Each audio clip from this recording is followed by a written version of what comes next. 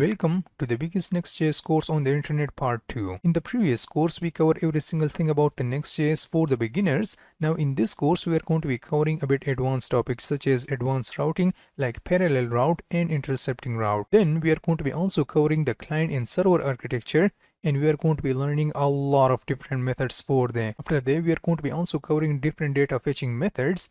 And then we are going to be also covering the Prisma complete course, like every single thing that you have to know about the Prisma, we totally covered there. Then we are going to be also covering the server action, and that's not going to be just a server action.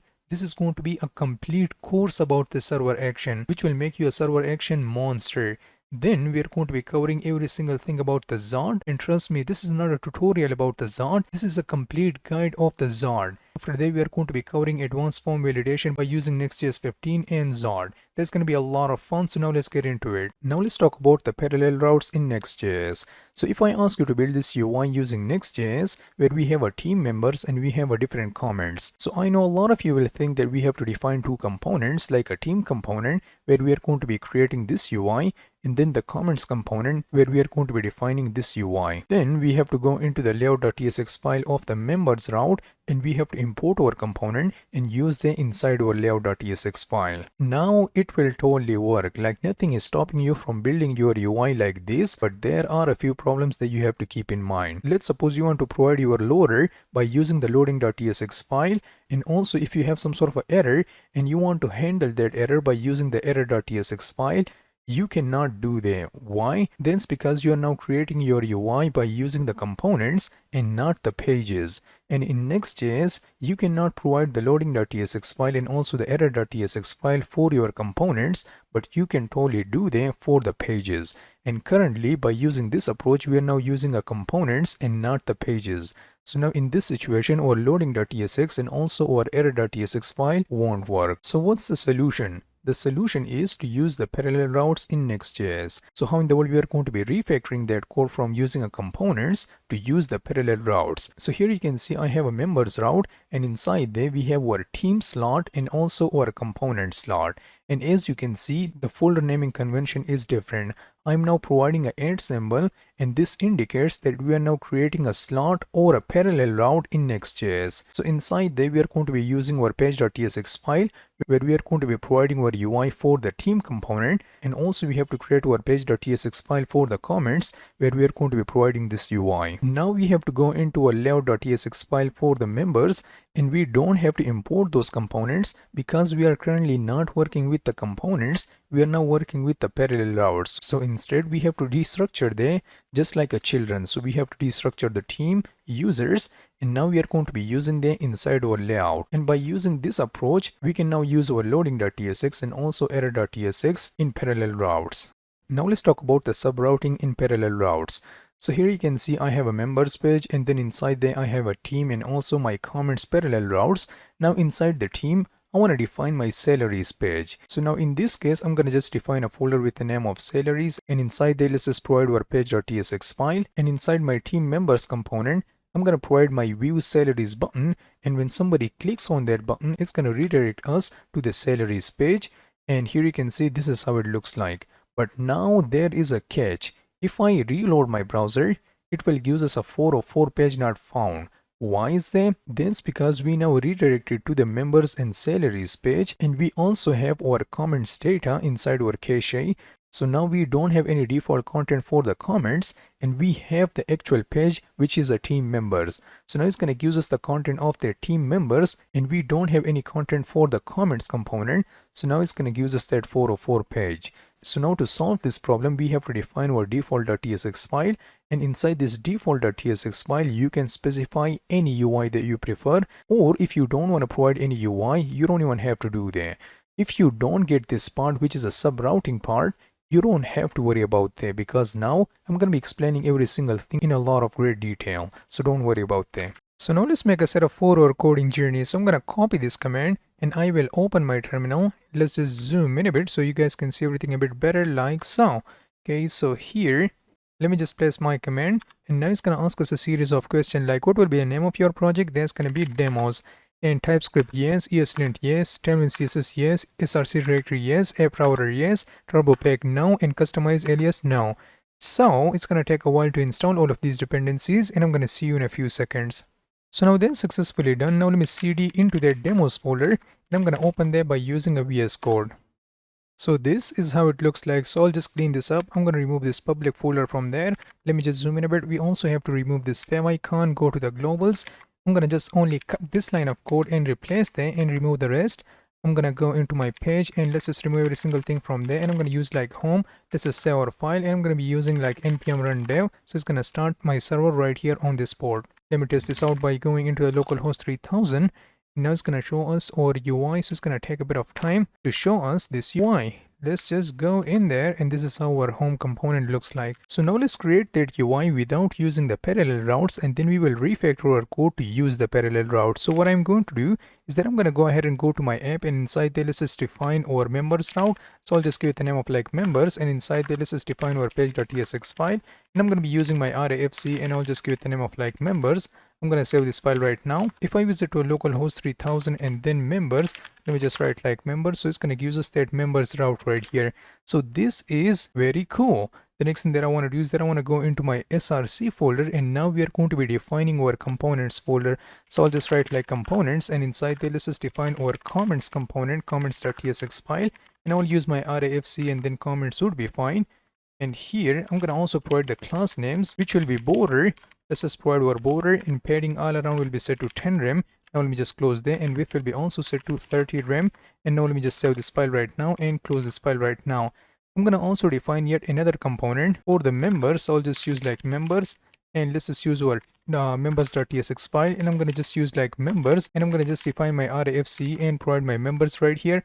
Let me also go ahead and go to my comments and copy the styling from there. So let's just copy that from here.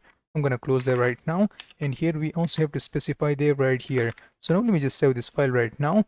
Now that we successfully define our UI as a components, now we have to use those components inside our members layout.tsx file. So I'm going to have to go ahead and go to my members, and here we have to define our layout.tsx file, and here we have to use our RAFC, and I'll just provide my layout right here. Save this file right now, and now the first thing that we have to do is that we have to destructure the children, and now we are going to be annotating there as a React node. So let's just annotate there. Now let me just save this file right now. Here for this layout, I'm going to delete that from there. I'm going to be just using my H1, and here we have to render our children right here. Save this file right now. Now we have to import those components and use them for our layout. So I'm going to just use like import members from the components, and we also have to import the comments from the components. So now let me just save this file right now. And here I'm going to just use the div with the class of flex, and here inside there we are going to be rendering our components. So I'll just use like members, and I'm going to close there. I'm going to also use my comments, and I'm going to just close there, and let's just save this file right now. And you know, let me just cut that from here, and we have to specify the children and then the React node. Now it will solve that error. And here you can see we are now getting our UI. So here you can see we have our members, and we also have our comments right here. But now we are not using the parallel routes, we are only using a components, and then we are rendering that components to our UI. So which simply means if I want to use my loading.tsx or error.tsx, it will not work. Now let me just show you there. I'm gonna go ahead and go to my comments, which is this UI right here, which is this specific components. And here inside there, I will just define an error. Okay, so I will just provide my error right here. So I'll just use like if 2 is less than 5, so it will always gives us an error. So I'm going to just throw a new error, and it's going to say like error or something like that. Now let me just save this file right now, and it will totally block out our entire screen, and it's going to give us that specific error right here. It will not give us this specific error on that specific part. It will block out the entire screen, and then it's going to give us that error right here. So that's the point number 1 I want you to keep in mind. The point number 2 is, I know a lot of you will think that we have to define our error.tsx, and we have to handle this error by using that specific file. Okay, so I'm going to just define my error, and I'm going to use my RAFC, and I'm going to also provide my error as an error boundary. I'm going to also make it as a use client. Still, it will not work. So I'll just write like, oh no, some error or something like that. So if I just specify there, and now let me just save this file right now and refresh there, still that error page is not working, and we cannot provide our custom error page. Why? Because we are now currently rendering our components and not the pages. So that's why this error.tsx file won't work. So now let me just delete that from here. I'm going to also go into my comments component. And now let me just comment this line out and let's just save this file right now. So there was the problem number 2. So now let me just close them. I'm gonna have to reload them. You know what, it's not working, so I'm going to have to restart there by using the npm run and then dev. Just gonna restart there right now. I'm gonna reload there right now and we are back. So that was the problems with the comments component. Now let me also show you the problems with this members component. So I'm going to go ahead and go to my members.tsx file, and here I will just provide my loader right here. So I'm gonna use like await and then new promise, and here I'm gonna provide my resolve as an arrow function. Okay, so here inside there I'm gonna use my set timeout, and we also have to provide an arrow function inside there. If you don't get this code, you don't have to worry about that. I'm going to provide a 4-second as a duration, and inside there let's just provide our resolve function. Let's just provide our resolve, and it's going to say like content is currently, currently loading dot dot dot. There we go. And we also have to mark our component as async. So now let's just save this file right now, and now let me just refresh this. So it will block out our entire screen and it will not give us that loading dot dot dot. Why is that? That's because we are not even using our loading.tsx file. But what if I try to use that loading.tsx file? Still, it won't work. So if I just use like loading.tsx, and inside them I'm going to be just providing my rafc and then loading, I guess that's going to be fine. So let's just write like loading, and here I'm going to just write like loading dot dot dot. I'm going to save this file right now, and now let me just reload there. Here you can see it's going to block out our screen until that 4-second is complete. So here you can see we are now providing this duration of 4 seconds, and we want to wait for 4 seconds, and then we want to show our UI. So it will block out our entire screen and it will not give us the content of that loading.tsx. So that's also the problem that you have to keep in mind. Whenever we are creating our UIs by using these components, we are not allowed to use the loading.tsx and also the error.tsx, template.tsx, and you name it. So now let me just delete this file from here. And now there was the problems with just using these components and not using the pages.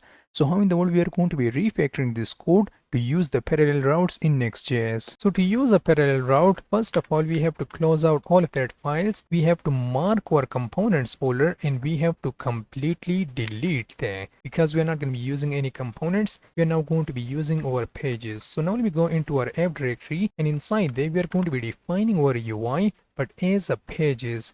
Okay, so let's just define first of all our comments. So I'll just use like comments right here. Inside there, let's just use our page.tsx file. I'll use my rafc, and this should be a comments. I'll also provide their classes. So I'll use like class names, border. First of all, padding all around will be set to 10 rem. I'm going to go back, and also width will be set to 30 rem. Close this, save my file. And now let me just close them. If I try to visit to a localhost 3000, so it's going to obviously give us an error, and that's because we are now rendering this component which is no longer available. So I have to cut there. I also have to remove these imports from there. Save this file right now. We are now getting our home. If I try to visit to a localhost 3000 and comments, now we are getting our comments right here, and now we are getting our components. So which means like everything is working the way we expect them to work. I'm gonna also go into my app directory, and inside there we have to define our team, and inside this team we have to define our page.tsx, and I'll use my rafc, and this should be a team component. Was that a team component or members component? You know what, I have to just change that to the members. There we go.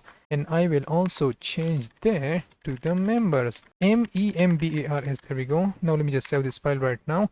I'm gonna go into my comments, and from there I have to copy this styling from there, go into my members component, and also place the styling right here. Save this file right now, and now if I visit to a localhost 3000 and then members, and here you can see it's going to give us that members UI right here. So now that we successfully define our pages, you already know how we are going to be doing that in Next.js. That's quite simple and easy. But now the question is, if you want to make these two pages as a parallel route, how in the world we are going to be doing that?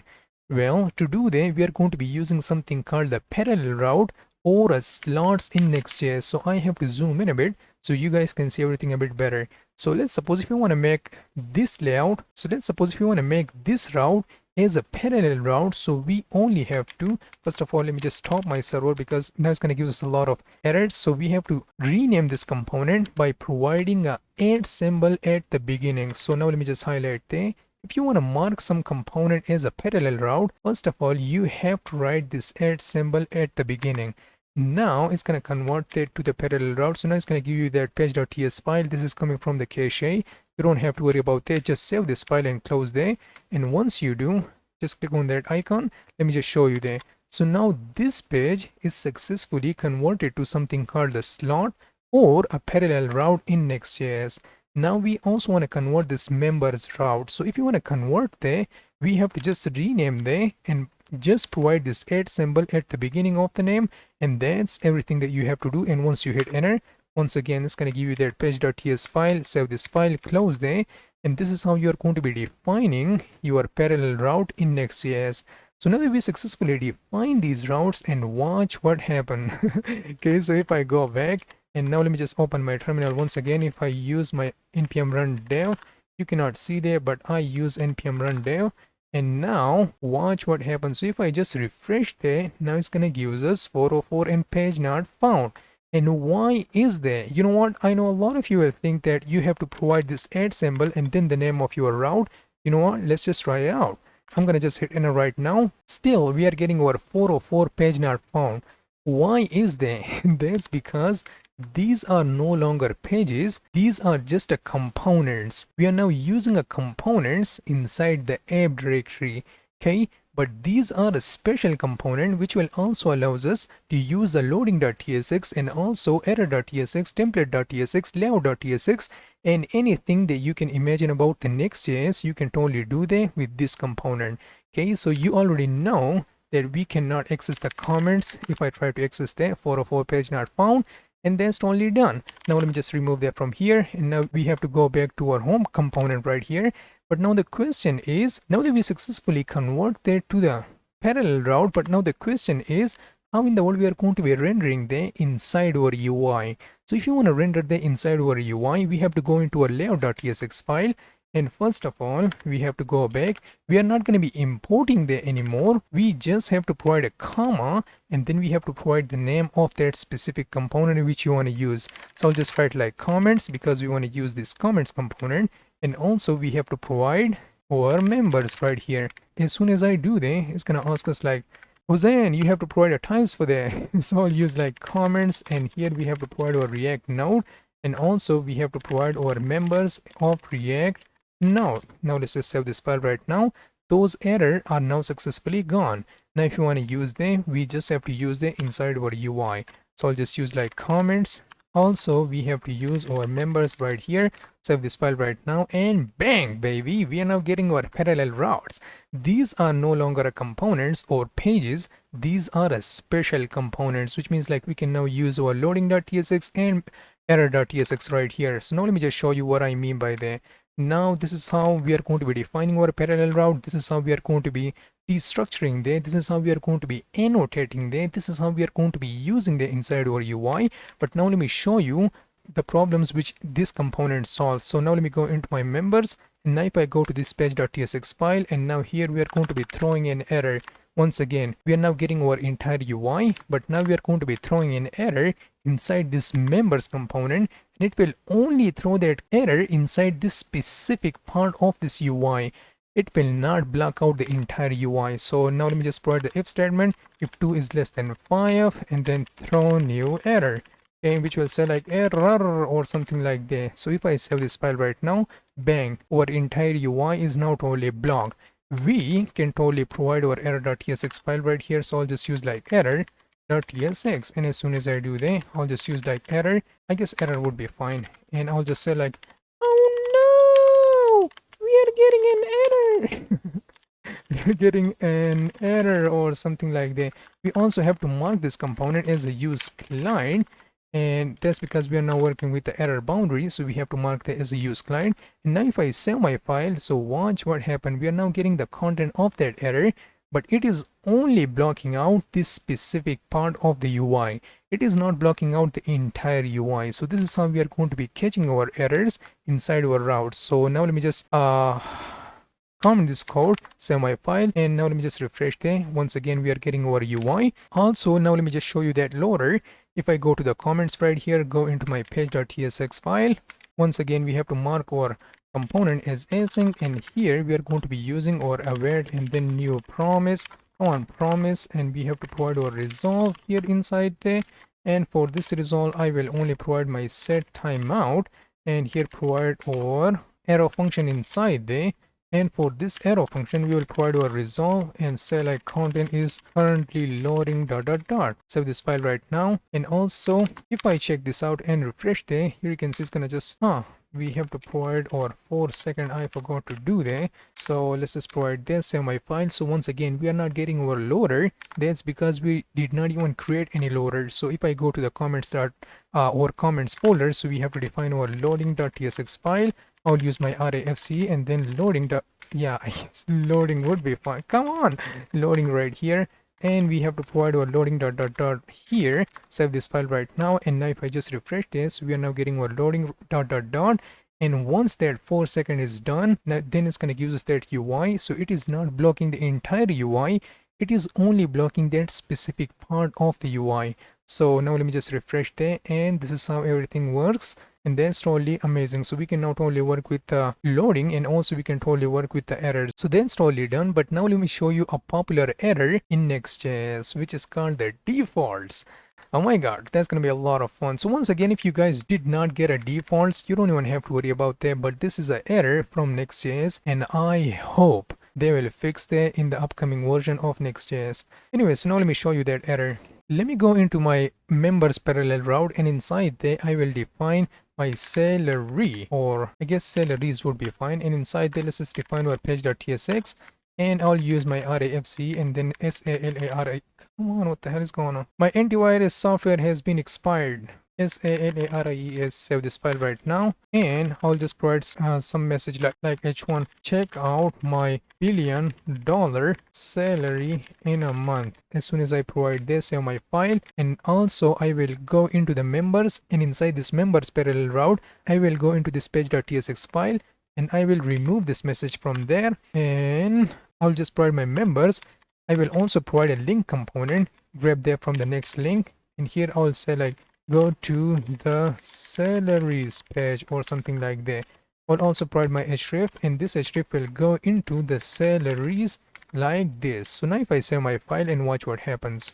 If I refresh there, so we are now getting our members, and also go to the salaries page, which is a button. So if I hover my mouse over to there, which is a button, so if I click on there, now it's going to give us the content of check out my $1 billion salary in a month, which is the content of the salaries right here.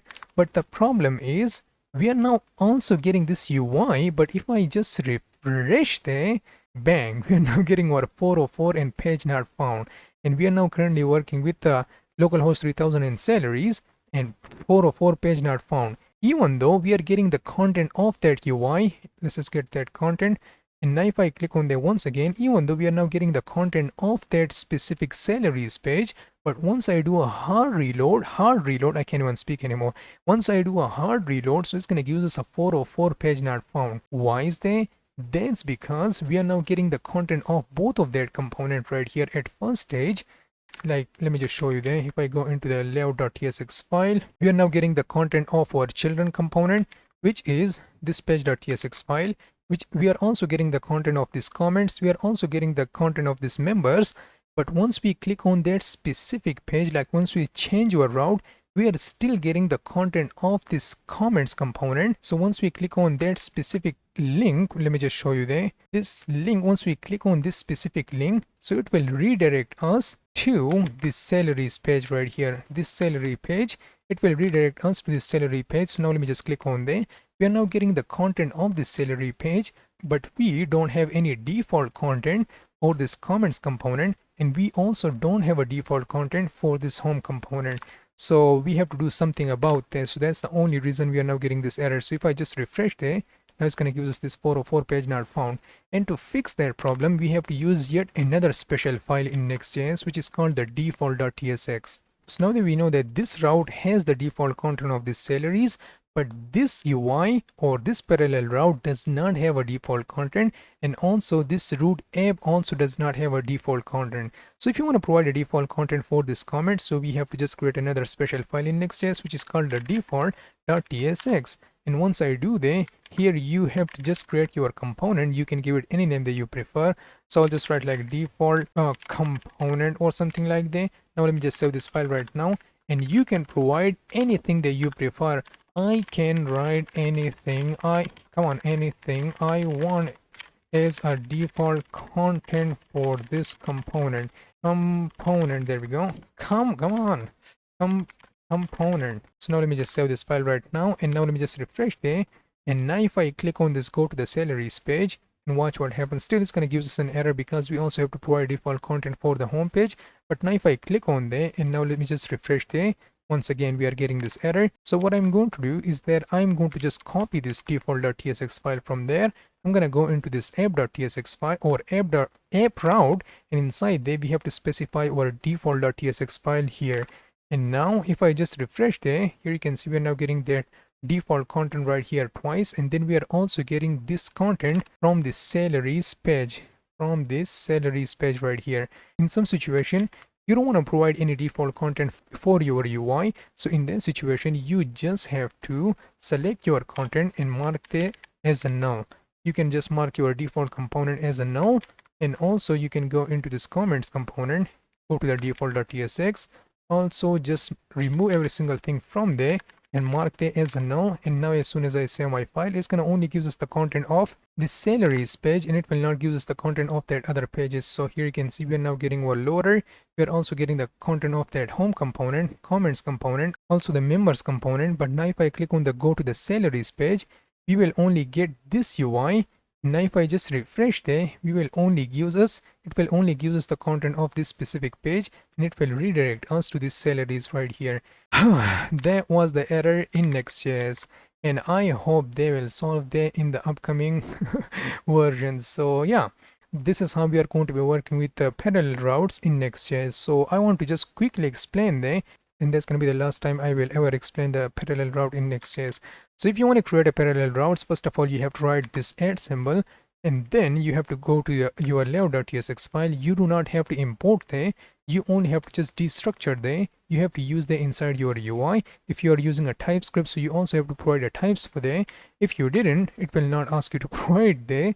And also then it's going to give you your UI, and that was the error which I just showed you about the Next.js. Alrighty, so now we are going to be creating a simple project which will hugely focus on the parallel routes. So what I'm going to do is that I'm going to right click on there and open my terminal, and let's just zoom in a bit so you guys can see everything a bit better like this. First of all, we are going to be using npx and then create next app, add latest, and I'll just give it the name of like music player. You can give it any name that you prefer. And we are going to be choosing TypeScript, ESLint, Tailwind CSS, src, app router, not turbo pack, no import aliases. So it's going to install there in our machine. Now then successfully done. Now we have to open our project by using our code. So I'm going to use like code music player. So it's going to open there in my VS Code, and this is how it looks like. So I'm going to delete this public folder from there. So let's just delete there, go to the src, remove this fav icon, go to the public, cut that from here and replace that with the rest of the code. Go to our page.tsx file, remove every single thing from there and rename that to the home. So now let me just open my terminal and use my npm run dev and use the localhost 3000. So it's gonna open there in my browser, and this is how it looks like right here. Alrighty, so now let's start by defining our music's route. So I will go in there and define my music's would be fine, and inside there let's just define our page.tsx. I'll use my rafce, and then it should be a music, but we're not going to be returning nothing from there, even though I will just only provide my React fragment, or maybe null would be fine. So as soon as I do that and refresh there, we are not getting anything, but where in the world we are getting that home from? Oh, that's because we are now working with the music route, so we have to change that to the musics or music. Yep, we are not getting anything, which means like that's totally awesome. Close there, and now inside this musics we are going to be defining our parallel route with the name of sidebar. So I'll use like sidebar, and inside there let's just define our page.tsx file, rafce, and then sidebar. Save this file right now, close there, and here inside this musics folder we have to define our layout.tsx. So I'll just use like layout.tsx, and I'm going to be using my rafce and then layout or music. Layout would be fun. Layout, there we go. I'm going to save this file right now. Here we also have to destructure the children and our sidebar. Okay, so I'll just write like sidebar, and here we also have to annotate this. So I'll just provide like children will be a React node. Let's just grab there. We're going to be also providing a sidebar, which is also a React node. A React node, there we go. Now let me just save this file right now. That's already done. here we have to just remove there, and I will just provide my class name of flex today, and I will just render my sidebar component right here. And I'm going to also provide a div. We're not going to be taking care of that div not right now. I will also provide my children, save this file right now. And now if I just refresh this, obviously it's going to give us an error. 404 music's not found. What the hell is that supposed to mean? Let me just copy there, place that right here. Huh, that's strange. Page.tsx, instead of providing a null, I will only provide empty fragments. Now let me just refresh there. Still 404 page not found. You know what? I have to stop there. Let me just rerun there. But I also have to remove this cache from there. Delete that folder. And now let me just use npm run dev. Now let me just refresh there. And now we are getting our sidebar. There we go. That was all about the cache. God damn it. So this is how we are going to be rendering our sidebar component. Now let me go into this sidebar and then page.tsx file, and here we have to just take care of that. I'm gonna go into their div and I will just remove that and change that to aside. Okay, so now let me provide a bit of class names today. For the aside, we are going to be providing these classes. You should pause the video and type there by yourself, or you can go to my GitHub repository and copy all of the styling from there. Inside this aside, we are going to be providing our section, and inside this section, let's just provide our h2, which will say menu. Okay, so I will also provide a bit of classes today. So I'll use like class names of text will be set to extra large and font will be set to totally bold. Save this file right now, and this is how it looks like right here. That's totally done. Now let me go back so you guys can see everything a bit better. Inside there we have to define our navigation margin for the top will be set to 4, and inside there let's just provide our ul and then li, and here inside this li we are going to be rendering our home, but we have to install these icons. So to install there, I will just open my terminal and I'll use like npm I and then lucid lucid and then react. So oh god damn it, that's react. There we go. So now it's going to install there inside my current repository. Then we are going to be using npm run dev like so. So that's totally done. Here I have to render my home. Okay, so let's just grab that from the lucid icon. I'm going to be also providing a class names for this li, and you should also provide these class names for your li as well. Okay, so here outside from there I will just provide like discover discover. There we go. Now let me just save this file right now and refresh there. So now it's going to give us that discover icon right here, which is looking cool. Okay, so I'm going to just duplicate this li from there. Next one will be trending and also our clock. Why are we getting error? That's because we have to select this entire li, and now we have to duplicate the 1 time and then 2 time. I'm going to just change that to the trending up icon. We have to grab that from the lucid icon, and here we have to provide our trending trending. There we go. And also this one should be a clock icon. So CLOCK, and this should be a recent. I also have to grab there from the lucid icon. Now let me just save this file right now, and here you can see we are now getting discover, trending and recents or recent. That's totally done. So I'm going to just collapse this section so it will not confuse you anymore. And that was it about for our section. And now underneath this section we have to define yet another section. So I'll use like section inside this section. I'll just say like h2, and once again margin for the top will be set to 6, and text will be set to totally extra large, font will be set to totally bold, and favorite favorite. There we go. Now underneath this h2 we are going to be defining our ul with a class of margin for the top will be set to 2, and that's totally done. I'm going to also provide margin for the bottom of 2 rem, and inside this ul we have to just write like array which will be 1 2 3 4 5. I guess that's going to be fine. Then we have to iterate over through that array. So if you want to just create like some item and iterate over through there, you can totally do that. But in my case, I guess that 1 2 3 4 would be fine. Okay, so now we are going to be just iterating over through there. And here I will just render my div with the class of that specific I, and provide the class names of flex. Margin for the top will be set to 2 rem. Now let me just close there. Gap will be set to 4. And inside this div, what do we have to do? We have to render our image. Okay, so I'll just use like image, and for the source we are going to be providing an image in a few seconds, but first of all we have to provide the alternative. I'm not going to be even providing alternative text for that. So now let's just provide that image right here. I already select this image, but if you have your own image, you are more than welcome to use that. Okay, so now here we also have to provide the class names for that. So I'll just provide like height will be set to 15, width will be also set to 15, background gray of 700, and also totally rounded medium. Save this file right now, and this is how it looks like right here. This is how my favorite section look like. You can totally modify there, you can totally provide other images, you can totally provide any other UI if you wanted to, but in my case that's going to be totally fine. And now underneath this image we have to define our div, and inside this div we have to provide our paragraph, and I'll just provide like random would be fine. I'm going to also provide the class names of text only wide, one wide. Underneath there we have to provide another paragraph with the class with the content of person, and also the class names will be text only small, and text will be set to gray of 400. Save this file right now. So this is how our UI looks like. So now we are getting a random and also a person. You can totally modify that as you wish. The point of this project is not to just take care of the UI, but only to work with the parallel route in Next.Js. So this is how we are going to be defining our sidebar, but now I'm going to also show you that loader. So to show you that, I'm going to mark it as async, there we go. Now here we are going to be using the await and then new promise. I will just provide the resolve, and here inside the, or let's just use our set timeout.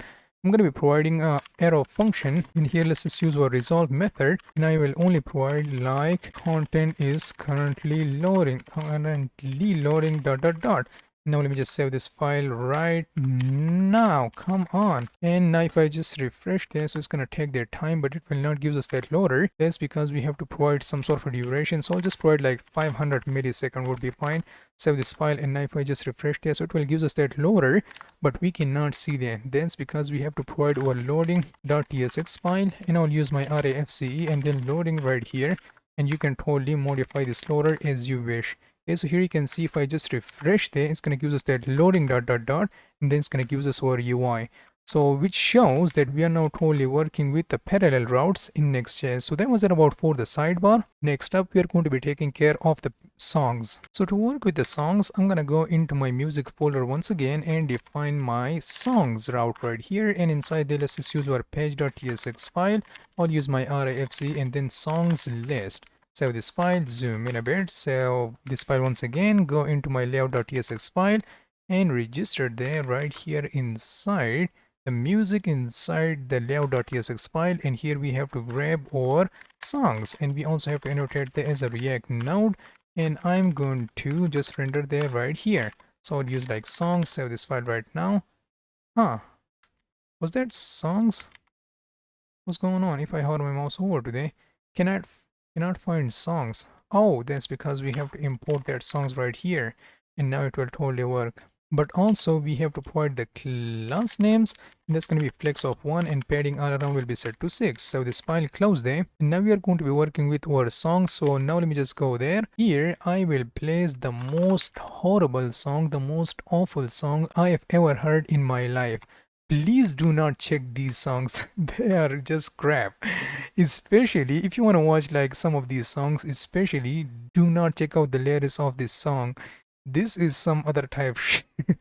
Anyways, so now let me just hide the. Anyways, so here you can see we have our array, and inside there we have a few objects. We have our ID, artist, title, and the time or duration, whatever you want to call there.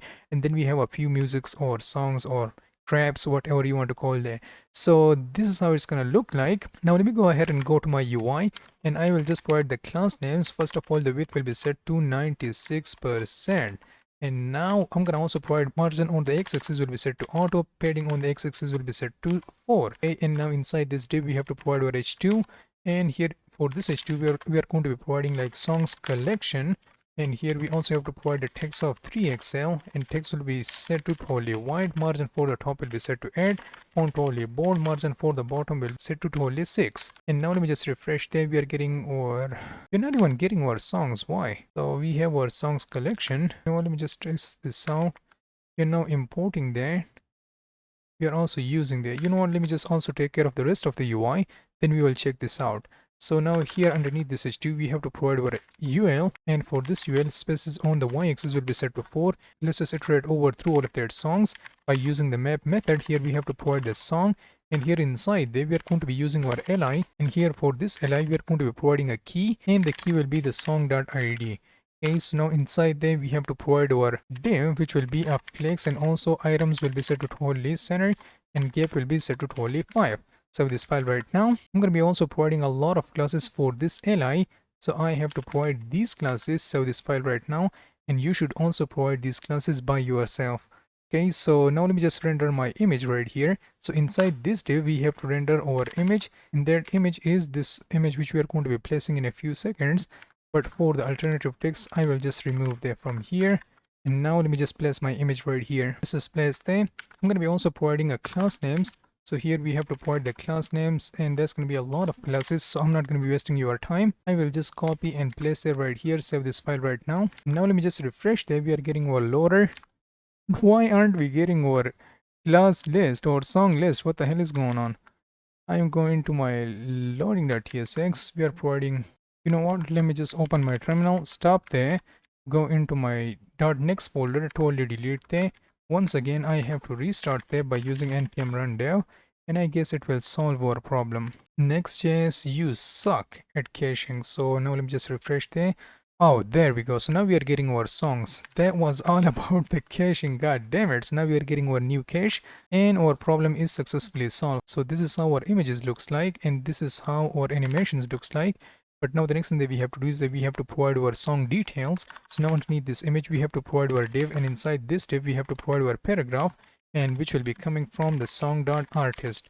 Okay, so we also have to provide different classes, like text will be set to totally void, and also font will be set to medium. Save this file right now, and now we are getting our artist names right here. So that's totally done. I'm going to also provide yet another paragraph, and here in this case we are going to be rendering our song.title, and here we have to provide the class names of text totally small, text of totally gray of 400. Save this file right now, and we are also getting the song's description or the song's names right here. So that's totally done. Now underneath this div and inside this li, what do we have to do? We have to provide our time and heart icons. So I'll just use like div with the class of flex, and items, come on, items will be set to totally center, gap will be set to 6, and I'm gonna also provide the text of totally gray of 400. And now inside there we are going to be providing yet another flex, and items will be set to totally center, and gap will be set to totally 1. And let's just render our clock icon, which will be coming from the lucid icon. Now let me just close there. Here we have to provide our size, and the size will be only 16. So I'm going to save this file right now, and this is how my clock icon look like. Now underneath there we have to provide our span and render our song dot, come on, what the hell was that, song dot time right here. Save this file, and now we are also getting our song time from this data which I already placed right here. So now we are getting their time, as you can see. So now let me just hide there, and now underneath there what do we have to do? We have to render yet another icon for the heart. Okay, so we are going to be importing that from the lucid icons, and also we have to provide the size of 16 and provide the class names of cursor totally pointer, and when somebody hover over this we are going to be providing a text of totally red of 500. So now if I save my file, if I hover over there, so now we are getting this red icon right here. So that's totally done. Underneath this heart icon we have to define our button, and which will just render these dots right here. So I'll just provide the class names of text totally large, and the font will be set to totally bold, and I will just render this icon. So this is how we are going to be rendering our different songs right here. Now let me also take care of the loader. So here we are not fetching any data, so we have to simulate there. First of all, we have to mark the as an async component, and then we have to just wait for 4 seconds to render this component. So you know what, we have to also create our loader.tsx or loading.tsx file inside these songs right here. So we are going to be using like loading, and I'm going to be providing like loading right here, and that's going to be loading dot dot dot. Save my file, and now we are getting our loading dot dot dot, and after 4 seconds it's going to show us our songs right here, so which is looking totally cool. Also I will just redirect there to a specific song. So what I'm going to do is that I'm going to go inside this UL, and inside this UL we are going to be using our link component from the React or next link. I will close there, and here it will go into a specific route. So first of all it's going to go into the musics folder, and then, or route to be precise, and then it's going to go into the song.id right here. Okay, so here we also have to provide that key, and the key will be song.id, and now we have to just remove this song .id key from there. Okay, so now let me just push that right here inside there, and now I will just cut that from there, go to the bottom, and here we have to just place that right here. Save my file, and now if I just refresh this, it's going to give us our loader. But now if I click on our icon, god damn it, it's going to take a lot of time. But now if I click on any of the song, it's going to redirect us to the undefined. This shouldn't be a songs, this should be just a song, singular song right here. save my file, and now if I go back to the musics, and now if I click on any of the song, let me just try out maybe this Joyner Lucas, and now it's going to give us like music and then third music. Now we are going to be creating that dynamic route inside this song, so I'll just define like the ID. So I'll just write like ID right here, and now let me just close there, and inside this ID, let me just zoom in a bit. We're going to be creating our page.tsx file right here, and I'm going to be using my RAFC, and that's going to be a specific song. And from there we have to just destructure our params. You already know how we are going to be doing all of that stuff. And now from these params we are going to be only destructuring the ID, which will be a string. So you know what, now let me just save this file right now. That's going to be my song, and here we have to just render our params.id right here. I'm going to also provide a bit of classes for this UI, so I'll use like text of totally white, and text will be set to 2XL. Save this file right now, and now let me just refresh this. So we have to first of all go back from there once again, and now if I click on any of the song, as you can see right here, like Dope Smoke, if I click on this, so it's going to give us that song 1, but now if I just refresh there, bang, it will be gone. So which means like we have to provide a default for the rest of the components. I'm going to go into my sidebar right here, and inside this sidebar I'm going to provide my not loading but default default.tsx right here, and I'll just provide my RAFC, and that's going to be my default. And now if I just refresh there, you know what, let's just go back from there. Here you can see it's going to give us all of their songs, but now if I click on any of the song, it's going to give us that song. But now if I refresh there, restart our server by using npm run dev. But before I even do that, I also have to delete this .next folder. The Next.js caching is the awful thing I have ever seen in my life.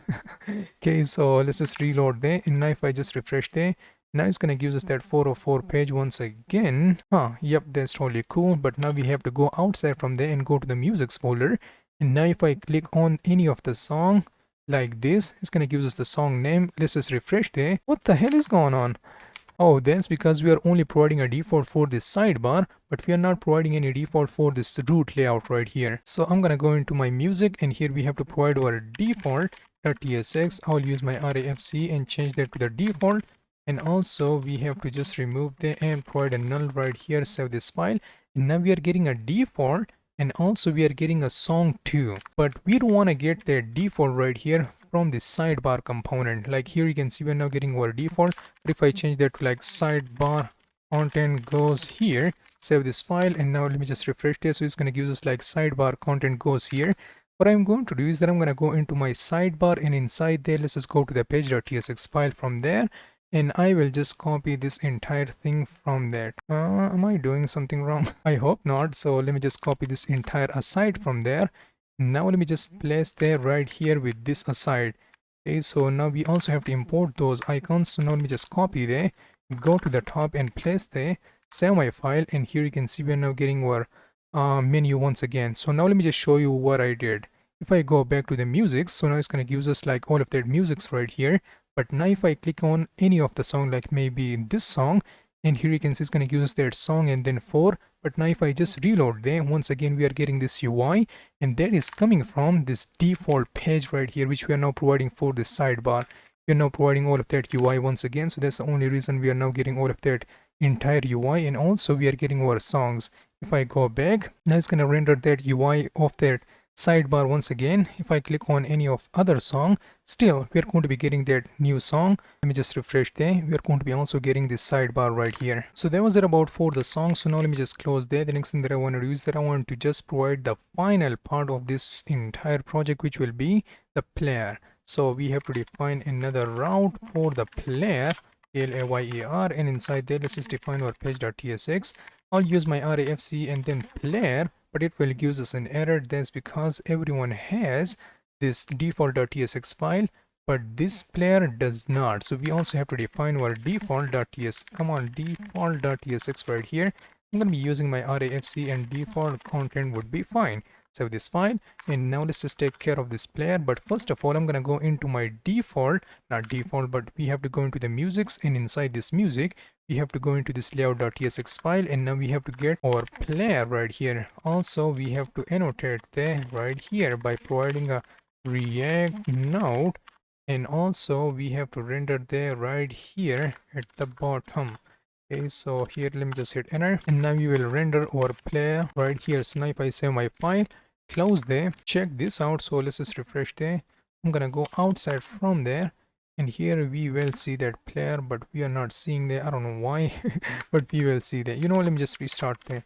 God damn it. So let's just use our npm run there once again, and I'm going to just refresh there. So now it's gonna give us our player somewhere. Oh, there we go. So now we are getting our player. There we go. So that's totally done, but it shouldn't be here. It should be, let me go ahead and go to the layout.tsx file inside the music.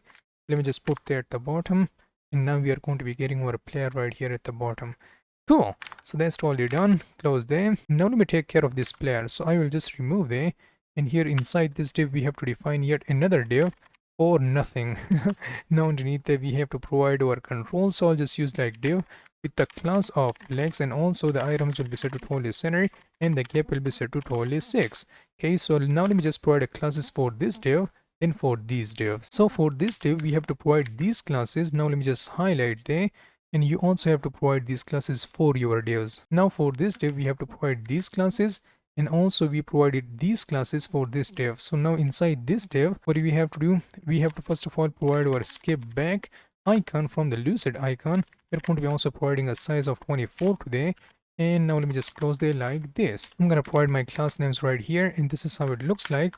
Let's just go back from there, and this is how it looks like right here. We are now getting our image placeholder where we are not rendering any image, but that's totally fine. Now underneath there we also have to render a few more icons, so I will just go ahead and render my play, and we have to get there from, come on, let's just get there from the lucid icon. Now let me just close there. For the size, once again we are going to be providing a 24, and also we have to provide the final icon for the skip forward. In this case we have to get there from the lucid icon, and for the size, once again we are going to be providing a 24 size 2 there. For the play we have to provide these classes. Also I'm going to be rendering the pause. Okay, so let's just provide a pause. We have to get there from the lucid icon. For the size, once again we have to provide 24. For the pause we have to provide these classes. For the skip forward we have to provide these classes. So now let me just save my file right here, and now let me just collapse there, and this is how it looks like right here. So now we also have to take care of the rest of the UI. So now underneath this div we have to define yet another div with the class of flex, and also items will be set to totally center, and gap will be set to 4, text will be set to gray of 400, and inside there let's just provide our span, which will be 2 and 21 for like a music duration. And also we have to provide another div with the class of relative, relative, width will be set to 64 like this, and also the height will be set to totally 1, background of gray 700, and also totally rounded medium. And inside this div we have to define yet another div, but we're not going to be closing it like this. We will close it as a self-closing tag. I will provide these classes. Okay, so you also have to provide the class name and the width, and now underneath there we have to define our input field right here, which will not do anything, but which will only provide this range. And I'm going to also provide a bit of classes today, and you should also provide these classes to your UI. And now underneath this div we have to provide our span, which will just render like the duration. Once again semi-file, and this is how it looks like right here, which is looking awful, which is not doing anything. But yeah, we are getting our UI and everything is working the way we expect them to work. Okay, so now if I just refresh this, so it's going to give us our loader and also our loading right here. And also if I click on any of the song, let's just click on this, so it's going to give us that song right here. But now if I refresh there, it will totally remove player, but it will only give us this sidebar right here. That's because we did not implement this player right here for all of the UIs. And that was it about for our music player project. Now let's talk about the intercepting routes in Next.Js. So here you can see I have an image gallery where I have a lot of different images right here. So if I click on any of the image, it's gonna first of all change the URL to that specific image, and it's gonna also give us that specific image as a pop-up model right here. If I refresh my browser right now, it's gonna give us that specific image page right here where I can learn more about that specific image.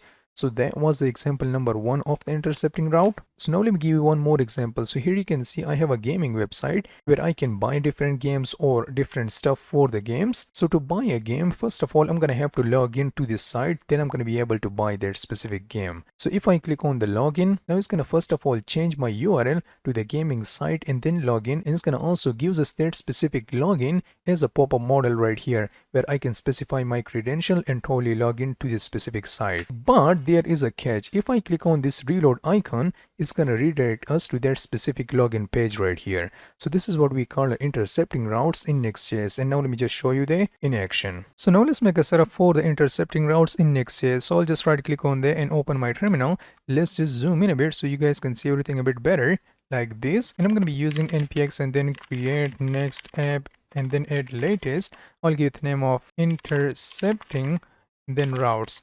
And I'll just choose like TypeScript yes, ESLint yes, Tailwind CSS yes, SRC yes, app router yes, turbo pack no, customize alias no. So now it's going to install all of the dependencies, and I'm going to see you in a few seconds.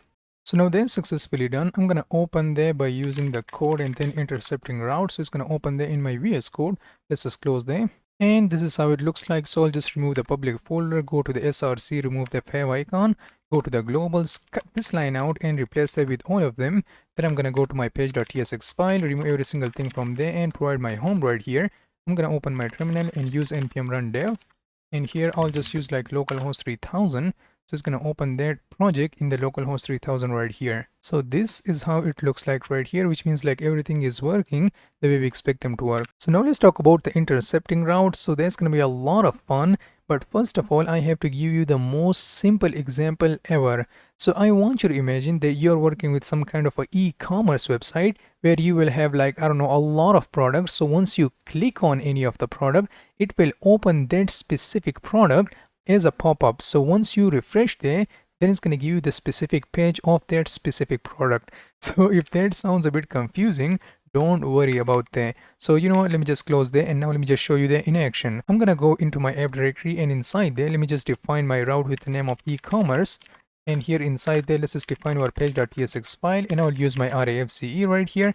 I'm going to give it the name of like e-commerce, save this file right now. And it is freaking out, so I'm gonna have to add that to my workspace right here. So let's just save this file right now. Now here inside this page, I'm gonna place a bit of data. So now let me just place that right here. So as you can see, I have different products. So inside these different products, I have ID, name, price, and image. So once again, ID, name, price, and image. And this is how my data looks like. So first of all, we have our array, and inside this array, we have a few objects. So now let me just hide there. So nothing special going on. Now inside this div, I'm gonna cut that from here. I'll just create my section. Come on, let's just create our section. And here for this section, I'm gonna provide the class names of like margin all around will be set to 4rem.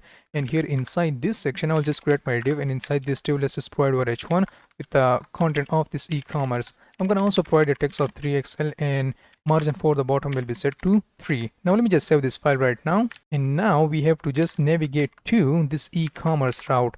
Okay, so I'll just go ahead and write like localhost 3000 and then e-commerce. And once I hit enter, so here you can see it's going to give us this e-commerce right here. Still nothing special going on.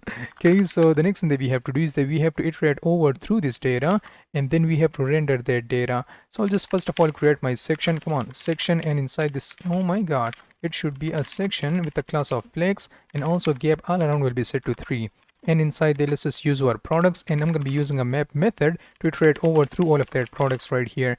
So inside there, let me just create my div, and I'm going to provide the class names of like width will be set to 200 pixel. And now let me just close there like this. Come on, let's just close there.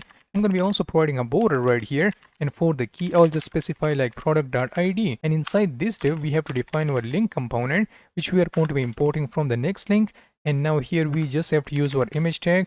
Let me just save that right here.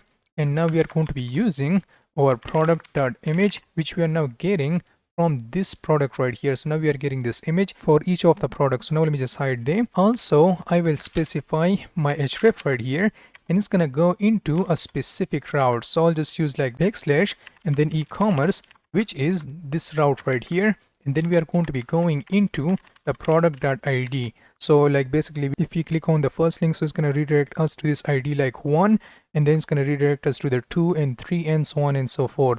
Okay, so now let me just hide them. That's also done. I'm going to also provide the text for this alternative. So I'll just use like product.name right here. Now underneath that we have to use our h2, and here we just have to render the product.name. And also let me just, yeah, you know what, let me just provide a product and then dot price right here. I'm gonna save this file right now. Check this out. So this is how my e-commerce page looks like. I know, super impressive, right? Okay, so yeah, you already know how that's gonna work. And now if I click on any of the products, so if I click on there, watch what happens. So it's gonna redirect us to the e-commerce and then one. And now if I click on the second product, so it's going to redirect us to the e-commerce and second page. If I click on this third one, so it's going to redirect us to the e-commerce and then the third page right here. Still nothing special going on, and that was the landing page of our e-commerce website. So now let me just close there, and the next thing that we have to do is that we have to define this page, then this page, and then this page right here. So how in the world we are going to be doing there? This is how we are going to be doing there. So basically I will just zoom in a bit right now. So basically we are going to be defining different folder right here. So I'll just write like one, and inside this one I'll just write like page.tsx file right here, and I'll use my RAFC and then product one. Okay, and now here I'll just specify like class names, and margin all around will be set to 4 rem. Now let me just close there, and inside this we have to define our h1, and which will say like MacBook and then Pro. I'm gonna save this file right now, and we should have to add there to our workspace. I'm gonna also provide the class names, so I'll use like text will be set to 3xl, and margin for the bottom will be set to 1 rem. Okay, so that's totally done. The next thing that we have to do is that we have to write our image, and also for the alternative text I'll just specify like MacBook Pro, or maybe yeah, MacBook Pro pick would be fine. And I'm gonna also provide the class names of width will be set to totally 40 rem. I want you to bear with me for a few seconds. I'm making a point, that's why I'm taking a lot of time. Okay, so now let's just provide our price right here, and now I'll just render my $100 or $1,000. Okay, so let's just provide our text of 2xl, and margin for the top will be set to 1 rem. I'm gonna save this file right now, and now let me just show you there. But we also have to specify this href right here. So I'm gonna go into my e-commerce and then page, and here from this products data, here you can see we are now just working with the first page, like this will be our first page. Here you can see we have a name of MacBook Pro, so that's why we are now providing this MacBook Pro right here. Then we have a price of 1,000, so I'm now taking there and I'm now providing there right here. Also we have to copy this image from there, and by the way we will refactor this code later, but not right now because currently I'm just making a point. I just copy this image right here, and now let me just place this image right here. And now if I save my file, and now let me just refresh there and watch what happens. So if I click on there, it's gonna redirect us to the e-commerce and then that one page right here which we just defined. So here you can see first of all we have our e-commerce, and inside this e-commerce we have our link right here, as you can see right here. So once we click on that specific link, it's gonna redirect us to that specific ID. As you can see we have our one, and we already defined a page for there. Like as you can see we have our one page, and inside there we have all of that content. And now if I go back and click on this one, it's gonna give us an error because this second page is not defined, and also this third page is also not defined. I hope I'm not confusing you, and that's the most simple that you can ever work with in Next.js. So now let me just copy there, and the next thing that we have to do is that we have to define our second route. And now inside there, let's just define our page.tsx file, and now let me just place there, and here we have to change that to the product 2. I'm going to also go into my e-commerce page, and now let's just copy all of their data. So I'll just copy there, that's the football. Now let me just replace that right here with this football, and also we have a $200. So let's just copy them, place them right here, and I'm gonna also copy this image from there. So I will just copy the image and replace that with this new image just like that.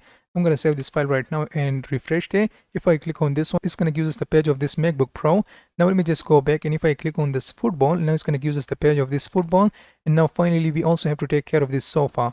Okay, so I will just go ahead and create yet another route for this third one, and I'll define my page.tsx file inside there. I'll use my RAFC, and then you know what, let's just delete every single thing from there. I'm gonna copy every single thing from the second product route. Now let me just replace there right here, select both of them and change there to the product 3. Okay, so let me just hit enter right now. Now I'm gonna go into my products data once again. I will copy this sofa, and now let me just replace that with this football. I will also copy this $500, and I will just replace that with this new one. I will also copy this image. Let me just copy that from there, and now let me just place that right here. I'm gonna save this file right now and refresh there. If I click on this sofa, so now it's gonna give us this sofa route right here. So this is currently working the way we expect them to work. But now the problem is I want to make this so if I click on any of the route, I want that specific product to show up as a pop-up right here. I want that to show up as this like some kind of a pop-up right here. And then when I refresh my page, I want to go into that specific route. So how in the world we are going to be doing there? Well, to do that, we are going to be using something called the intercepting route in Next.Js. So now let me just close all of the pages from there. Now let me just collapse them. And to use the intercepting route, there is a special convention that you have to keep in mind. Okay, so let me just define that intercepting routes right here. So now inside this e-commerce, we have these different pages right here. So now if you want to define the intercepting route for this first page, if I want to make this first page as a pop-up, so like if I click on this first page, I want to make this page as a pop-up. So how in the world we are going to be doing there?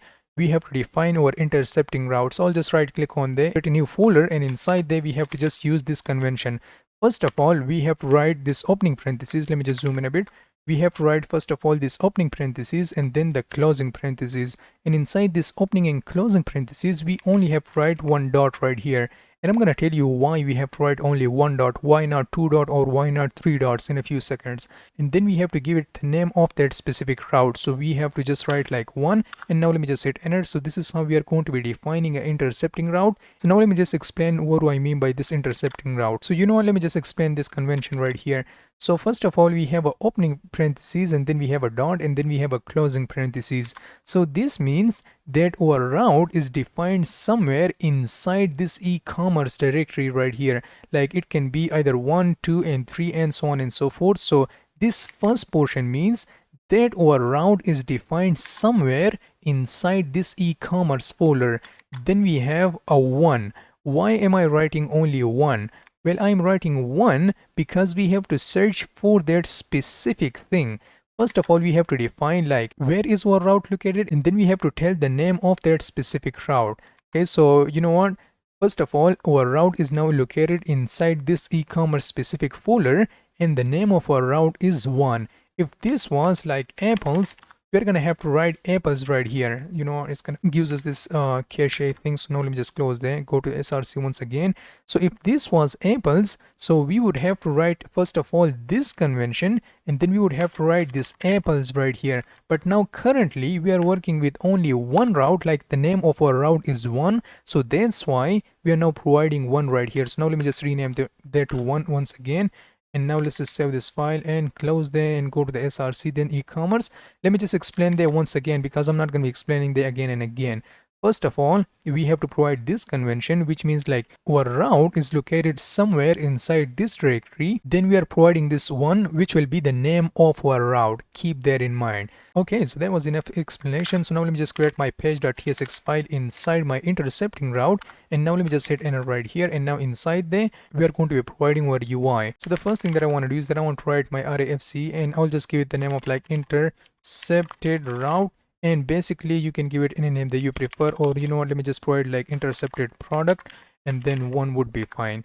And you are more than welcome to give it any name that you prefer, but in my case intercepted product 1 would be fine, because I'm here making a point. So now let me just close there. I'm gonna also make the as a React fragment, and inside there we have to define our div, and inside this div we have to define yet another div, and inside even that div we have to define our button, and inside that button we have to provide the X button, which will allows us to close our pop-up model. Okay, so we have to grab that from the lucid icon. Why it's not working? We have to provide the size of 24 to there, and now let me just close that like this. Why is it not working? We have to grab there from the lucid icon. You know what, let me just grab them manually. So I'll just use like import and then X from where? From the lucid lucide and then react. We did not install that. Oh, we just create a new project, so that's why we have to first of all install this. So I'm going to be using npm I and then lucid icon. So it's going to install that icon library inside current project. So I'll just use like npm run dev. And now that's gonna totally work. So first of all we have to write div, then another div, then we have to write a button, and inside this button we have to provide this X, and now underneath this button we have to provide our h1, and I'll just say like MacBook and then Pro. And now underneath this h1 we have to provide our image, and we're gonna take care of the image in a few seconds. But now underneath there we have to provide our price, and now I'll just provide like $100. So now let's just save this file right now. and I'm gonna provide first of all the actual data, and then we are going to be providing a bit of styling today. So now this MacBook Pro is coming from this data right here. That's the only thing that I'm providing. So here you can see we are now providing like MacBook Pro. Then we are also providing this 1000 price for the first route, and we also have to copy this image from there. And now let me just place that image right here. And now for the alternative text, I'm gonna provide like MacBook Pro picture or something like that. And now we have to provide a bit of styling to this UI. So for this div, I'm going to provide the class names. You know, let me just provide a class names of these classes right here. You have to specify these classes. Now for this div, we have to provide these classes. For the button, we have to provide these classes. For this h1, we have to provide these classes. For the image, we have to provide these classes. And for this paragraph, we have to provide these classes. So this is how our UI currently looks like. And now let me just refresh there, but currently it will not work. It will not work because we are now currently working with the intercepted route, and whenever you want to work with the intercepted route, the first thing you do is that you will just stop your server, and the next thing that you have to do is that you have to delete this .next cache folder. So just say bye bye to there and delete there from there. The next thing that you have to do is that you have to just run your npm run dev to run your server once again. Like, you have to keep in mind, whenever you are working with the intercepted route, you have to delete this .next folder, then it's gonna work. So now let me just refresh there, and now if I click on this first route, so let's just wait for that, and now if I click on this first route, bang, we are now getting our MacBook Pro right here. And also if I just refresh there, watch what happens. So it's gonna redirect us to this MacBook Pro page right here. But now let me just go back. If I click on this football, here you can see it's going to redirect us to this football page. It will not give us that pop-up model. Now let me go back. Let me just try out for this sofa. And here you can see still we are getting this sofa, but we are not getting that pop-up model. We only created an intercepted route for this first one. And now let me just click on there. So it's going to first of all show there as a pop-up model. And as you can see, we are going into the e-commerce and then the first route. And now let me just refresh there. And now it's going to give us that specific route. You know what, let me just go back and just refresh there. And now let me just click on there. I'm going to copy this route from there, open my new tab and hit enter. Now it's going to bring us to that specific route. And now let me just refresh there once again. Bang, that's totally done. Okay, so that was our first intercepted route. I'm going to copy every single thing from that. Now we are going to be defining yet another intercepted route for the second one and then for this third one. And by the way, we will refactor this code, so don't worry about that. Okay, so I'm just making a point. That's the only reason I am writing this ugly code in this ugly layout right here. Okay, so now we have to create an intercepted route for the second one. So how in the world we are going to be creating an intercepted route for the second page? Well, we have to go into the e-commerce and we have to define our new folder. And once again, we have to use this convention. First of all, the opening parentheses, then dot, then the closing parentheses, and then the name of our route. So in this case, the name of our route is 2. So I will only provide 2 right here. And now inside there, we have to define our page.tsx, and that's totally done.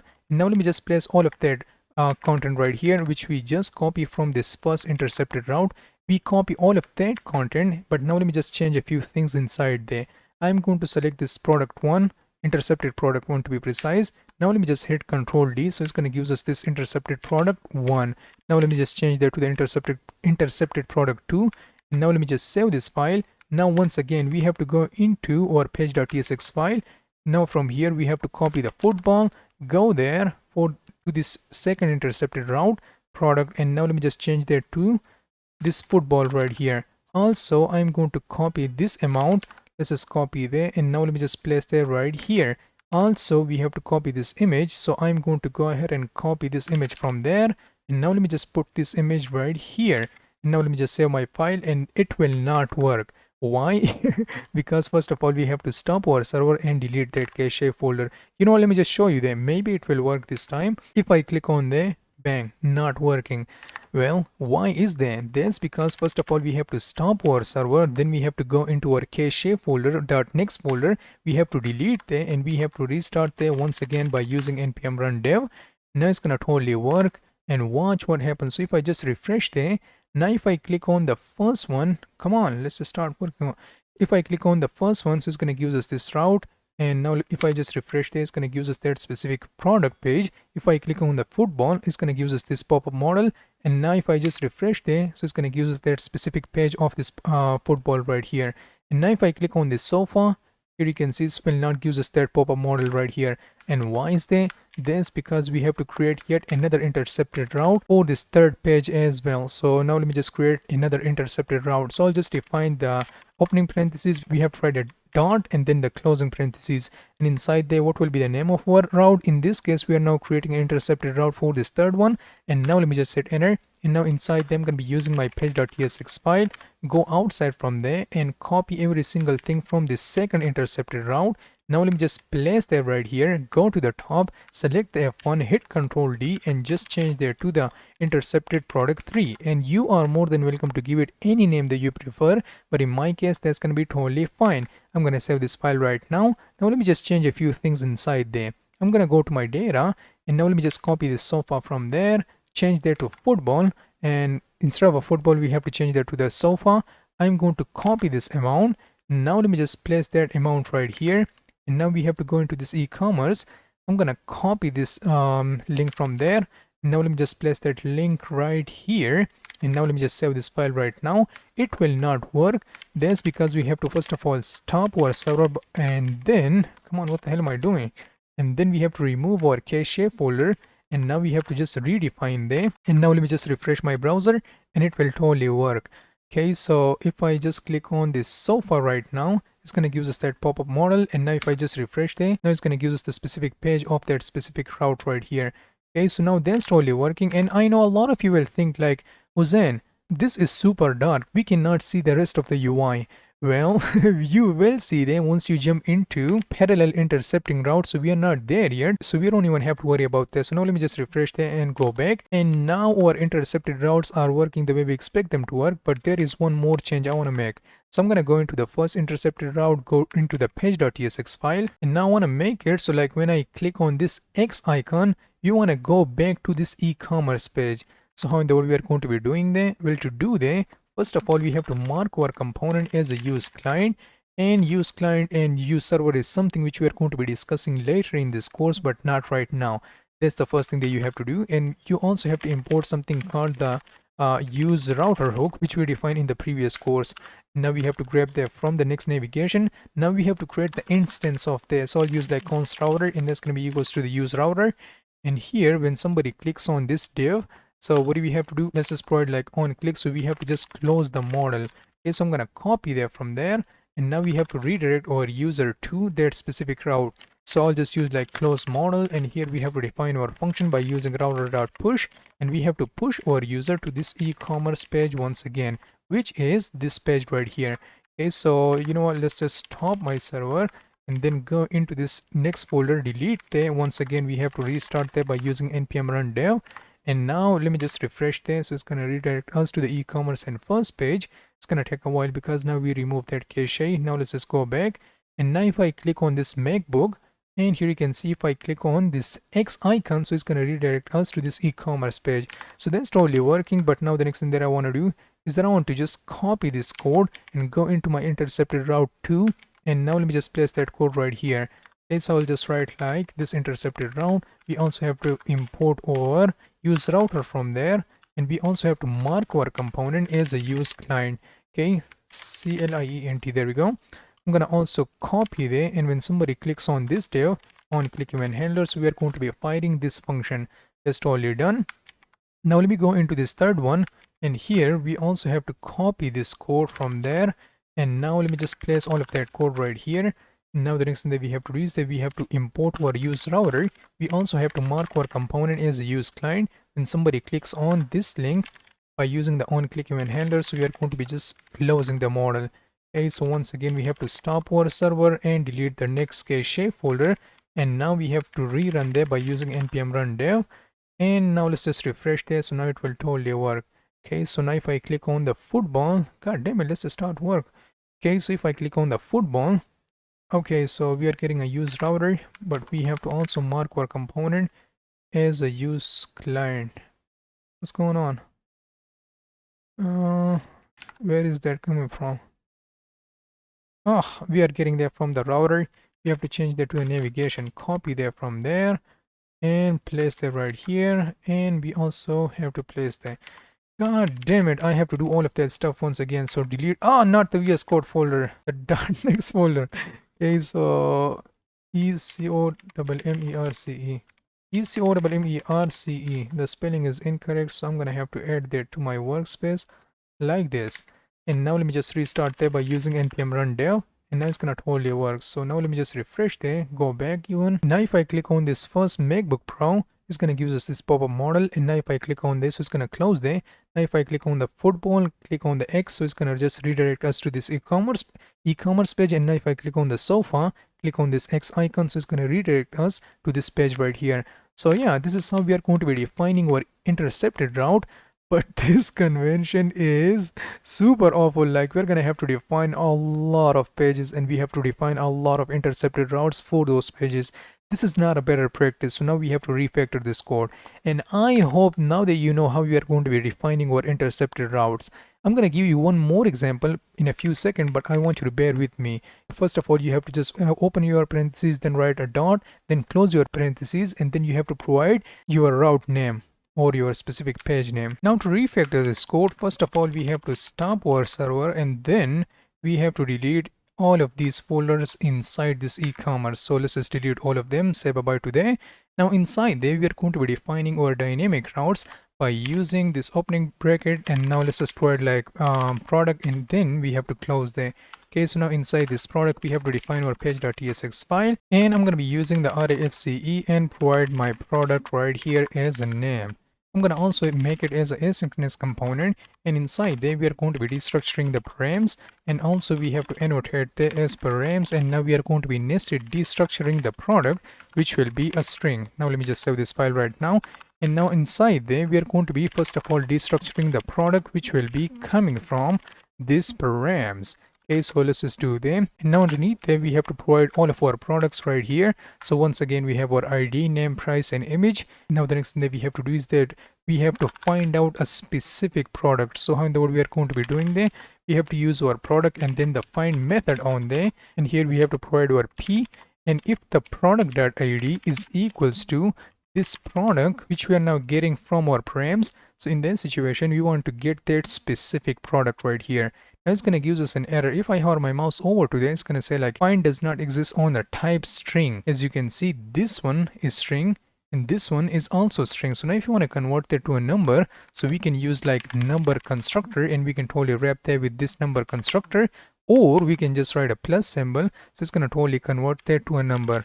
Now the next thing that we have to do is that we have to just store that inside the variable with the name of find product, and you can give it basically any name that you prefer. It should be a products with S. We are now searching for all of these products, not this product right here. So now it's going to give us a specific product. So you know what, let me just show you there. So I'll use like find product, and I'm going to also provide a placeholder for myself like this. And now let me just provide like my or you know what, there's going to be just a product right here. And now let me use my npm run dev. And once I hit enter right now, and now let me just refresh there. And now if I click on this MacBook, and once I do that, it's going to give us this e-commerce and then 1. And as you can see, it's going to give us that ID of 1. And the name will be set to MacBook Pro, and the price will be set to 1000. And here you can see we are now getting our image. We are not getting all of the entire products right here. In this case, we are only getting a specific product based on this specific dynamic ID right here. So now that we are successfully getting our product right here, the next that we have to do is that we have to render that to our UI. So I'll use like margin all around will be set to 4 rem. Now let me just close there, and inside there we are going to be using our h1, and here let's just provide like find product if we have there. In that situation we are only interested in the name. Next up we have to provide our image, and in that image we have to provide like if we have the find product and then image, so then render that specific image right here. Also we have to provide our alternative text for there. So I'll use like the find product if we have there. We are only interested in the name, so it's going to give us the image. Also we have to provide our paragraph, and I'm going to be using like find product if we have there. We are only interested in the price, and we have to just provide our dollar symbol right here. Let's just save this file right now, and this is how it looks like right here, which is looking awful. So now let me just provide a bit of styling to there. So I'm going to provide the class names for this h1. I'll say like text will be set to 3xl, margin for the bottom will be set to 1 rem. And now let me just save this file right now. So this is how my h1 looks like. I'm going to also provide a bit of styling for this image. So I'll use like the width will be set to only 40 rem. Okay, so once I save this file right now, so this is how it looks like. I'm going to also provide, this is remove this $1 symbol from there, and we have to provide a bit of class names for this one. So text will be set to 2xl, margin for the top will be set to 1 rem. Now let me just save this file, and this is how it looks like, but I'm gonna have to provide a label like the price, and that's gonna be totally fine. So that was our first product, but now if I click on the second one, this is how it's gonna look like. If I click on the sofa, so this is how it's gonna look like. So this is how we are going to be defining a dynamic route for our product. So that was the refactor number 1. And the next thing that we have to do is that we have to create our dynamic intercepted routes. So how in the world we are going to be doing that? Our route is now located inside this e-commerce folder right here. So I'm gonna just create a new folder, and I'll just say like opening parentheses and then dot and then closing parentheses. So it will indicate that our route is now located inside this current directory in which we are currently working right now. And the next thing that we have to do is that we have to specify the product name, like the specific route name. So which is the dynamic product right here. And now let me just close that and hit enter. Now inside there we are going to be defining our page.tsx file. We are now only interested in this product, so that's the only reason we are now providing this product right here. And inside there we define our page.tsx file, and I'll just use my arrayfc inside there. Let's just save this file right now. I'll give it the name of like intercepted route or intercepted product. Intercepted product would be fine. You can give it any name that you prefer, and I'm going to also mark the as async. From there we are going to be destructuring the params. Now let's just also annotate the params. So I'll just use like params, and we are going to be nested destructuring the product. So now let's just provide that as a string. Okay, so that's totally done. The next thing that we have to do is that we have to destructure our product from where? From, not from, but from the await and then params. Okay, so let's just save this file right now. I'm going to just place all of that data once again right here, which is this product. So now let me just collapse that right here. And the next thing that we have to do is that we have to find out that specific product. So we are going to be using like products, and then find method. We have to provide our p for the product. And if p.id is triple equals to the plus product right here, so which means like we are now searching for the number product right here, which is this product which we are now importing or destructuring from the param. So in that situation, we are going to be storing the inside the find product variable like this. Now let me just save this file right now, and now let's just take care of this UI. Now let me just remove the, and here inside this div we have to define yet another div, and inside this div we have to provide our h1, and let's just render our find product, and now let's just render our name from there. What's going on? If I hover my mouse over today, the void is not assignable to a type React node. Now we have to provide a dot. Now that's totally better. Underneath it we have to also provide our image, so I'll just use like find product dot image, and for the alternative text we're going to be providing our find product. If we have this, we are going to be providing a name right here. I will also provide a paragraph, and here we have to just provide like price and render our find product. If we have the, in that situation we are going to be only getting the price right here. So for this div we have to provide these classes. For this second div we have to provide these classes. For this h1 we have to provide these classes. For this image we have to provide these classes, and for this paragraph we have to provide these classes. So now let me just save this file right now, and now if I just refresh that, it will not work, because first of all we have to delete our cache, because we are now working with the intercepted routes. We have to use our npm run dev. Now let me just save this file and refresh the. God damn it, I did not mean to go to the third page. We want to go into the e-commerce page. And now if I click on this MacBook, so it's gonna give us that model right here. Now if I just refresh this, so it's gonna give us that specific page, and same will go for this football, and also same will go for this sofa product right here. Now let me just go back. There is one more thing that I want to make. Okay, so I'm going to just cut that from there, and also we are going to be defining another folder inside this src. I'm going to give it the name of like db, and inside there I'll just define my I guess data.ts would be fine. Now I'll just place all of my data right here, and I'm going to also export that so we can use that in other file. Okay, so now let me just close this file right here, and now we have to import all of that products from this db and then data. Now let me just save this file.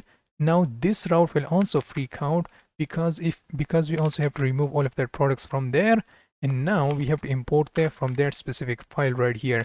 Save this file right now and refresh that. Now if I click on there once again, still everything is working the way we expect them to work. So this is how we are going to be working with the intercepted routes in Next.js, and that was the level 1. If our route is located inside this folder, so we are going to be using this notation.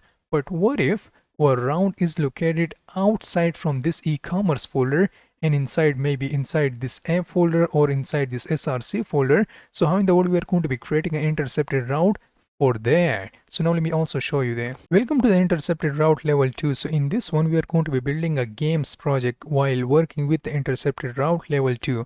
So I'm going to open my terminal, and now we have to just create our npx and then create next app at latest. I'll just L8, oh my god, next app at latest. I'll give the name of like games, and here I'm gonna just choose the default ones like this. Now it's gonna take a bit of time to install all of their dependencies, and I'm gonna see you in a few seconds. So now that's successfully done. So I'm gonna cd or code games. Okay, so now it's gonna open there in my VS Code. So this is how it looks like. So I'll just remove this public folder from there, go to the src, remove this fav icon, go to the globals, cut there and replace there with this other ones. What the hell is going on? So now let me just only provide that one line of code, go to the page.tsx file, remove every single thing from there, and I'm gonna just provide a home right here and close there. The next thing that I want to do is that I want to go into this src folder, and inside there I'm gonna just define my db folder, and inside this db we have our data.ts file. So inside there I only have a games array, and inside this games array I have a few games. Okay, so I have an ID for the game, the name of the game, and also the image of a specific game. So we have a Cyberpunk, The Witcher, RDR, and Elder Rings right here. So that's the data which we are going to be working with inside our project. So now let's start by defining our games route. So I'll just right click on there and define my games route, and inside this games we have to define our page.tsx file right here, and I'll use my rafce and save this file right now. I'll also give it the name of games would be fine. You can basically give it any name that you prefer, but in my case games will be fine. Okay, so that's the first thing that we have to do. The next thing that we have to do is that we have to go into this div, and inside this div we are going to be rendering our sidebar first of all, and also we are going to be providing a div with the class of flex1, and background will be set to gray of 100, padding all around will be set to 5. Inside this div we have to write our h1 with the class of text totally to excel, and also the font will be set to totally bold, margin for the bottom will be set to 4, and we will say like featured games. Let's just save this file right now. Underneath this h1 we have to just write our div, and that's going to be a flex, and gap will be set to totally 4. I'm going to save this file right now, and here we will render our game card. So no, you know what, let's just define our sidebar component, and then we will define our games card right here. So now if I visit to a localhost 3000, but first of all we have to use our npm run dev, and now if I visit to a localhost 3000, and then we have to go into a specific games route. So I'll just use like games, and now it's going to redirect us to the games route, and this is how it looks like right here, which is looking cool. And now we have to go into our src directory, and inside there we have to define our components folder. So I'll use like components, and inside these components we will just only define two components. So the first component will be for the game card.tsx, and I'll just define like rafc and then game card, save this file, close there, and we will also provide our sidebar. Okay, so sidebar.tsx, and I'll use my rafc and then sidebar. You know what, let me just take care of this sidebar, then we are going to be taking care of the rest of the UI. So let's just go into our pages and remove that from there, and now we have to import our sidebar from our component. Now let me just save this file right now, and now let's just take care of this sidebar. Inside this div we have to define our h1 or h2 rather, and I'm going to say like gaming dashboard, and you can specify basically anything that you prefer. And now underneath this div we have to define yet another div, and inside this div we have to define our ul, then our li, and inside this li we have to grab our icon from the fa gamepad. We have to grab that from the react icons, so which means like we have to install the react icons. So I'm going to be using npm I and then react icons, so it's going to install the react icons inside my current directory. Now let me just use my npm run dev, and now we can totally grab the react icon from this fa. Okay, so I'm going to also provide the class name of margin for the right will be set to 2, and that's going to be set to totally games. Save this file right now, and I'm going to select this first portion of li and just duplicate the 1 time, 2 time, and 3 time. So let's just save this file right now. Underneath this ul, let me just go back. Underneath this ul we have to define our section, which will have the class names of margin for the bottom will be set to 7 rem, and now inside this section we have to define our link component. Okay, so let's just define there, and it's gonna say like login.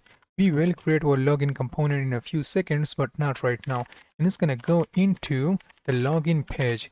Okay, so let's just define our class name. So the text will be set to 2XL, font will be set to totally bold. And this is how my sidebar component looks like. But now if I just refresh there, okay, so now it's working. So now it's going to give us that games and games again and again. So we have to change the, first of all, we have to change this games head to the FA, come on, FA user.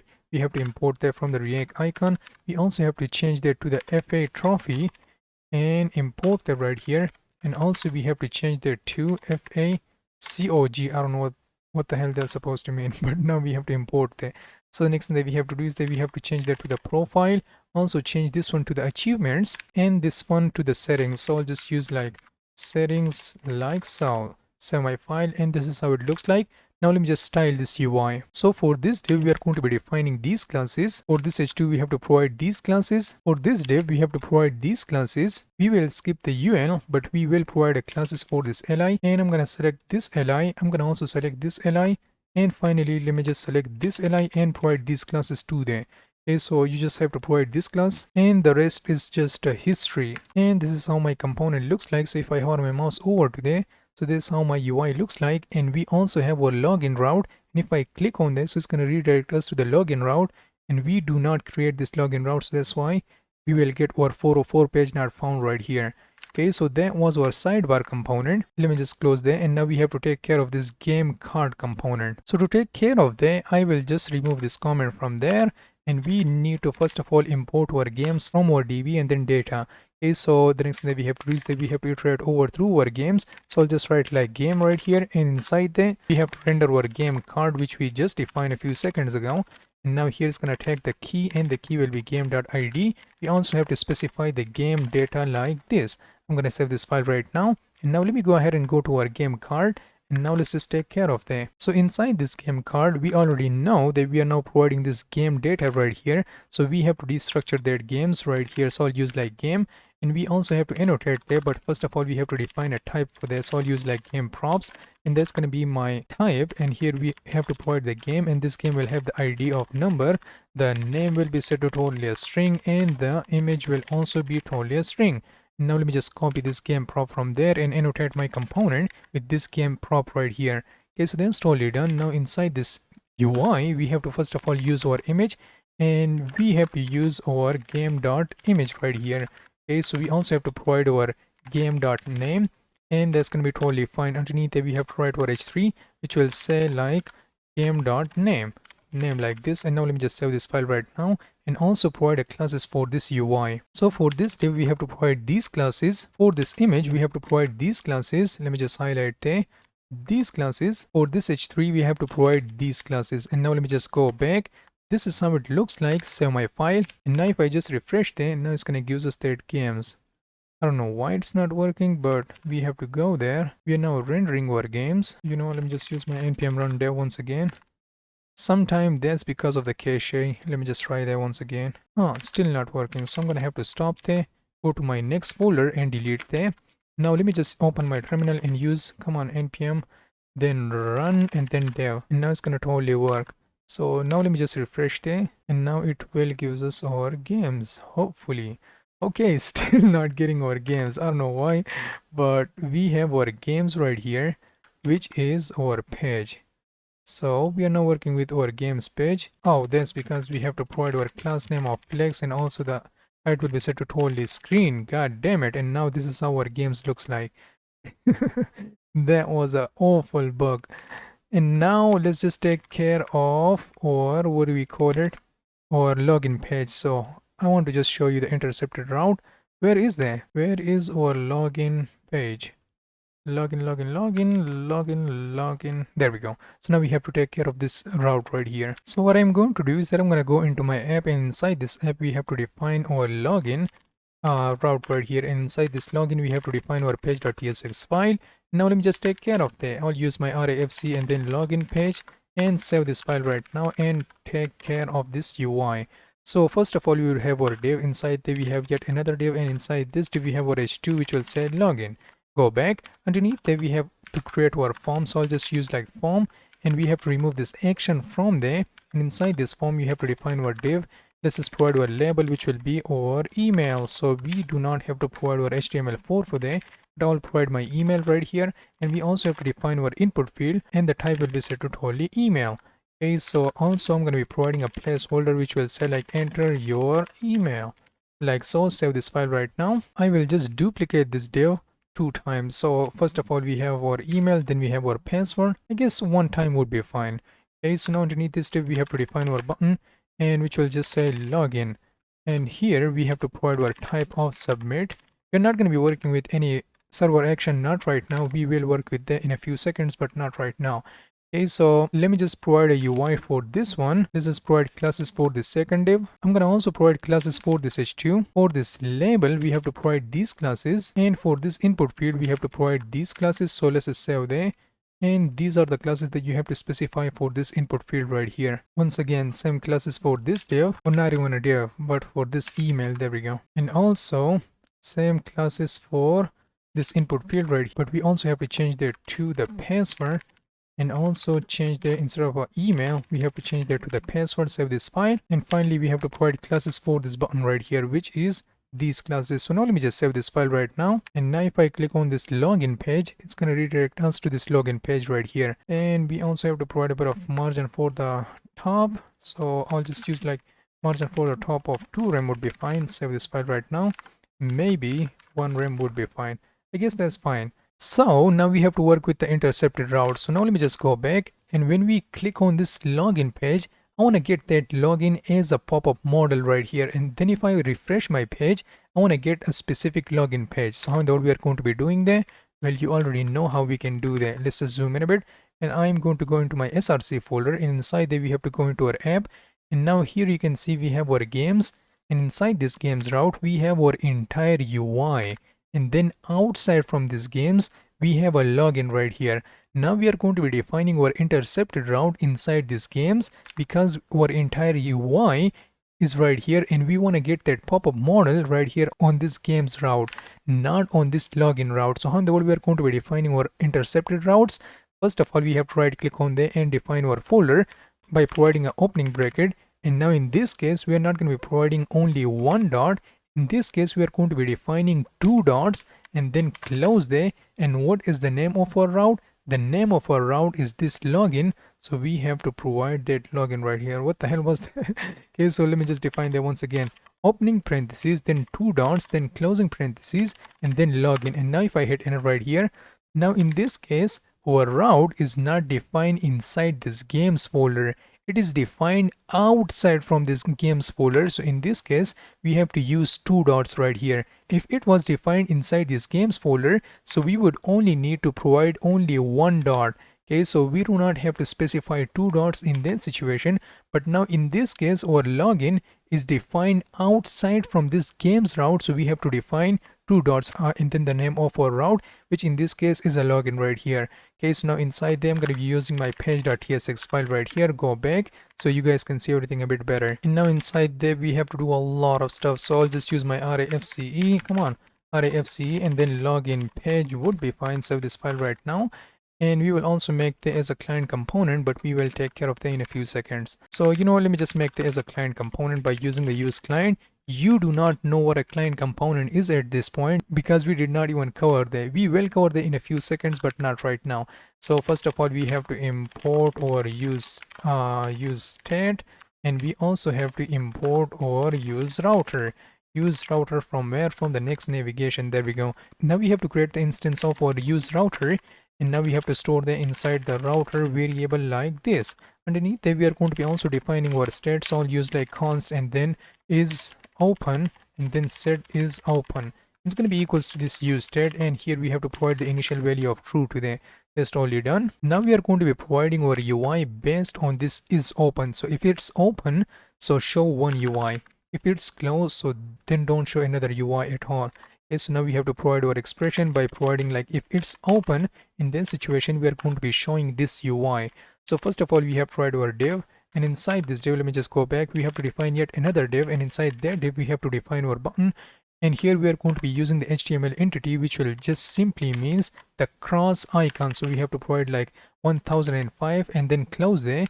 Now it's going to give us that cross icon, and you will see that in a few seconds.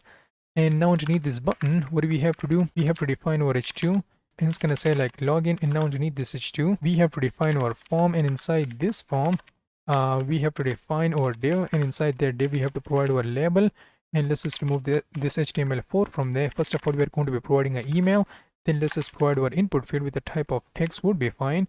And also the placeholder will say like enter your name or email right here. Now let me just duplicate that one time, and let's just change that to the password. There we go. And we also have to change that to the password like this. Also change this one to the email like this. I'm gonna also change that to the password. Let's just save this file right now. And now underneath this div we have to create our button.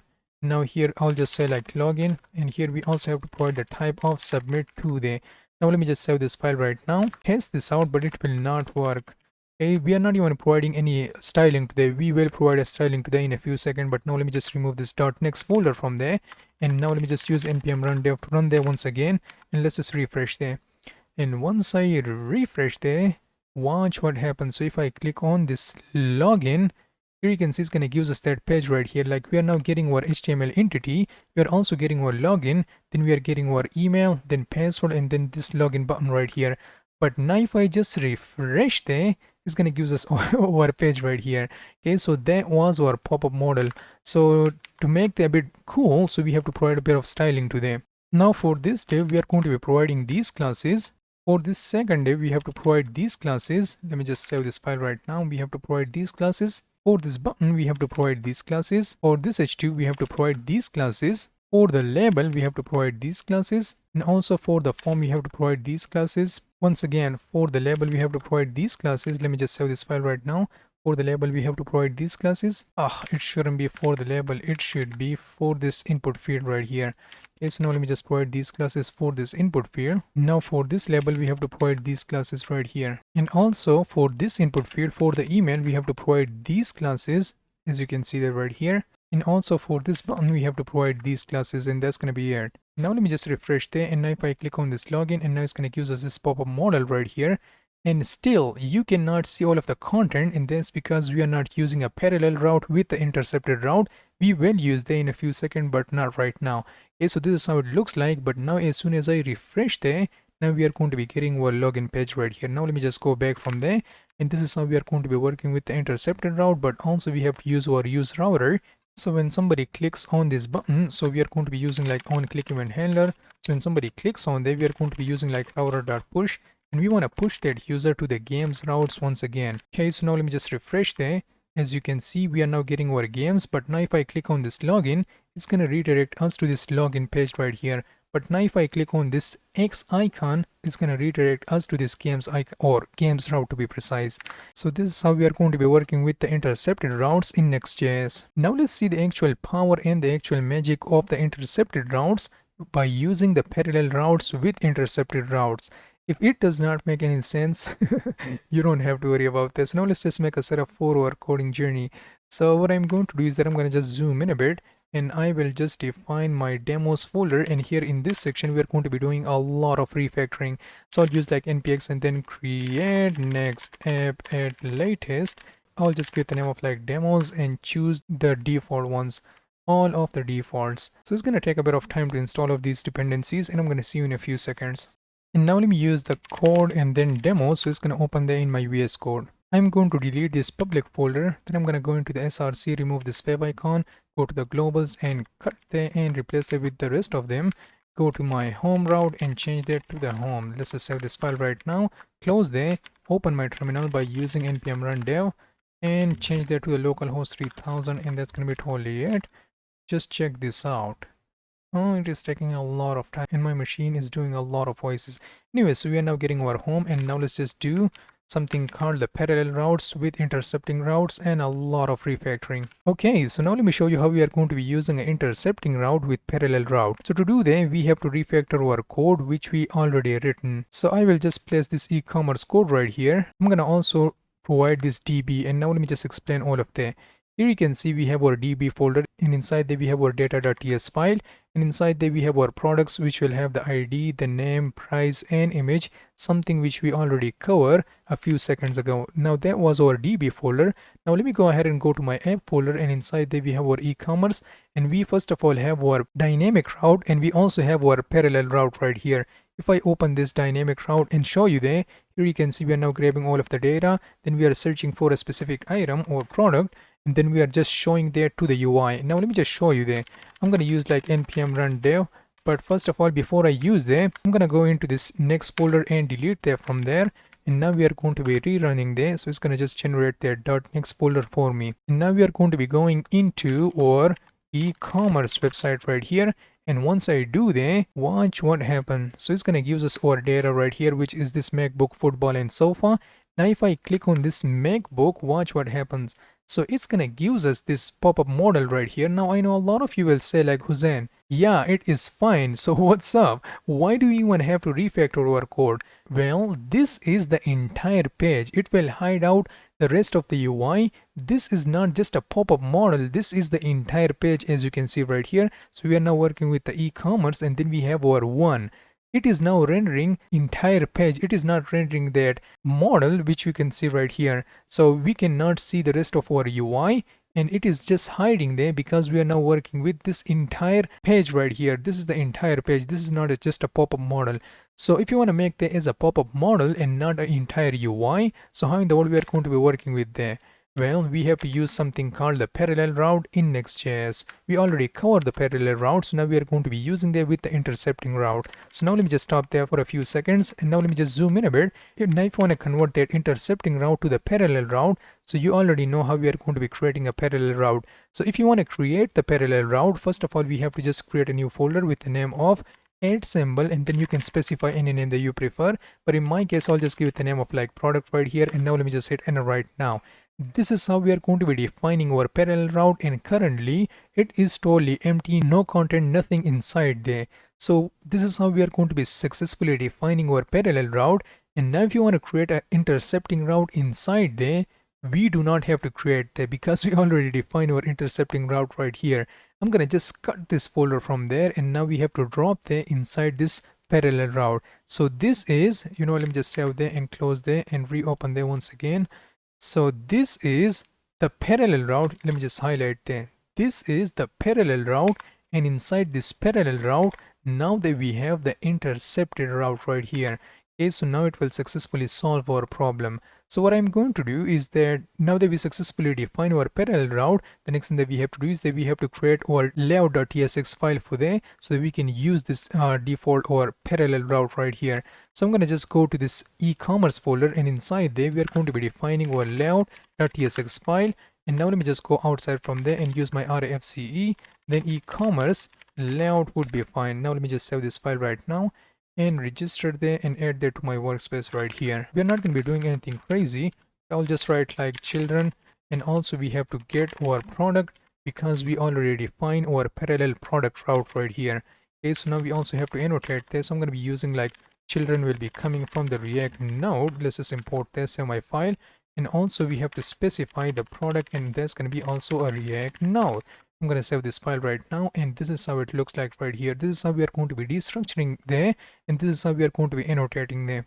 So now inside there, let me just remove all of that stuff, and I'm going to be providing my children, and also we have to provide our product right here. So now let me just save this file right now, and this is how we are going to be creating our parallel route. This is how we are going to be defining our intercepted route inside there, and this is how we are going to be registering there inside our layout. Now we just have to remove this .next folder from there, and now we have to use our npm run dev, and it will solve our problem, and you will see what's gonna happen right now. Let me just go outside from there, go to my e-commerce website, and here you can see we have a lot of data, but what's going on? 404 e-commerce not found. What's up with e-commerce not found? What do you mean by that? We have our page.tsx file. E-commerce not found. How is that possible? Oh, that's because we have to create a default route for this. So I'll use like default.tsx, and I'll use my RAFC and then default. And here we just have to remove every single thing from there and write null right here. Save this file right now, and now it will successfully work. So now I'm going to be using npm run dev. And now if I just refresh this, so here you can see we're now getting our e-commerce website. And now if I click on this MacBook, we are still getting this black color. So let me just go into my page.tsx file right here, remove that from there. And here we don't have to provide this background opacity. I'm going to provide the add symbol and provide my 80 opacity. Save this file right now, and now that's totally working right here. So here you can see we are now also getting our entire UI, and it is now looking like a pop-up model. And now if I just refresh there, it's going to redirect us to this specific page. Now let me just go outside from there and try out the football. Here you can see it's going to give us this pop-up model, and also let's just refresh there. It's going to give us this football page right here, and we can now get all of their data, and this is looking cool. So this is how we are going to be using a parallel route with intercepting route. Let me just review there very quickly. So if you want to use the parallel route with intercepting route, first of all you have to define your parallel route, and inside your parallel route you are going to be defining your intercepting route.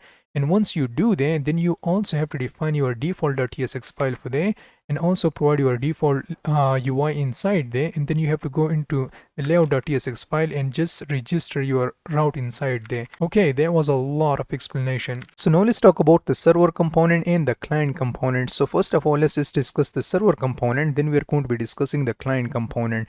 So every component we create inside the Next.js will automatically be a server component. So here you can see I'm now just defining a basic component, and I'm giving it the name of server component because by default every component inside the Next.js is a server component. But now the problem with the server component is that you cannot provide any interactivity for your component. So let's suppose if I just import the useState from the React.js, and if I just instantiate there, I'm not even using there, it's gonna give us this error like you are importing a component that needs the useState hook, and this React hook only works in a client component.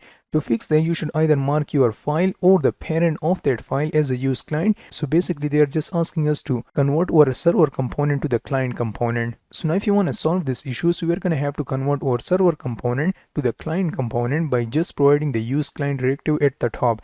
Now you can totally provide your interactivity, and also you can use your event handlers, you can use the hooks, you can do every single thing inside there, because whenever you specify the use client directive, you open the world of React.js, not the Next.js, but the React.js. So this is how we are going to be converting our component from the server component to the client component. Now let's quickly talk about where to use which. So let's start from the first one, which is the server component. So server components are great for the data fetching, backend logic, private and confidential information, complex rendering logic, and also SEO friendly dynamic content.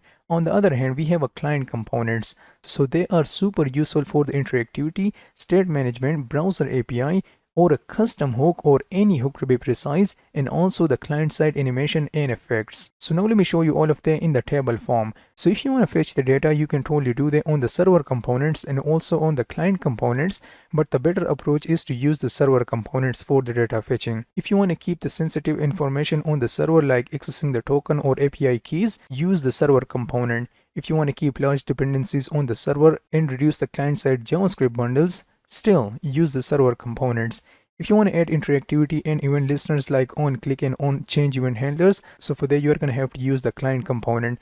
If you want to use state or a lifecycle effects such as use state, use reducer, or use effect, so for that you're going to need to use the client side component. If you want to work with the browser only APIs, use the client component. If you want to use a custom hooks that depends on the state, effects, or a browser only APIs, you should use the client components. Welcome to a new section. So in this section, we're going to be covering the server component, client component, server only package, client only package, and parent affecting the children. So that's going to be a lot of fun. So now let's just make a setup for our coding journey. I'm going to open my terminal. Now let me just zoom in a bit so you guys can see everything a bit better. Okay, so now I will just use npx and then create next app at latest. LATEST, there we go. I'll just give it the name of like server and client would be fine, and yeah, just choose the rest of the default right here. So it's gonna take a bit of time to install all of these packages, and I'm gonna see you in a few seconds.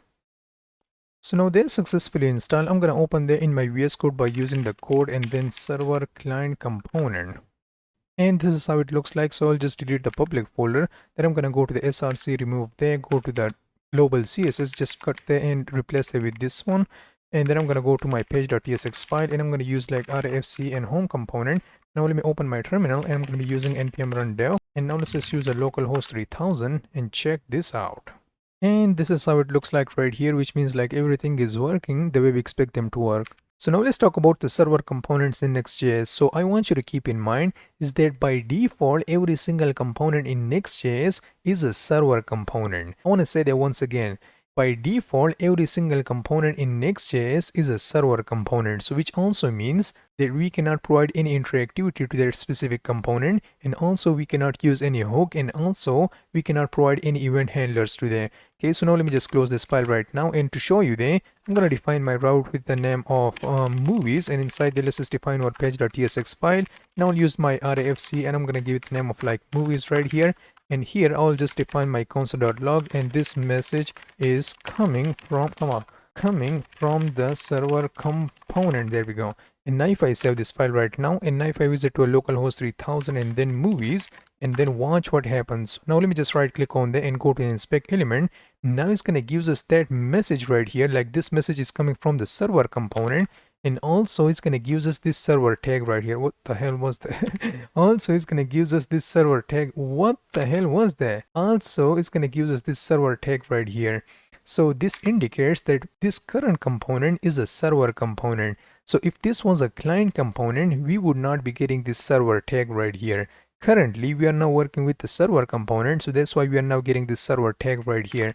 Okay, so yeah, this is how we are going to be working with the server component. Now let me also open my terminal, and as you can see, we are also getting that message right here inside this terminal. Okay, so this is how I want you to keep that in mind, is that by default in Next.js, every component we create will be a server component.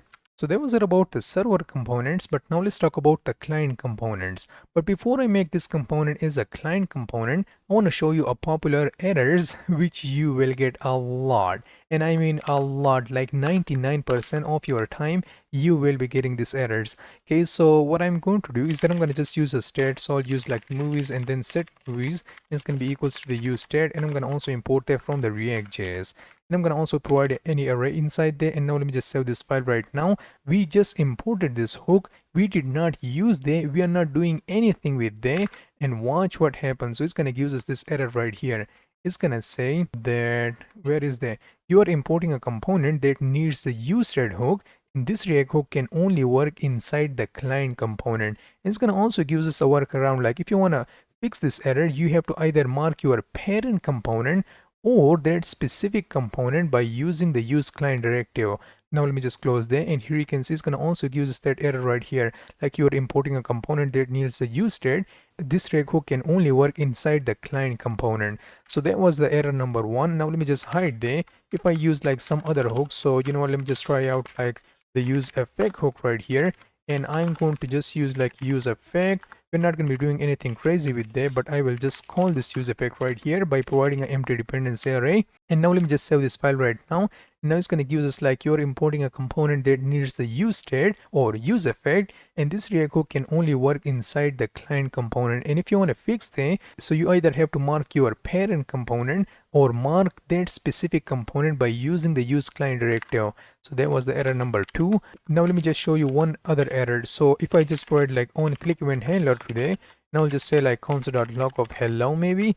And now once I save my file, so it's going to give us like, if you need interactivity, consider converting a part of that component to the client component. Like you cannot provide any clicks or something like that. You cannot provide any interactivity because you are currently working with the server component, not a client component. So to fix all of that issues, we have to convert our component to, you guessed it, to the client component. So if you want to convert our component to the client component, we just have to provide this use and then client. And this is a special directive in Next.js. If you want to make your component as a client component, so you have to specify this use client, and that's it. So by default in Next.js, every single component is a server component. And if you want to make that as a client component, like in some situation you would want to use some hook or some interactivity, so then you would have to mark your component as a use client. Okay, so if you do that and watch what happens, so it's going to just remove all of that errors. Now if I try to use any state or something like this, so now let me just use like const movies and then set movies, it's going to be equals to the use state, and here we just have to specify this empty array inside there. And now let me just go back, save this file right now.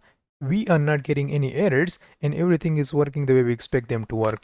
Also, I want to just comment this line out, and I'm gonna just say like this message is, come on, message is coming from the client component in this case. Okay, so once I save this file right now, and now let me just right click on there and open my inspect element, go to my console, and now let me just refresh there, and here you can see now in this case it will give us our message, but it will not give us that server directive right here. Okay, so yeah, this is how our client component works. And also let me just comment this line out. If I try to use some other hook like use effect, we can totally use there inside the client components, because we are now currently working with just a pure React.js, you can say. So that's why every component or every hook will totally work, and still it will not give us any errors, and everything is working the way we expect them to work. Now let me just also comment this line out, and here we have to specify the on-click event handler, like when somebody try to click on there. So we are going to be calling this function like which will say hello. And once I save this file right now and just refresh there, still everything is working the way we expect them to work, because we are now using our use client directive. But now if I just comment this use client and save my file right now, bang, we will be getting a lot of errors. Okay, so this is how we are going to be working with the client component and server components in Next.js. In some situation, we would want to use a certain code on a server component, and we want that specific code to do not run on the client component. So how in the world we are going to be doing there? This is how we can do there. First of all, we have our app directory, and inside there we have our utils folder. Then we have a server utils.ts file. In there we have a server-side logic function which is not doing anything, but inside there we have some amazing server-side logic right here, and we only want to use that specific code on the server component and not on the client component. So I also have a server components and also the client component. So now let me go into the utils folder and then the server utils.ts file. First of all, let me open my integrated terminal, and I'm going to install a package called the server only. So I'll use like npm I and then server only. So it's going to install that package. Now we only have to import that specific package inside our code, and now this component can be only accessible inside the server component and not inside the client component. So to show you there, I'm going to go into my app directory and then the server component and then page.tsx file inside there. First of all, I will just import my server side logic function, and now let me just execute this function right here. So this function will totally work on the server component, because as you know that every component in Next.js is a server component and not the client component. So this code will totally work on the server component. But if I use that same logic inside my client component, it will not work. Even it's going to give us an error. It's going to say like you are importing a component that only works in a server component, but one of its parents is using a use client directive, which means like this code can be only accessible inside the server component and not inside the client component. So those are about the server only. Now let's talk about the client only. So once again, I have an app directory, and inside there I have a utils folder, and inside there I have a client utils.ts file. In there I only have a simple function which I only want to use on the client side, not on the server side. So still I have a server component and also my client component. Now let me go ahead and go to my utils and then client utils.ts file. First of all, we have to open our integrated terminal, and I'm going to be using npm I and then client only package. So it's going to install there in my machine. The next thing that we have to do is that we have to import the client only package inside this file. Now the content of this file can be only accessible inside the client component and not on the server component. So now let me just show you there. Now let me go ahead and go to my app and then client component and then page.tsx file. Now let me import that function which is a client side logic function. Now let me use that inside my client side component, so it will totally work. But if I go to the app and then server component and then page.tsx file, and now let me just import that client side logic function and use that inside my server component, even though it's going to give us an error like you're importing a component that imports a client only, it only works in a client component, but none of its parents is marked with the use client directive. So which means like that code can be only accessible inside the client component and not on the server component. Now let's talk about the server only and client only packages inside the Next.js. So what do I mean by that? Now let me just show you there. Let me just stop my server right here, and I'm gonna go into the cache, delete there. Then I'm gonna go into the movies and also totally delete there. Now I will go into my src, and inside there I will just define my utils folder, and here inside this utils folder we are going to be defining our utilities. Okay, so I'll just use like index.ts right here. You can basically provide any kind of file that you prefer, but in my case that's going to be fine. So now inside this index.ts file, here we have to write our code which only supposed to run inside the server component, not inside the client component. So now let me just write a comment for myself like this code supposed to run inside the server component and not inside the client component. Okay, so basically it can be any code right here. So you can specify any kind of code right here inside this file, and that code supposed to only run inside the server components and not inside the client components. So how in the world we are going to be doing there? You know what, let me just define the most simple functions ever. So I'll just use like const add, and it's gonna just take a as a number and also b as a number, and we will also annotate there by using a numbers. Now I'll just use like a plus b, and also let me just provide yet another function like const subtract like this, and a will be a number and also b will also be a number. Okay, so I'll just use like a minus b in this case, and here we also have to provide our export statement right here because we have to use the inside other file. So now this is the kind of code I only want to run inside the server component, not inside the client component. So how in the world we are going to be making there? You know what, let me just show you there without installing that package, and then we will install our package. So now let me just close this file right now.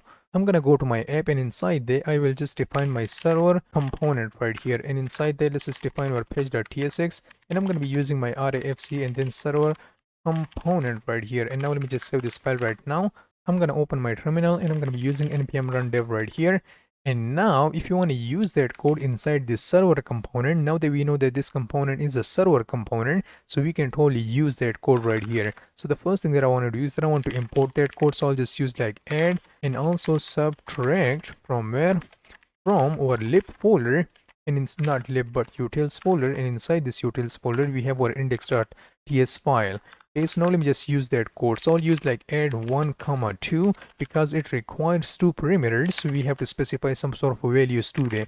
So I'll just store that inside the result, and now let me just log that result to the console. So now let's just specify this result right here, and I'm gonna also provide a server component right here. And now let me just right click on that. Now we shouldn't have to go to the movies. I'm gonna go into the server component. So now let's just specify the server component, and now let me just hit enter right here. So now we are currently inside the server component. Now let me just right click on there and go to my inspect element and go to my console, and now let me just refresh this. So now it's going to give us that server. Let me just highlight this. So now it's going to give us that server, and also it's going to give us the value or the result of this code right here. So we are now providing a 1 and also 2, and we are adding this, so it's going to give us the result of 3. So that's how we are now getting our result right here. Now let me also try out the second one. So I'll just use like const result 2. That's going to be equals to subtract and then 1 comma 2. Okay, so now let me just duplicate this line of code and provide my subtract, and now let me just save my file and refresh there. So now it's going to give us -1, which means like this code is totally working inside the server component right here. But also I mentioned like this code only supposed to work inside the server component but not inside the client component. But now let me just try out there inside the client component. So I'm going to define another route with the name of client component, and inside there let's just define our page.tsx file right here, and I'll just use my rafc and then client component.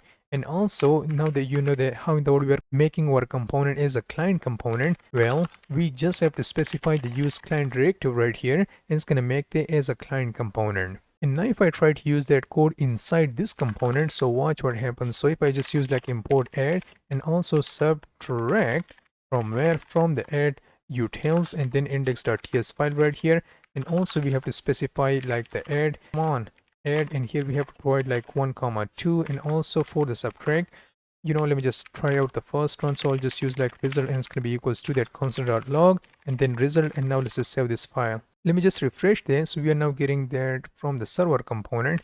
Now let me just save my file and go to the client component in this case. So I'll just use like client component, and here you can see it's going to give us that 3 right here as a value. Why? Because once we add 1 and then 2, it's going to give us the result of 2 right here. So which means like this code is also working inside the client component. I do not want that. I only want this code to work inside the server component and not the client component. So you know, let me just also write like const result 2 and then subtract, and here we have to specify like 1 comma 2, And now let me just duplicate that and change that to a result2. Save this file right now and refresh that. Here you can see this code is also working inside the client component, and also it is working inside the server component. And I don't want that. I only want this code to work inside the server component and not inside the client component. So how in the world we are going to be making that to work only inside the server component but not inside the client component? So that's totally simple and easy. We just have to install a package from Next.Js which is called the server only package. So now let me just stop there, and I'm going to be using npm I, and then we have to just specify server. You know what, let me just delete that from here, and I'm going to reopen them. Now we have to provide like npm I and then server only right here. You just have to specify there and install the server only package inside your packages. And now let me just hit enter right here, so it's going to install there in a few seconds. So now they're successfully installed. The next thing that we have to do is that here we have to import the server only. So we just have to write like server and then only. So it's going to totally import that right here. And once I save my file, and now let me just open my terminal, and I'm going to be using npm run dev. And now watch what happens. So let's just run there. First of all, I'm going to go into my server component right here. And once I go to the server component, as you can see, we are now getting this result totally perfectly, and it is working totally fine. But now if I go into the client component and hit enter right here, so now it's going to give us an error. And now let me just show you that error. You are importing a component that needs the server only, that only works inside the server component, so which is not supported inside pages directory. So we are not currently working with the pages directory, we are working with the app router.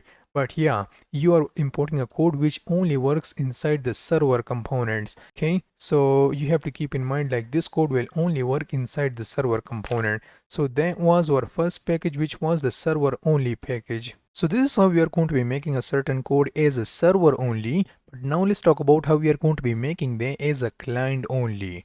Okay, so like this code supposed to run inside the client only in this case. So client components and not the server component. Okay, so how in the world we are going to be doing that? Well, we have another package for them which is called npm I and then client only. Okay, so you just have to install that and hit enter. So it's going to install that inside my project, and then we have to use npm run dev. And now let me just show you that instead of providing a server only, we have to provide the client only right here.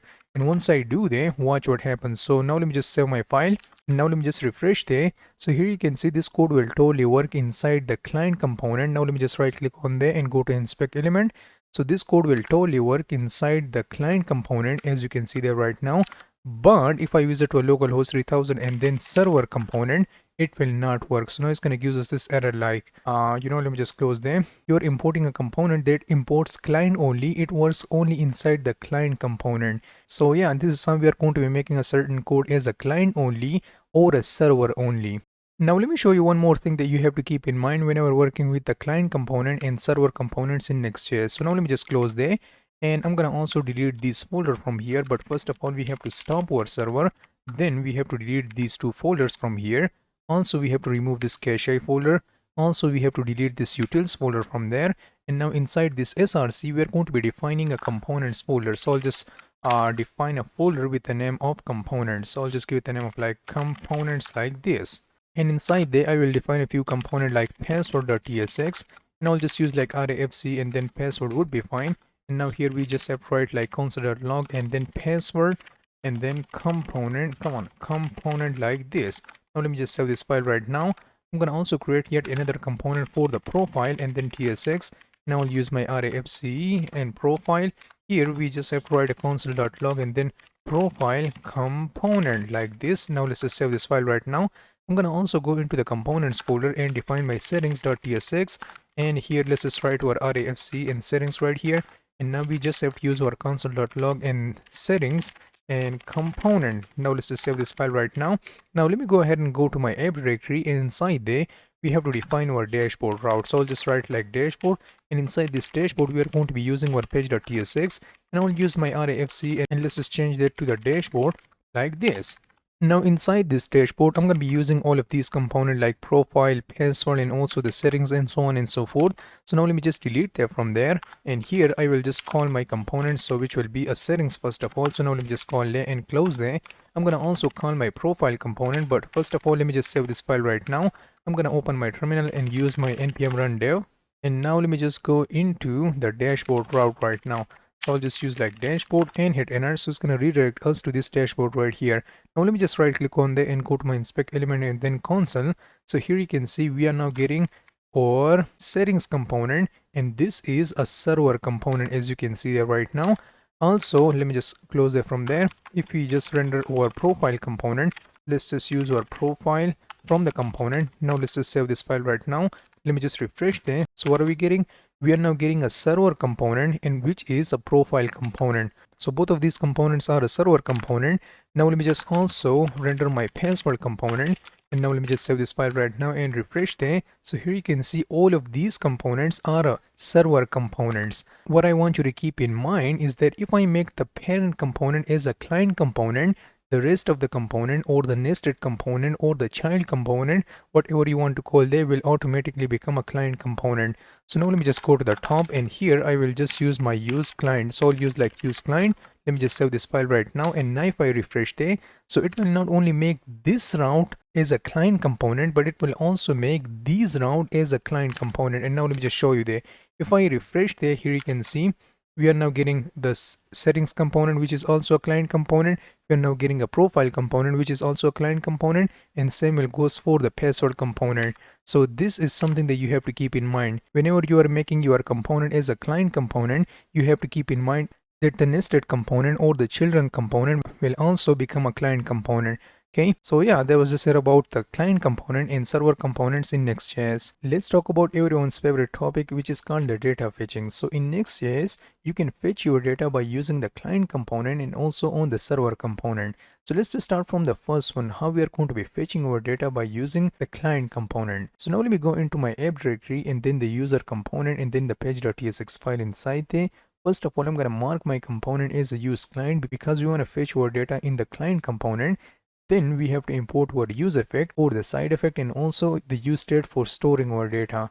Next up, we have to define a type for our data where we are going to be providing the ID, name, username, email, and phone. Now let me define my client component, and inside there we are going to be defining first of all the state for users in which we are going to be storing our data about the user.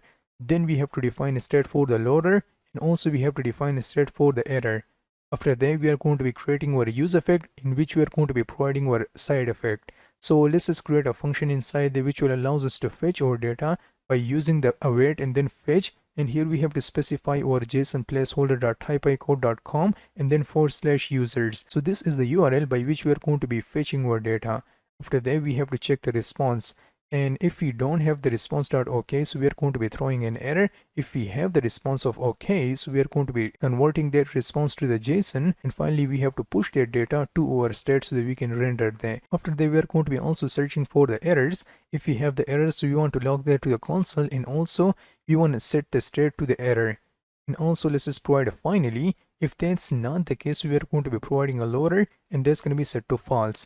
And then we have to call our function, so this kind of allows us to fetch our data. So now that's totally done. The next thing that we have to do is that we have to take care of the loader. So while we are fetching our data, we want to show some loader. So if our data is taking a lot of time, so we are going to be showing like loading ... If there is an error, so we want to show that error to the UI.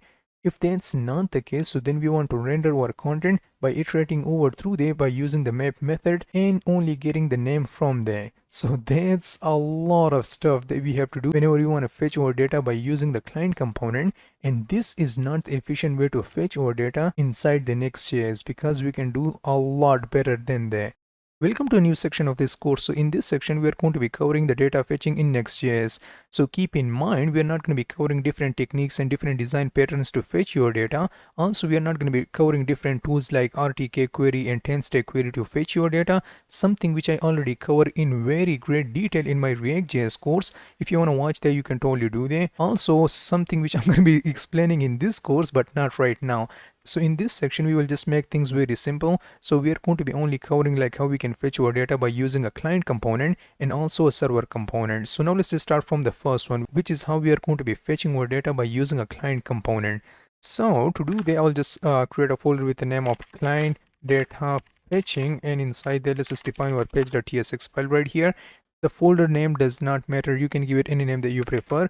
And now inside there I'll just use my RAFC and I'll just give it the name of like to do component, because we are going to be only fetching the data from the to do, and which is a JSON placeholder. So now let me just explain how we are going to be fetching our data by using a client component. So first of all, we have to mark our component as a use client, and once we do that, we are now inside the React.js world, which means like we can totally use the use state, we can also use effect, and if you are coming from the React 19 version, you can totally use the use hook from the React.js.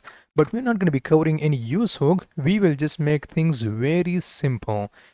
Okay, so if you are coming from React.js, I will already assume that you already know how you can fetch your data by using the use state and also the use effect. So if you already know that stuff, you can totally skip this client-side data fetching, but I will highly recommend you to stick around for a few seconds. So the first thing that I want to do is that I want to use like import and then use state. Also, we have to use the use effect from the React.js, and the next thing that we have to do is that we have to just make a state where we are going to be storing our data. So I'll just use like to do and then set to do. It's going to be equals to the use state, and now let me just put my null value inside there. I'm going to also annotate there as a null, and here we also have to make our type for our to do. So I'll just write like interface with the name of to do, and inside there we are going to be getting the user ID, which will be a number. Also the ID will be a number, and title will be totally a string, and completed flag will also be totally a boolean. Okay, so now let me just copy this to do from there. I'm gonna also annotate my component with either use to do or use null, like nothing at all.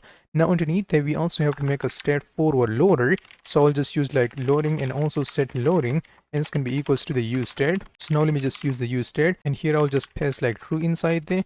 I'm gonna also annotate there as boolean, and now let me just close there like this. Okay, so the next thing that we have to do is that we have to take care of the errors. I'll use like errors, come on, errors, or error would be fine, and then set error, ERROR, there we go. And now I'm going to be using like the use state, and here we have to specify the null value as the initial value inside there. I'll use either string or null value, and now let me just close there like this. Once again, if you are coming from React.js, you should already know all of these stuff. You should not know how we are going to be fetching our data by using a server component, but at least you have to know how we are going to be fetching our data by using a client component. Okay, so I'll use like the use effect, and also I'm going to provide my dependency array, which will be an empty dependency array. So inside there I'm going to use my async function. So let's just use async, and here inside this async function we are going to be first of all using the set error, and we have to set there to totally now. And now underneath there we have to use our await. So I'll use like await and then fetch, and we are going to be fetching our data by using this https and then json placeholder type icode.com/todos, and we are going to be only fetching the one to do inside there. Now let me just save this file right now, and now let me just store there inside the response variable. So I'll use like response, and it's going to be equals to this await and then fetch value inside there. I'm going to also store this entire function inside the variable with the name of fetch data. It's going to be equals to this async function. Now underneath there we have to also check like if we do not have the response.ok, response.ok. response.ok. So in this situation, what do we have to do? We have to throw new error, throw, and then new error, which will say like failed to fetch the data. And now let me just save this file right now. The next thing that we have to do is that we have to make our data and get the JSON response out of there. So I'll use like const data. It's going to be equals to await and then response.json. And now let me just execute there. And finally, we have to just set our to do and pass our data inside there. Now let me just save this file right now. One thing I also want to mention that we also have to wrap this entire thing inside the try and catch block. So I'll use like try and then catch, and for the try we are going to be passing this code, and for the catch we are going to be passing some kind of an error. And if we have the error, so in this situation we have to use like if error is the instance of the error. Okay, so in this situation we are going to be using like set error and pass our error.message inside there. So now that's totally done. Now underneath that we have to pass our finally, there we go. And here inside there we are going to be using a set loading and set that to false. Now let me just save this file right now, and I'm going to collapse there. But first of all, we have to even call this function right here. So I'll use like fetch data and call this function right now. And now let me just collapse there right here. So it's going to allow us to fetch our data. Now we are going to be taking care of the loader and also our error. Okay, so if we have the loading, so in this situation we are going to be using like return div and then loading ... And if we have the error, so let's just try out the error. So in this situation, we are going to be only returning a div and say like error. And here we have to pass our actual error inside there. So now that we take care of the loading and also the error, the next thing that we have to do is that we have to render our to-dos. Okay, so to do that, I will just cut all of that stuff from here, and we are going to be also providing yet another if. And if we have the to-do, in that situation, we are going to be returning this UI. But if we do not have that to do, so we are going to be only returning null from there. Okay, so now inside there we have to provide our div, and inside this div let's just provide our h1, which will say like to do maybe, and I'm gonna also provide a paragraph and say strong, and here let's just first of all render our id, and which will just render, come on, id, which will just render our todos.id. Let me just try this out. Let's just save this file right now. I'm gonna go into my, what was the client side or client data fetching, so client data fetching, and now let me just hit enter. So now it's going to give us the loader, and then it's going to give us the ID right here. The next thing that we have to do is that we have to duplicate that a few times. I'm going to also change that to the title and change this data to the title, and also change this to do to the completed. So if we have the to do completed, so in this situation we are going to be rendering like yes, but if the to do is not completed, so we can just return like no. I'm going to also change that to completed like this and save this file right now. Now it's going to give us the no right here. So this is how we are going to be fetching our data by using the client component, but now we have to learn about how we are going to be fetching our data by using the server component, and which is the efficient and the recommended way to fetch our data inside the Next.js. Now let's talk about how we are going to be fetching our data by using the server components. First of all, we have to create a type for our data.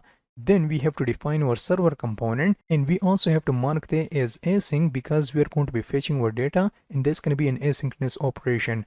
After that, we have to just use the await and then fetch, and we have to specify our URL, and based on that specific URL, we are going to be fetching our data. Then we have to convert that data to the JSON response, and that's it. This is how we are going to be fetching our data by using the server component, and this is how we are going to be rendering them to the UI. Now this is a super efficient way to fetch our data in Next.js because this is a server component, and all of our logic will go on the server side, not on the client side.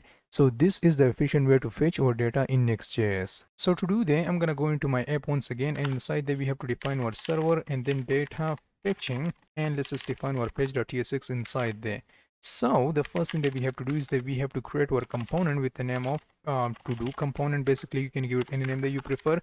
Now in this case, we are now working with the server component, so we do not have to specify what we call it the use client right here. So it's gonna make it as a client component, and we do not want that. Okay, so if you want to fetch your data by using the server component, so first of all we have to mark our component as a async component, and now inside there we can now totally use our fetch and also our await. So how in the world we are going to be doing them? Well, we just have to write our await because we are now using a async, so we can now use our await inside there. Now we have to use our fetch method, and inside there let's just get the data or that URL from there. Okay, so I'm gonna just copy this URL from there, and now let me just paste it right here. And now we have to store them inside the variable, so I'll just give it the name of like const response, and it's going to be equals to this response right here. Now underneath there we have to convert our data to use the JSON response, so I'll use like await and then response.json, and now let me just execute that like this. I'm going to also store them inside the data variable like this. Finally, let me just log that data to the console. So once I save my file, this is how we are going to be fetching our data by using the server component, and this is how we are going to be fetching our data by using the client component in Next.js. Okay, so there's a lot of code, and this is not the recommended way and also not the efficient way to fetch our data in Next.js. You can totally do that, like nothing is stopping you from doing that. You can totally do that, but you don't have to do that. So now let me just close that. I'm going to stop my server and use my npm run dev once again. And now I'm going to be going into the server data fetching, and now let me just hit enter right now. And now it's going to give us all of that data. If I go ahead and go to my console, and now let me just refresh there. Now it's going to give us that user ID, also the completed flag, the ID, the title, and so on and so forth. So which means like we can now totally render there inside our UI. So how in the world we are going to be rendering there? Well, we just have to go to our UI and totally render there like this. Okay, so we have to use our data dot title right here, and also we have to use our paragraph, and then just use like data dot completed tag, so completed. So if that is the case, we have to use word completed. But if that's not the case, I'll just write like not completed. And now let me just save this file right now. And now here you can see we are now getting our title and also not completed right here. You can totally specify the labels if you prefer there, but in my case, we don't have to. I'm gonna comment this line out. I know a lot of you will ask me like, HuXn, what about these error? Come on, this loading, and also what about the error? Well, you already know how you can totally do that in Next.Js. If you completed the first part of this course, you totally know how we are going to be providing a loader and also the error state. So now let me just close there, and now let me just show you there. So if you want to take care of the loader, so we have to provide our loading.tsx right here. And I'm going to be using my RAFC, and let me just give it the name of like loading. And here we just have to specify the ... right here. Now let me just refresh there. And here you can see it's going to give us that loader right here for a few seconds. If I just right click on there and go to the network, and then throttling, and let me just make this slow. Okay, so now if I just refresh there, oh, it is already giving us that data. So you get the idea. Now it's gonna just take care of that loader by using that loading.tsx file. And if we have some sort of an error, so we can totally use our error.tsx file. So error.tsx, and I'm going to be using my RAFC, and then let's just give it the name of like error boundary or something like that. I'm going to also use my use client because this is the error boundary, and we also have to mark that as a use client. Okay, so that's totally done. I'm going to just provide like, oh no, not 404, but some random error or something like that. And now let me just refresh there. It's not going to give us that error, but we have to make our error somewhere.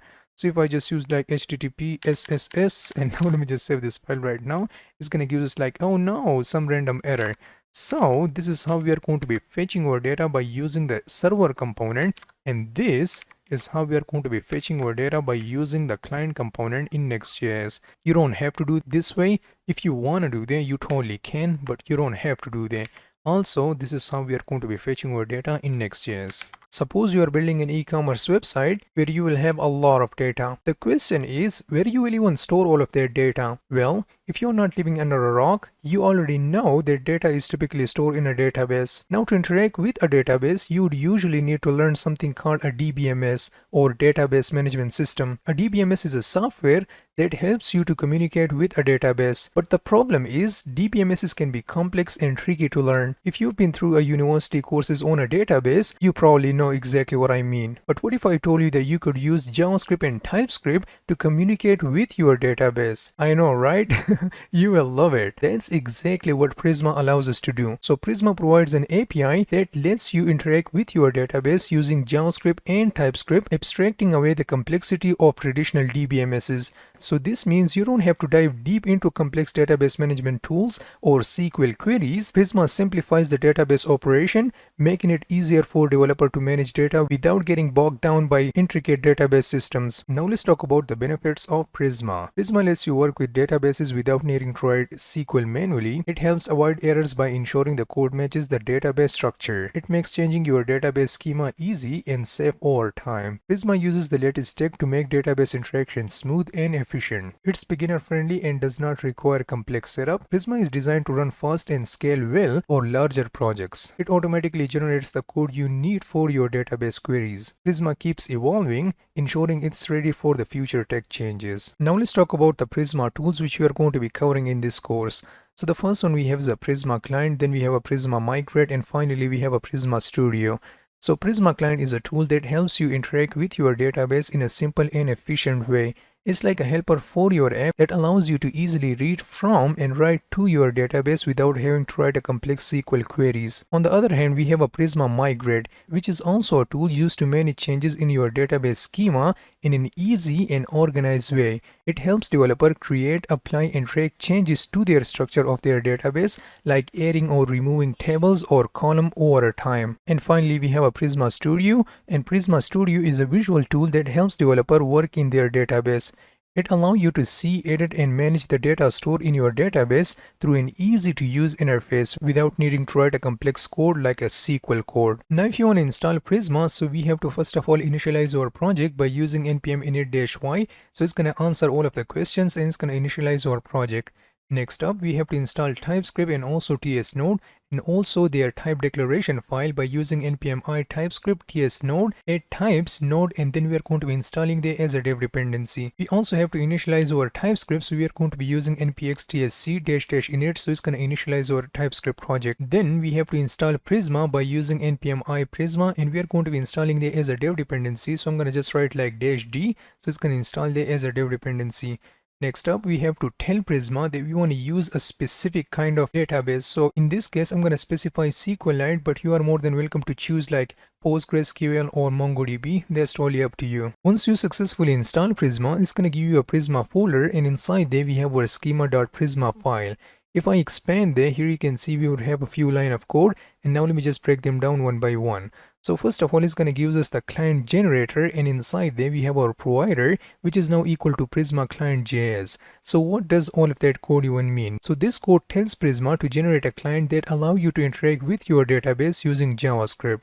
Next up, we have our data source and then DB, and inside there we have our provider, and which is now equal to SQLite. And also we have our URL, which is now equal to environment variable and then database URL.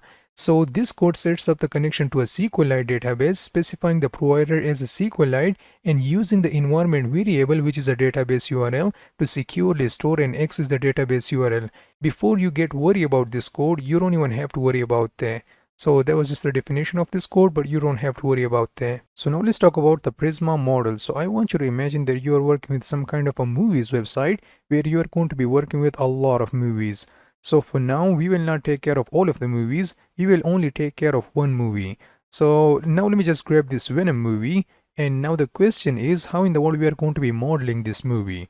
So to model this movie, we already know that this movie will have some kind of a title, so which will be a string. We also know that this movie will also have some kind of a description, which will tell the users that what this movie is all about, so which will be also a string. This movie will also have some kind of a genre, like whether this movie is action movie, comedy movie, or suspense movie, or something like that, so which will be also a string. We will also store the releasing date of this movie, like when this movie was released, and we are going to be also providing the ratings, like how many rating this movie got, so which will be a floating point number, because we are going to be adding like 4.3, 3.4 or something like that. Other than that, we can also specify a different ID for our movie, like we can have a lot of movies inside our database, so we can specify a unique identifier for a movie. So in this case, we are going to be adding an ID, which will be an integer, and now we are going to be adding a default value, like whenever somebody add a new movie to the database, so we want to increment the ID by 1. So like let's suppose if you want to add some other movie,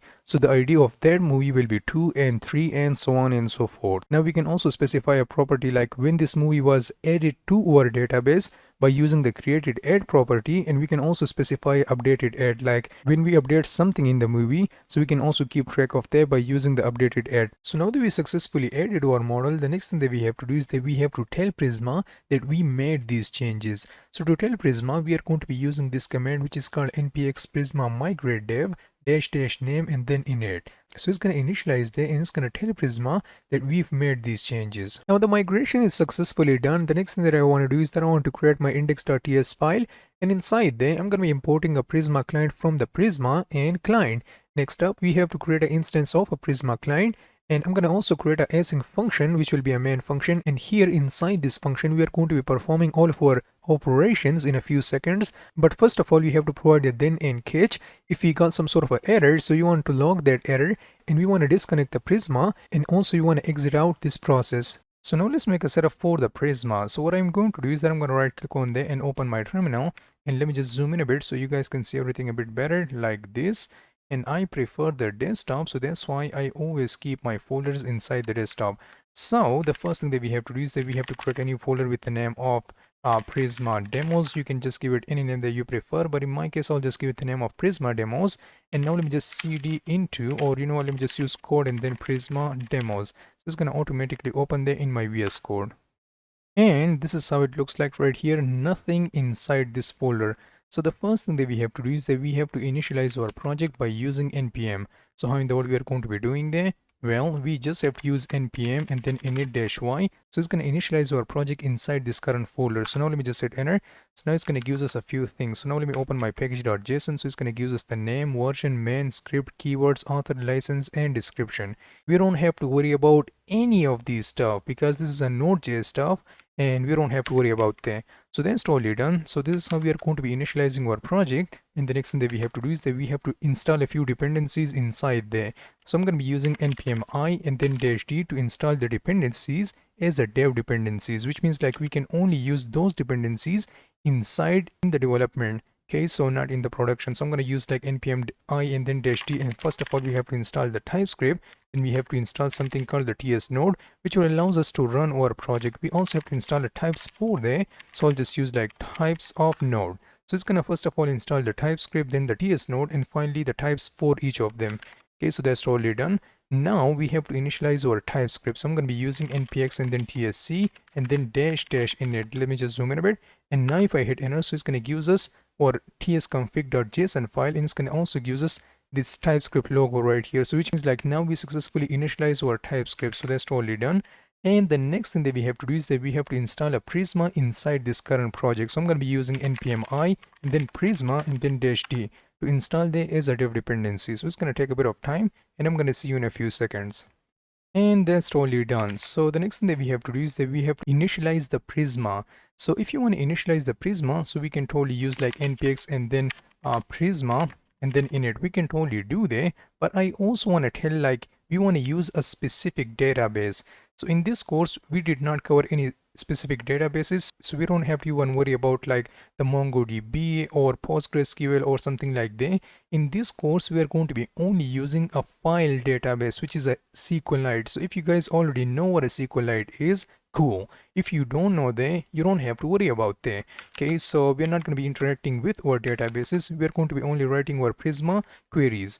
Okay, so now we have to tell like which kind of database we have to use. So I'll just write like --data source, and then we have to provide the provider, provider, and then we have to tell which database you want to use. Like if you want to use MongoDB, you can totally provide there. If you want to use a SQLite, so you don't even have to write these comments. So you don't even have to write this stuff with there. But anyways, I'll just write like SQLite, and now let me just hit enter right now. So it's going to initialize my project by using a SQLite. Now let me just show you there. Here you can see it's going to give us this Prisma folder. Now if I expand there, here you can see inside there we have our schema.prisma file. Let me open there, and inside there we have our generator client, and also we have our DB, which is now using a provider of SQLite, and also it is using this database URL. So this database URL is coming from this .env file, and now let me just show you there. If I click on there, here you can see it's going to give us this database URL, which is a file, and then ./db.dev.db file. We do not have this file right now. Let me just show you there. Currently, we do not have that file. But once we do our migration, so it's going to give us that file. I'm going to also show you that in a few seconds. So that was kind of the setup. But you know what? There are a few more things that we have to provide. Okay, so the first thing that we have to do is that we have to provide our model, like how our model will look like, how our movie will look like. Currently we are now working with the movie database. Currently we want to work with the movies, so this is how we are going to be providing a model for our movie. But if you are working with some kind of other stuff like e-commerce website or gaming website or some kind of a dashboard, so your model will be totally different than mine. But in this case we have to model our movie, like how our movie should look like. So I'll just write like model, and we have to give it the name of like movie, and inside there we have to provide a few, and inside there we have to just model our movie. So the first thing that I want to do is that I want to provide the ID, and which will be an integer, and we want that to be ID, and we also want to provide a default value today. So I'll use like default, and the default value will be auto increment. Why is it giving me so many errors? Let me just save this file right now. Oh, we are writing a model. It should be a model like this. Okay, so now let me also add that to my workspace. So this is how it looks like, and the next thing that we have to do is that we have to provide the name for our movie. You can totally write the name, but in my case I'll just give it the name of like title, like the title of my movie, and that's going to be totally a string. We also have to provide the description of the movie, so that's going to be also totally a string. And also I'm going to be providing a genre, and genre will be totally a string. Let's just provide the release date, like when our movie was released. So I'll just write like date time right now, and then we have to provide the rating, and it should be release. Okay, so let me just remove the RELEASE. There we go. We also have to provide the rating, and the rating is a floating point number and totally optional. Okay, so we also have to specify like when our movie was created, like add it to our database. So I'll just write like created add, and there's going to be a date time, and the default value will be set to totally now. Okay, so then when our movie was updated, so I'll just write like updated add and date time and updated add. Okay, so this is how we are going to be modeling our movie. And now let me just save my file. And the next thing that we have to do is that we have to tell Prisma like this is how our movie should look like. So if you want to tell Prisma like this is how our movie should look like, this is how we are going to be telling Prisma. So now let me open my terminal. This is how we are going to be telling Prisma like that's how our model should look like. So we are going to be using npx, then Prisma migrate, come on, it should be Prisma migrate dev dash name and then init. Okay, so once we do that, and if I hit enter right now, it's gonna give us that db file right here.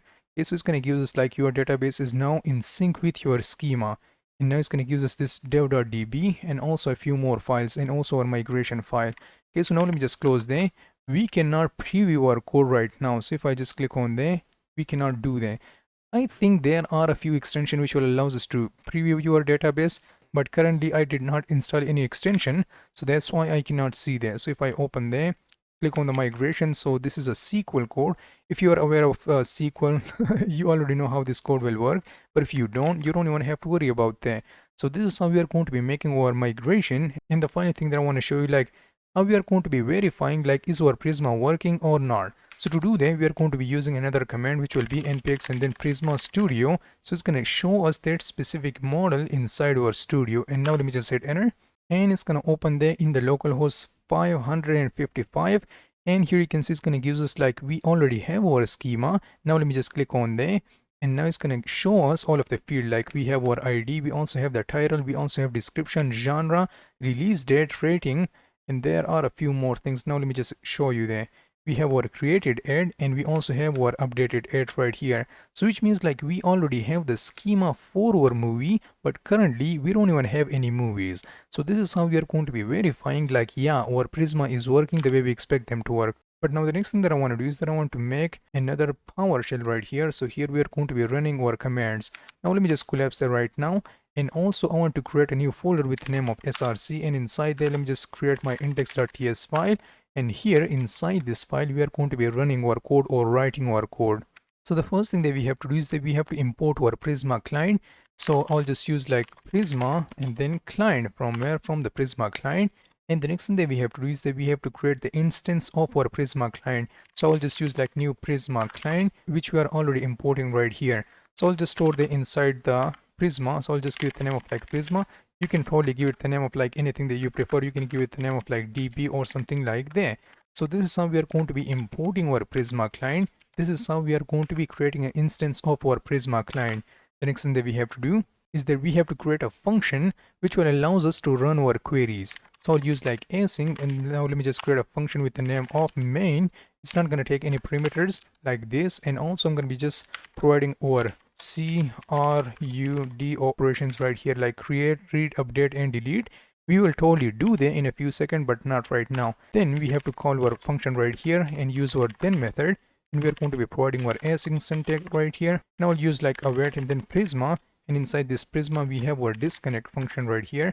And now let me just execute that. Also, if we have some sort of an error, so we are going to be also catching that specific error by providing our error function. And now let me just use like console.log of that specific error. Let's just save this file right now. I'm going to be also just exiting our Prisma. So I'll use like prisma.disconnect. Let's just disconnect there, and also use our process.env, not env but exit. Come on, exit, and now let's just provide our one today. If you don't get this code, you don't have to worry about that. But what I want you to keep in mind are the queries which we are going to be writing right now. So now it's finally time to add a movie. So I'm going to create a function with the name of create movie, and you can give it any name that you prefer. And inside this function, we're going to be using prisma.movie.create function, and then we're going to be specifying our data object. And inside this data object, we are going to be providing a values for our model which we just defined a few seconds ago. So first of all, we have to specify some sort of a title for our movie. So I'm going to provide inception. Then we have to provide the description. You can specify anything that you prefer. Also, we are going to be providing a releasing date, and the releasing date for the inception was 2010. We are going to be also specifying a rating which was 8.8, and genre is sci-fi. So now that we successfully create this function, the next thing that we have to do is that we have to execute this function somewhere. So I'm gonna go into my main function, and inside there we are going to be using await and then create movie. So it's gonna allows us to create a single movie, which is an Inception movie. So this is how we are going to be creating a movie, and this is how our movie will look like. So now that we successfully set up Prisma, the next thing that we have to do is that we have to actually add a movie to our database. So how in the world we are going to be doing that? Well, we can totally write our queries inside this main function, but I prefer to create a separate function for each query. Okay, so what I'm going to do is that I'm going to just define a function, and let's just give it the name of create movie. You can give it any name that you prefer, but in my case, I'll just give it the name of create movie. Now let me just delete that, and we have to also mark that as async because all of our database operations are asynchronous. So that's why we are going to be using our async and await. Okay, so now we are going to be using await, and then let's just use a Prisma, and Prisma is our Prisma client. Now we are going to be interacting with our Prisma by using a Prisma client. That's why we have to first of all access our Prisma. If I just use dot, so it's going to give us a lot of methods right here. But in this case, we are now only interested in this movie. And where in the world is this movie coming from? This movie is coming from this schema right here, this model right here. Okay, so now we are providing an uppercase M, but now if you want to access this, so it's going to make it totally lower. Okay, so this is how we are going to be accessing first of all the Prisma client, and now inside this Prisma client we have our schema or our model, and we can totally access there, and now we are going to be performing our queries on this specific code right here. Okay, so I'll just use like dot, and now let me just use a create because now we are currently creating a new movie. So we have to use this create function, and now let me just pass an object inside this function. So once I successfully do that, the next thing that we have to do is that we have to specify the actual data for our specific fields. Okay, so I'll just use like data, and inside this object we have to first of all provide the title. As you can see there right here, it requires the title. Then we have to provide the description, then genre, releasing date, and rating. Okay, so I'll just write like title, and I'm gonna just store like Inception movie inside there. Let's just add Inception. I'm gonna also provide a description because it requires that description right here, so we have to specify that description right here. You can basically put anything that you prefer, but in my case that's gonna be totally fine. I just copy their IMDb. The next thing that we have to do is that we have to add our genre. So now let me just copy there, and now let me just place that right here, and the genre of that specific movie was the sci-fi. So I'll write like sci-fi, and now let me just provide a comma there. And the next thing that we have to do is that we have to provide our release date today. So I'll just pass my release date, and which will be a new date, and we have to provide like 2010. I guess it was released in 2010. I am not quite sure, but we are now just filling our data. Okay, so now let me just save this file right now, and we also have to provide the rating, like how many rating it got. Okay, so I'll just provide like rating of 8.8. And now you might be asking like, HuXn, we did not provide any ID today. We also did not provide any created ad and also any updated ad. So what's going on? Well, whenever we create our movie or store our movie inside our database, here you can see we're already providing a default value today, and we want that to be automatically incremented. So whenever we successfully add a specific movie to our database, so it's gonna by default, it's gonna add the ID right here. So first of all, for the first movie, it's gonna be set to 1, then for the second, it's gonna be set to 2, and so on and so forth. And also we are providing a created ad, and we are also providing a default value today. So whenever we add a movie to our database, so it's gonna take that specific time. And when we update that specific movie, so it's gonna also add that updated timestamp right here. Okay, so don't get confused by that. We only have to specify this data right here to our movie. The next thing that I want to do is that I want to store the inside the variable. You don't have to do that, but I want to do that. So you can totally just write like return, or you can totally leave that the way it is. So I'll just write like const new movie. It's going to be equals to this Prisma totally query. Now let me just collapse that, and here let me just log that to the console by using a new movie. And now let me just save this file right now. We are already running our Prisma Studio, but now let me just open yet another terminal right here. We are going to be running our file, but first of all, let me go into my main function. Let me just remove this CRUD from here, and now let me just pass my create function inside there. So this is also an async function, so which means like we have to use our await.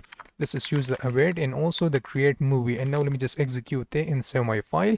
That's totally done. And now this specific code is located inside this src folder and then inside our index.ts file. But now the question is, how in the world we are going to be running this index.ts file? Well, to run there, we are going to be using our ts node. Okay, so I'll just open my terminal, and now I'm going to be using like npx and then ts then dash node. And also let's just go into our src folder, and inside this src folder we have our index.ts file. Let me go into my package.json, and here you can see we are now using our ts node, the version 10. In your case, that may be different. Okay, so now let me just hit enter, and it's gonna successfully add that data to my database right here. And it's gonna also gives us that result inside our console. Like, this will be the ID of our movie, this will be the title, description, genre, release date, rating, and created ad, and also updated ad. Okay, so we are also running our Prisma Studio right here, and now let me just test this out inside my Prisma Studio. And now let me just refresh there, and now here you can see it's going to give us that ID, Inception movie, and all of that data about our specific movie, which means like we are now successfully adding that specific movie to our database. And this is how it's going to show us like we only have one movie inside our database. So this is how we are going to be creating our movie, by first of all accessing the Prisma client, then our specific model, and then by just using our create function, and inside there we are now providing our data. And this is how we are going to be adding a specific movie to our database. So that's totally fun, but I want to just make one more change. Okay, so we are already running our Prisma Studio right here, and the next thing that I want to do is that I want to just make a shortcut for myself. You don't have to do that, but I want to do that. So I'll just go ahead and go to my package.json file, and I will just remove this test from here, and I'll just use like dev. And once I do that, now I have to just remove all of that stuff from here, and I'll just write like ts node and then index.ts. Okay, so once I do that, and now let me just save this file.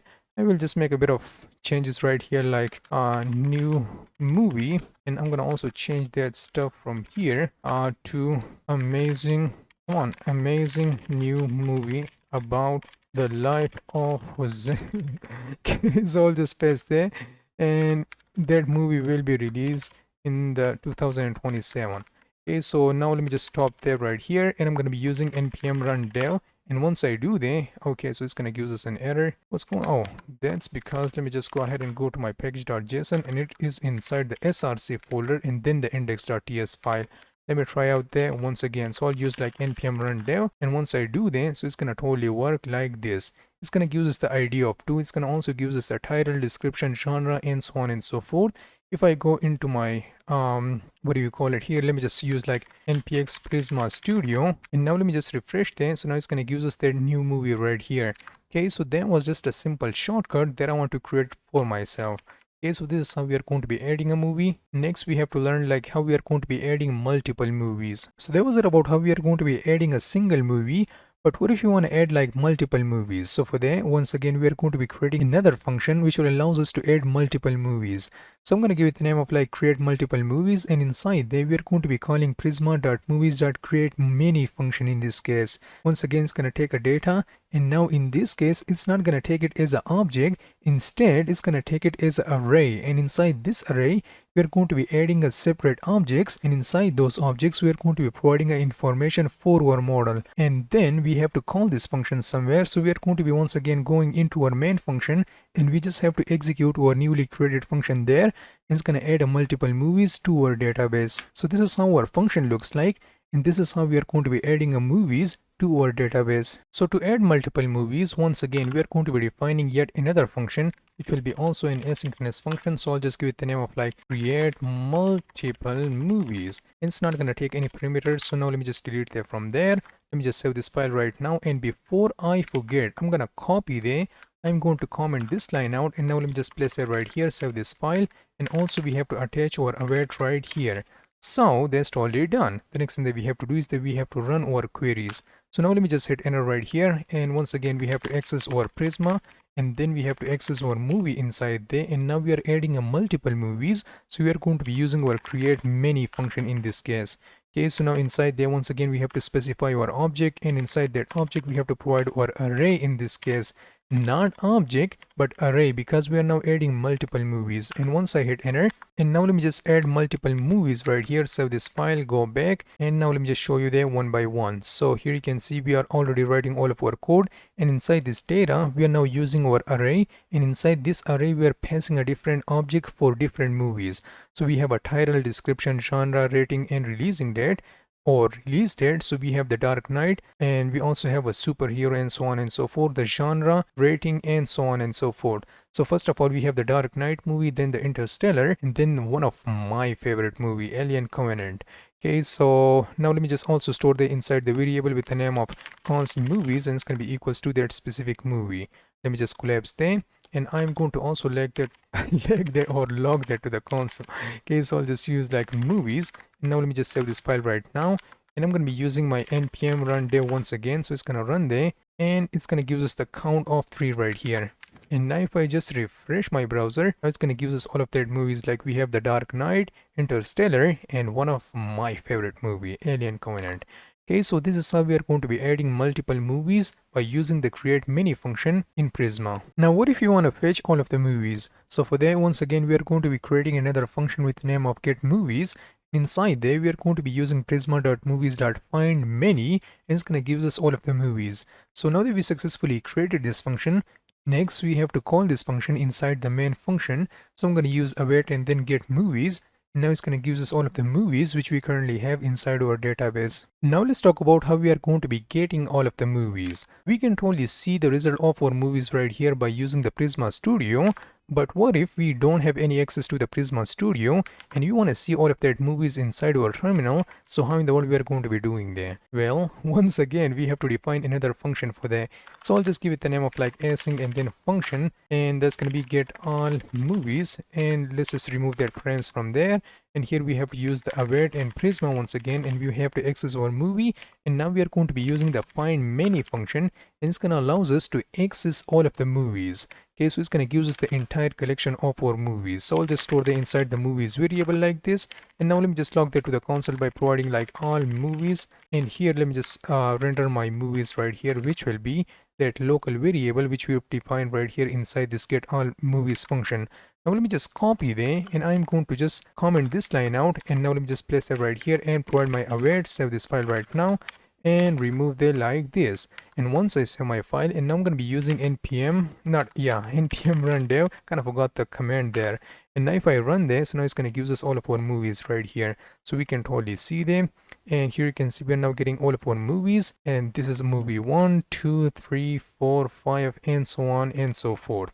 So this is how we are going to be accessing our movies or querying our movies by using the find many function. In some situation, we would want to search for a specific movie. So to do that, we are going to be creating another function with the name of get movie by ID, which is also going to take a movie ID, which is a number.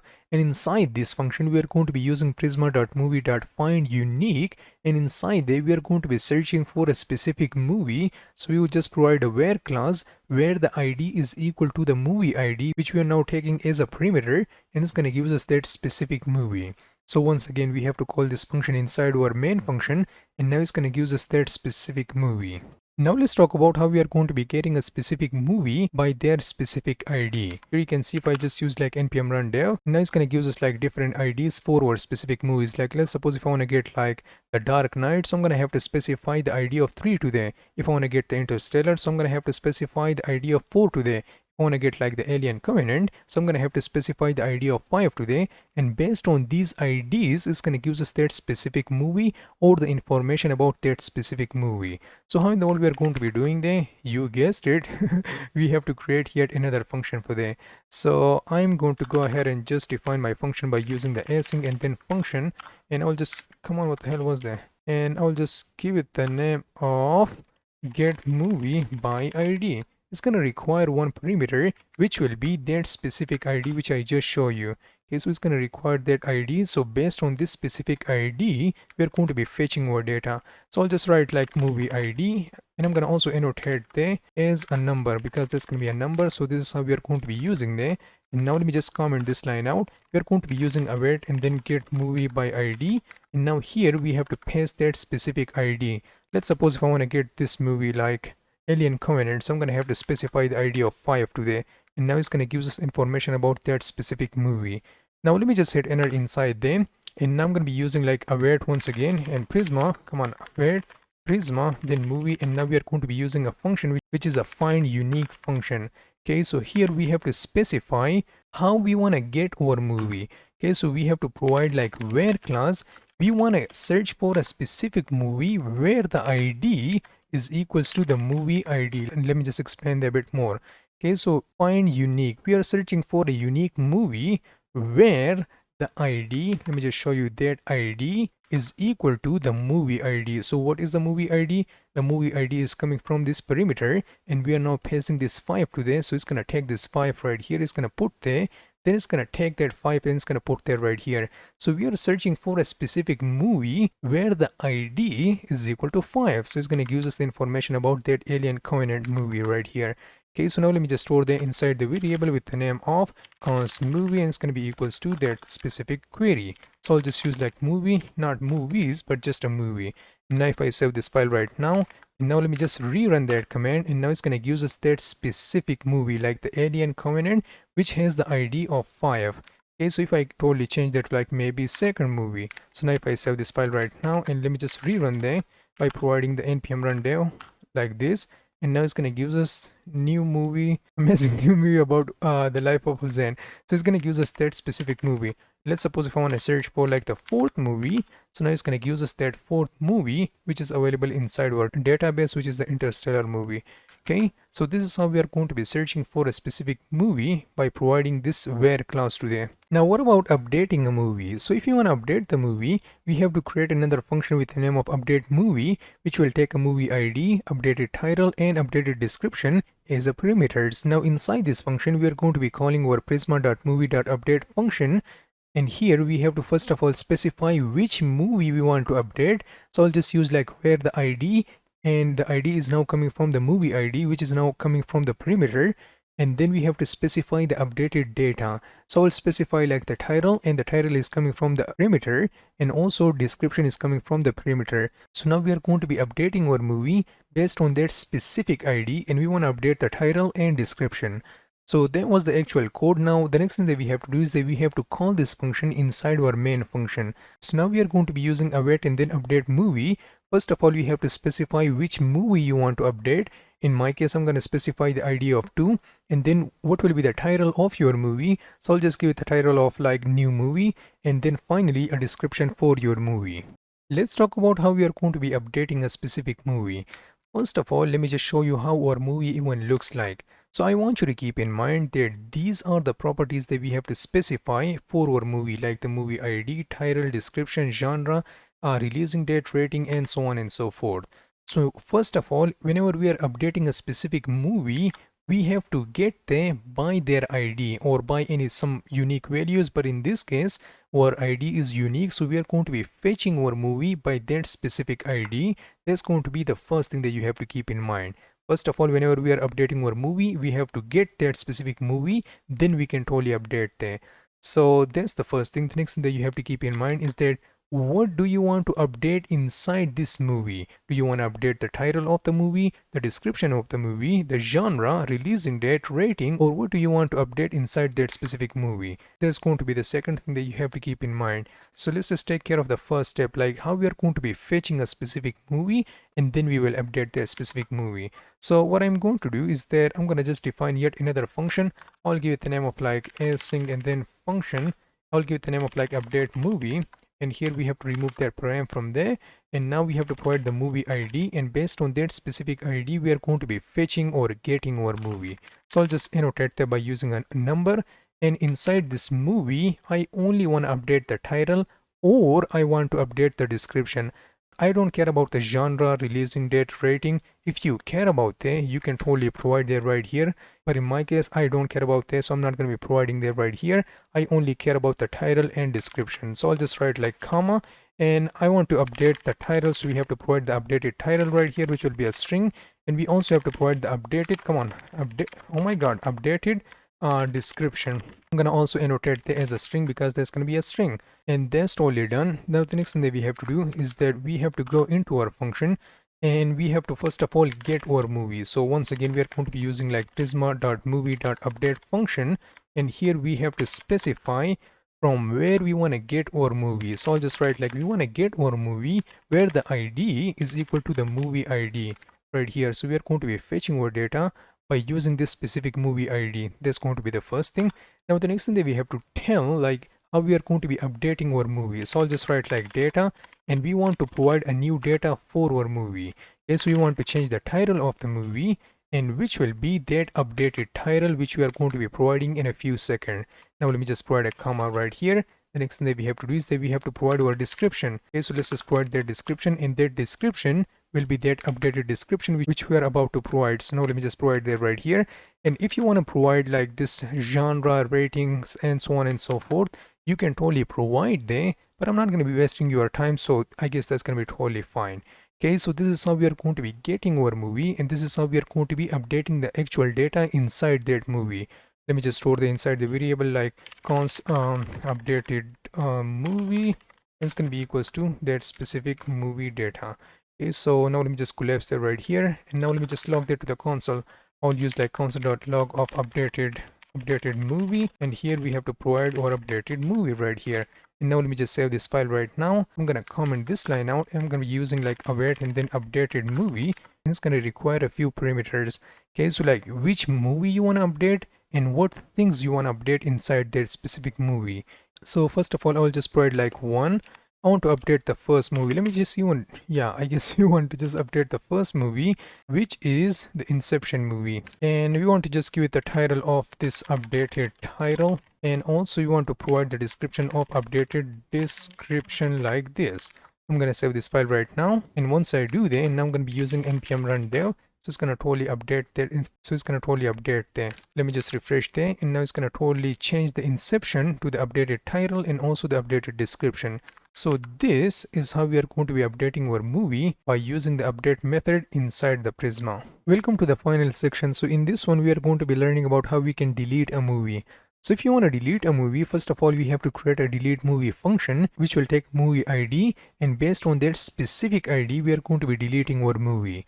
So now inside this function, we have to call our prisma.movie.delete function, and here we have to specify which movie we want to delete. So where the ID and ID is now equal to the movie ID, and that is coming from the function parameter. So this is how we are going to be deleting a movie, but now we have to call this function inside our main function. So now we are going to be using await and then delete movie, and then we have to specify the ID, and based on that specific ID, it's going to delete or destroy the movie. And now finally, let's talk about how we are going to be deleting a movie. So once again, we have to create a new function for that. So I'll just use like async and then function, and there's going to be my delete movie function. It's going to require the movie ID, and we have to just provide like number to that. And now inside this function, we are going to be using our await and then prisma.movie and then delete function. And here we have to specify which movie you want to delete from your database. So I'll just write like where the ID is that movie ID, and based on that specific ID, we want to delete that movie from our database. So I'll just write like deleted movie, and it's going to be equals to all of this query right here. Now let me also log that to the console, which is a deleted movie. Now let me just save this file right now. I'm going to comment this line out, and now let me just even delete this first movie from the database. Okay, so now let me just write like delete movie, and here we are going to be passing like the first movie which we want to delete from our database. And now let me just run that command. But before I run that command, I want to show you like here you can see we are now providing the ID of 1, and this is the name of our movie, like the updated title. We want to delete that from our database, so I'm going to be using like npm run dev. And once I do this, so it's going to totally say bye-bye to that specific movie.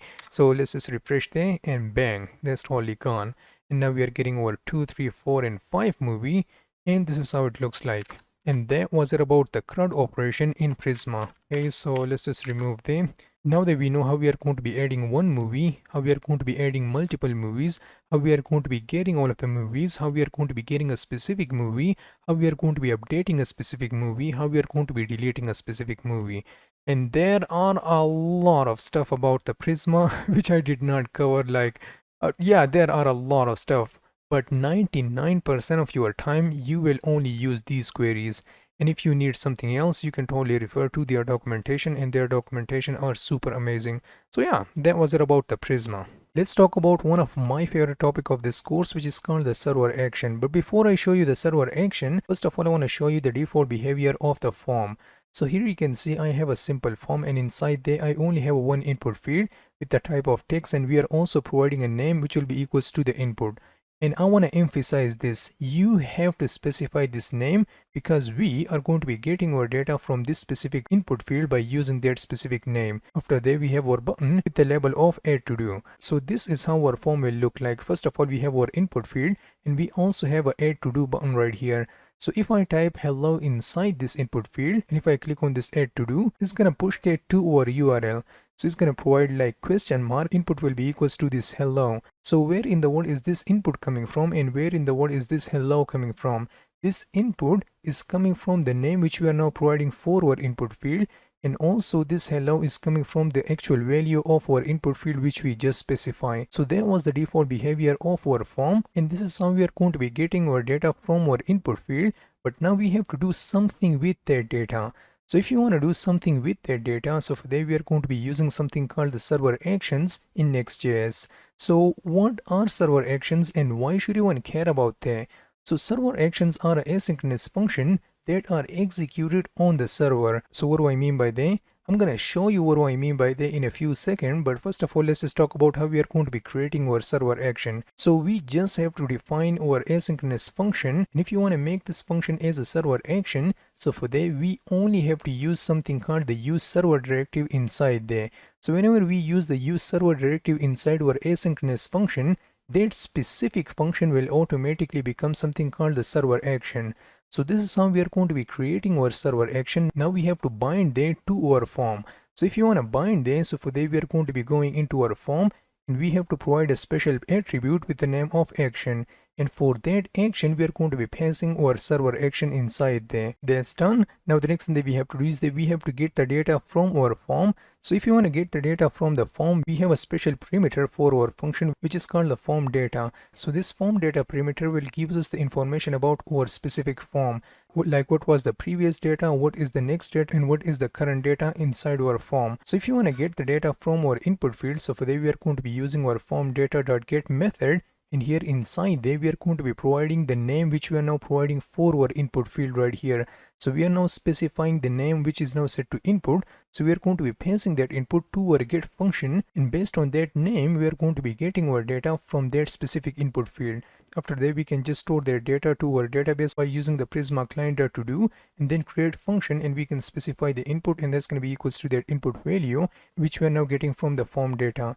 If you don't get this definition, you don't have to worry about that, because I promise I'm going to teach you about the server action, and I am going to make you the server action master. Welcome to one of my favorite topic in this entire course, which is called the server action. And by the end of this section, you're going to be calling yourself as a server action monster.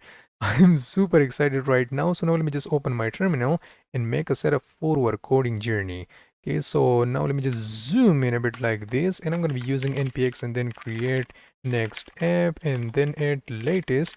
I'll give the name of like Todos, and you can give it any name that you prefer. So TypeScript yes, ESLint yes, Tailwind CSS yes, SRC yes, app router yes, turbo pack no, and customize import no. Okay, so it's going to take a bit of time to install all of these dependencies, and I'm going to see you in a few seconds. Now that's successfully done. Now let me open that in my VS Code by using code and then to do. And now let me just hit enter. And this is how it looks like. So I'm going to delete this public folder from there, go to the SRC, remove this pav icon. And now let me just replace that with this only one Tailwind directive. Go to the page.tsx file and use our RAFC and change that to home, close there. And the next thing that we have to do is that we have to make a setup for our Prisma. So first of all, we want to have to install the Prisma, then we are going to be taking care of the rest of the stuff. So I'll just use like npm I and then -d Prisma, so it's going to install that as a dev dependency inside my current project. So now that's successfully done. The next thing that we have to do is that we have to initialize our Prisma. So I'm going to be using npx and then Prisma init. So this is how we are going to be initializing the Prisma. But now we also have to tell Prisma like which kind of database we are going to be using. So I'll just write like data source and then provider. And we are going to be using the SQLite or SQLite, whatever you want to call it. So it's going to generate that for me. Okay, now let me go ahead and go to my git ignore file and just ignore their db file from there. Okay, so I'll just write like Prisma, and now let's just write our app db. Let me just save this file right now, close there, and this is how it looks like right here. The next thing that we have to do is that we have to go to our schema and provide our model inside there. So I'll use like model, and I'll just give the name of to do because currently we are going to be working with the to do. So first of all, we have to provide the id, which will be a string, and also the id, and we also have to provide a default value for there, which will be coming from the UUID, which means like it's going to give us a unique ID. You can also specify the auto increment if you wanted to, but in my case that's going to be totally fine. It's going to also require the input value, so I'll just write like input, and that's going to be also totally a string. We also have to specify the created ad, like when this specific to do was created, so I'll just write like date time, and we also have to provide our default value today, and that's going to be coming from right now. Let's just save this file and close there. The next thing that we have to do is that we have to migrate there with our project. So I'm going to be using npx and then Prisma migrate, and then dev dash dash name and init. Once I hit enter, so it's going to sync there with my project schema. That's totally done. Now let me use my npx Prisma Studio so that I can see my to do. And here you can see we have our to do. If I click on there, so we have the ID, input, and also the created ad. So this is something that we want. I just realized that I forgot to do one thing, which is to initialize our Prisma client. So what I'm going to do is that I'm going to just define a folder with the name of utils, and inside there let's just define our db.ts file. And the first thing that we have to do is that we have to import our Prisma client. From where? From the Prisma client. Next up, we have to just initialize there. So I'll just use like Prisma client, and now we have to store the inside the variable with the name of db, or you can also give it the name of Prisma if you prefer there, but in my case I'll just give it the name of db, and that's totally fine. Also, I will export this so that we can use them in other files. So this is how we are going to be defining our Prisma client. And now let me take care of my UI. So I'm going to go ahead and go to my page.tsx file, and inside there I will just remove that from here, and I'm going to define yet another div, and inside this div we have to define our form. And currently we are not going to be providing any action today. We will very soon, but not right now. And inside this input field we have to define our, inside this form we have to define our input field, which will have the type of text. I'm gonna also specify this name, and now let me just give it the name of input, and you have to provide this name right here. If you forget your server action will not work the way you expect it to work. So you have to specify this name right here for your input field, and I'm going to discuss like why you have to do that. I'm going to also provide the placeholder, and that's going to say like add a new to do or something like that.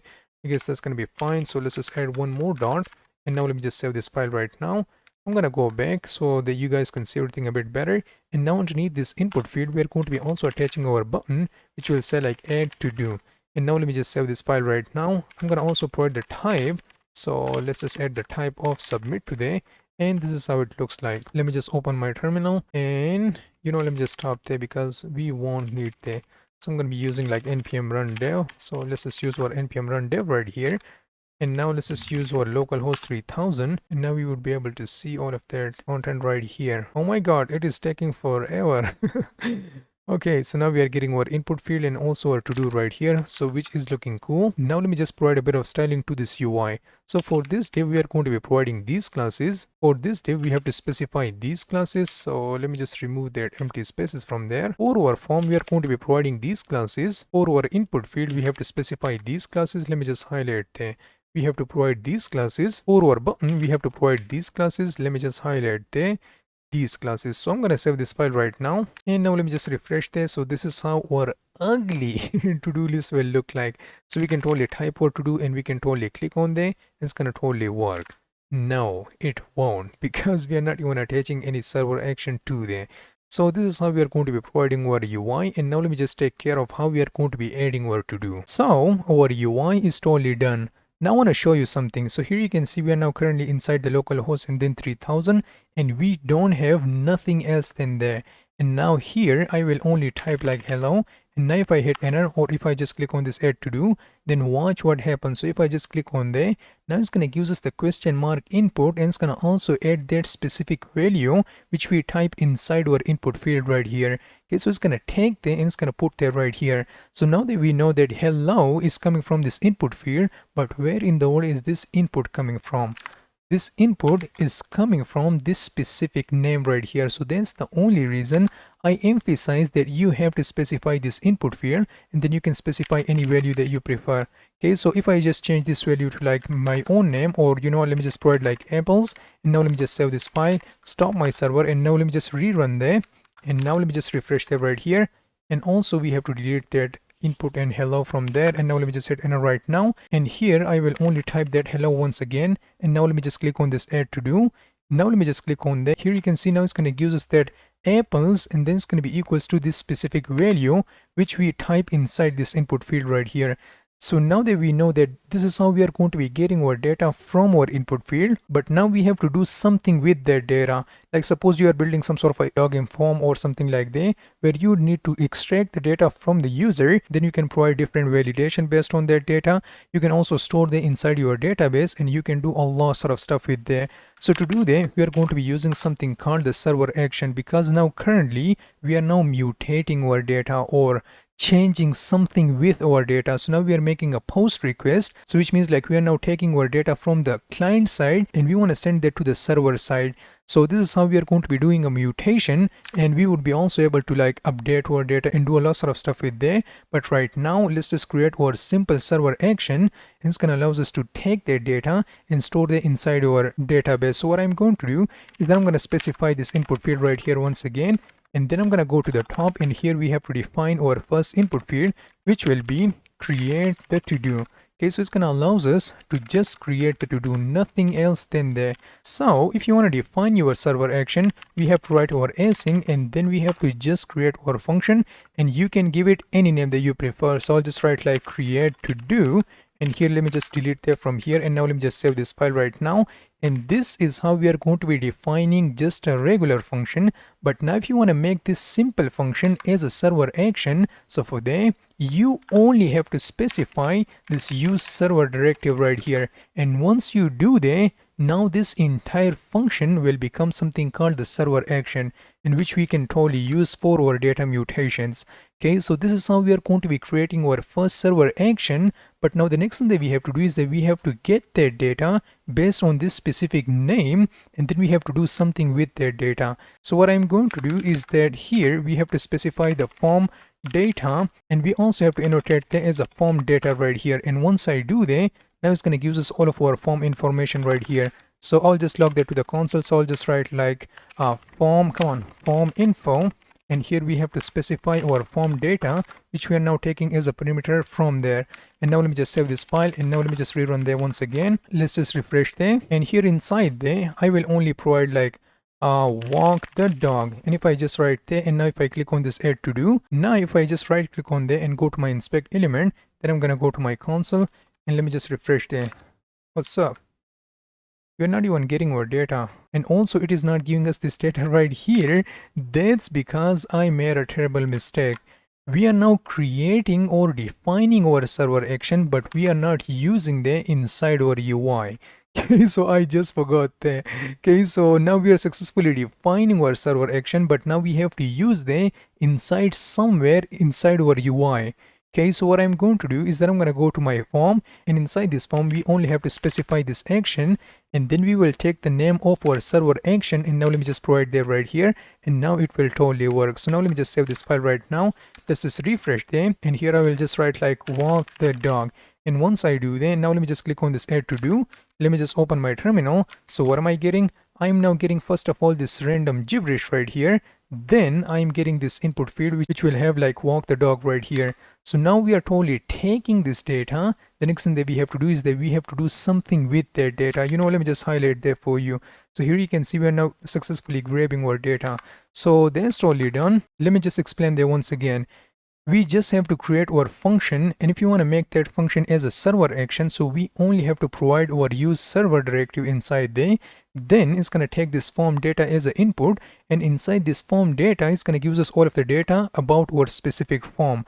That's why we are now calling there as a form and then data.